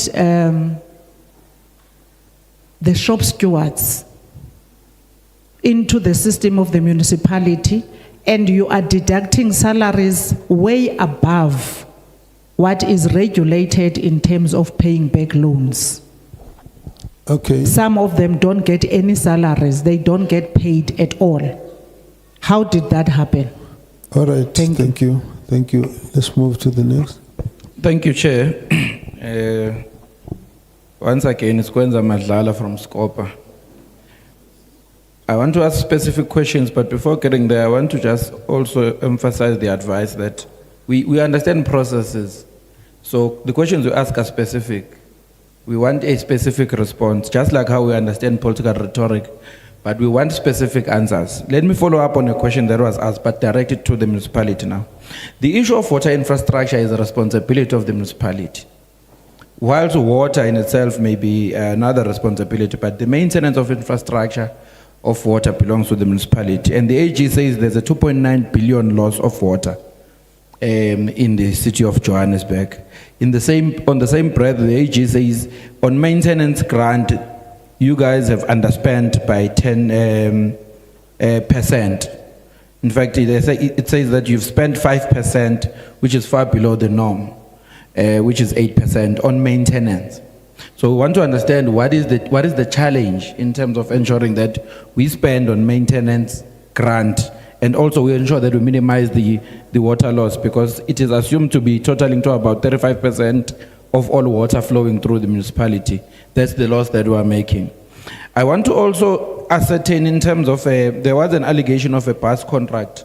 I think it's for the Rea Vaya issue, where there were unlicensed buses I want to know who owns that contract and also what has been the remedial action to ensure that that situation is mitigated and people are not subjected to a risk of being transported in buses that are unlicensed and unroadworthy.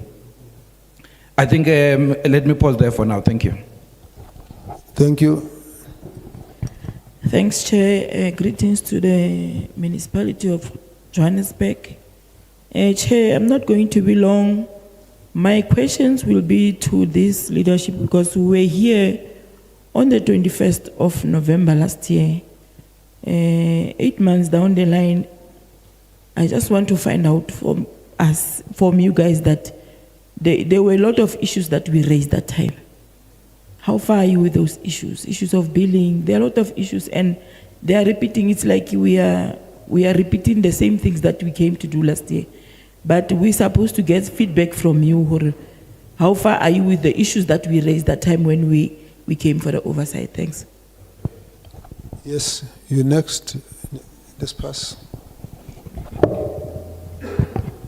Chair, thank you. I don't have a question for Johannesburg, but I'd just like to make a comment, if I may. Chair, thank you.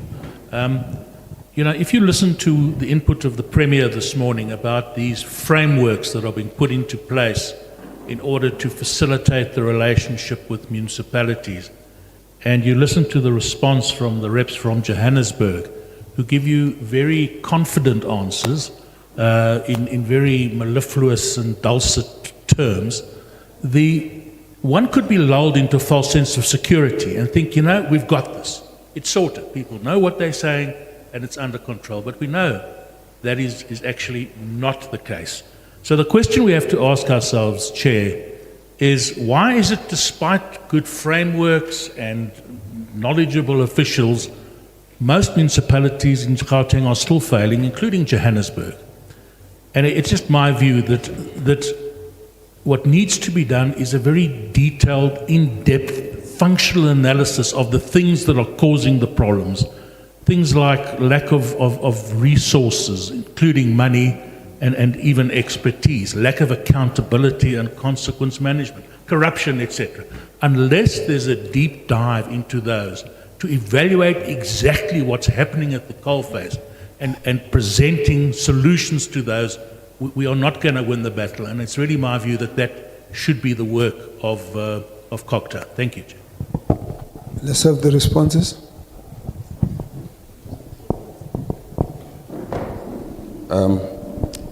Thanks, Chair, and all members. I'll start and I'll pass it.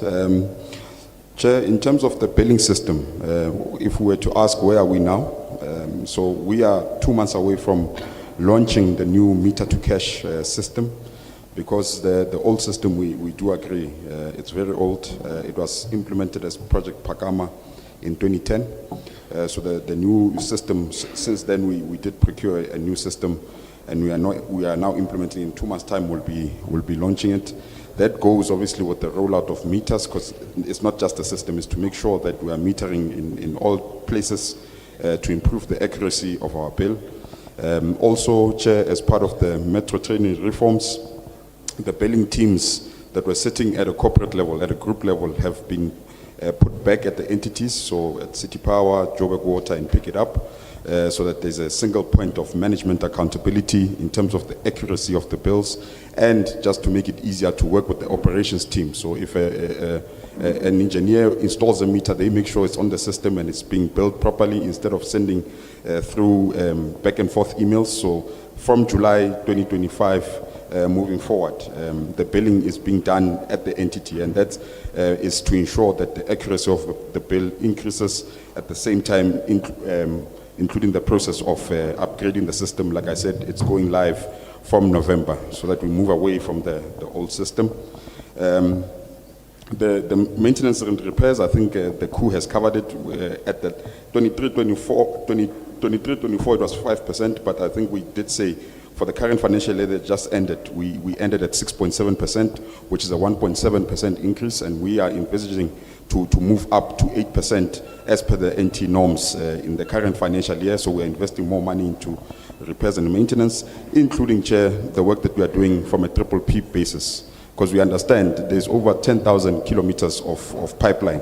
We spoke about the work that we are doing with National Treasury / GTEC. We spoke about the work we are doing with DBSA and the infrastructure fund, and the fact that those transaction advisors are already on the ground. So we are not talking about still going into the market. They're already on the ground, and we are moving towards now entering the market for solid proposals so that we can partner with the private sector, because our own balance sheet won't be able to take the entire capacity of the budgets. Chair, we also spoke about the fact that if you look at our historical budget, where it was around 45% of the budget going to City Power, Joburg Water, and Pick It Up, we've moved that now in the current financial year, 25-26, the one we are in now, to 56%, and in the medium term, meaning next financial year, that moves up to 61%, and the year after to 65%, showing a deliberate investment strategy in our key infrastructure entities. In terms of the award for the prohibited award, I did touch on it when I first started, Chair, to say that contract that we used was from the State Information Technology Agency for laptops. But what we have done now is to also include our own tools. So the vetting, essentially, because we used the transversal contract, was done at a CETA level, but we have now improved our own processes internally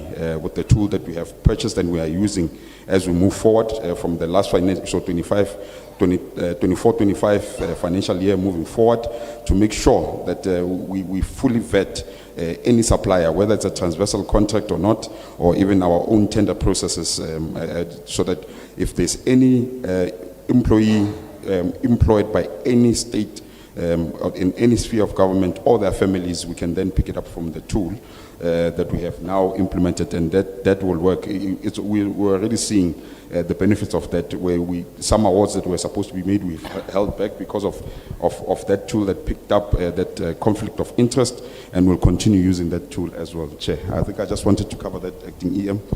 Anything else?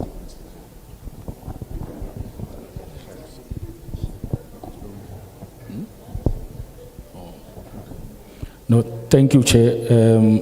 Just to respond to the program that Cutting Edge had spoken about, I think about 3 weeks ago. So I recall that I spoke to the actual journalist on the matter and we provided a response. So what happens in the municipality, Chair, is that employees of the municipality would go to loan sharks to loan money. So the regulations empower the unions. In this case, SAMU would be the lead. They then sign agreements with the micro loan sharks. And then so the responsibility of the city, once the employee has signed the contract with the loan shark, our role is to ensure that they get access to the payroll to pay. However, when they do the contract, we are not part and parcel of the contracting. And of course, once this matter was raised, it was first raised by employees. As the city, we took a decision to go and engage with the 4 loan sharks.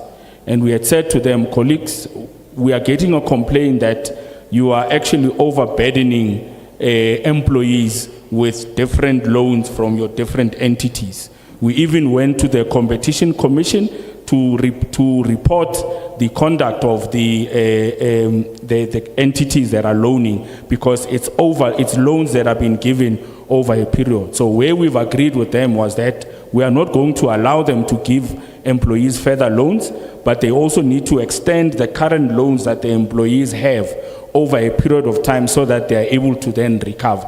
And that is how we dealt with that matter. But however, legally, Chair, there is a contract between the employee who then goes to the loan. And I think when we investigated, we then discovered that a single employee has 4 loans from 4 different loaning companies. And that, of course, is a problem. And we tried to intervene to say, but colleagues, you can't continue to take a loan on top of another loan and another loan. And we did say to the providers, it's also irresponsible of you to issue loans. If you do not extend the period to allow them to get more, we will then stop paying or allowing you to do those transactions over our salary bill. So we are aware of the story, and we had intervened to try and reduce the pressure. However, legally, it's a contract between the employee and the company that's extending the loan. Oh, and then just on, I'm sure the MD can, I think the CFO had spoken about, from a city perspective in terms of infrastructure asset. About 3 years ago, we took a report to council because for repairs and maintenance and the upgrade of infrastructure, we have to fund it from the city's coffers. The grants add on top of the capex that we have. Council approved that for the next 10 years, 60% of our capex must go to water, electricity, pick it up, and roads to upgrade the infrastructure. And in the current financial year, the allocation of our capex is towards those 4 entities so that we deal with infrastructure. Our infrastructure is about 50 years old, and we've not invested in the upgrade of that infrastructure over a period of time. And I think we took a deliberate decision at council for capex to be moved towards those 4 entities. Yeah, thanks.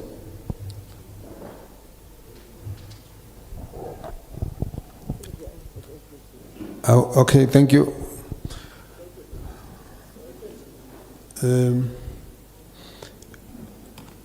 Thank you very much, City of Johannesburg. Let me then, new issue? No. They didn't answer the question. No, that's why I asked you to send the stuff.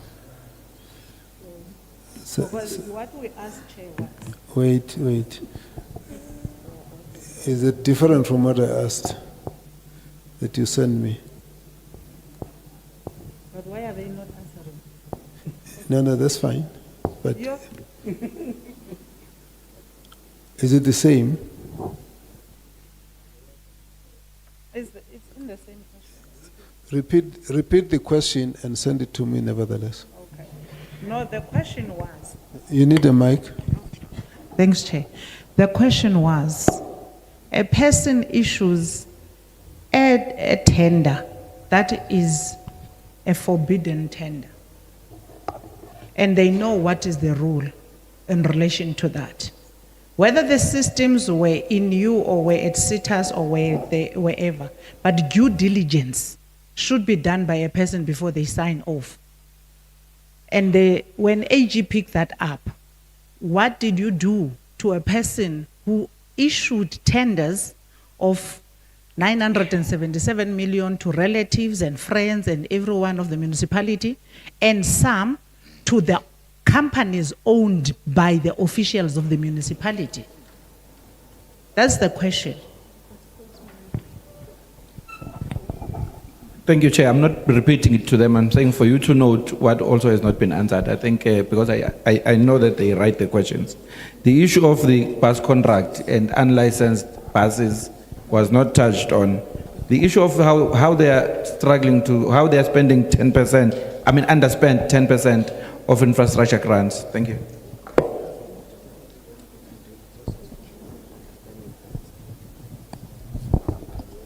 Let's get responses.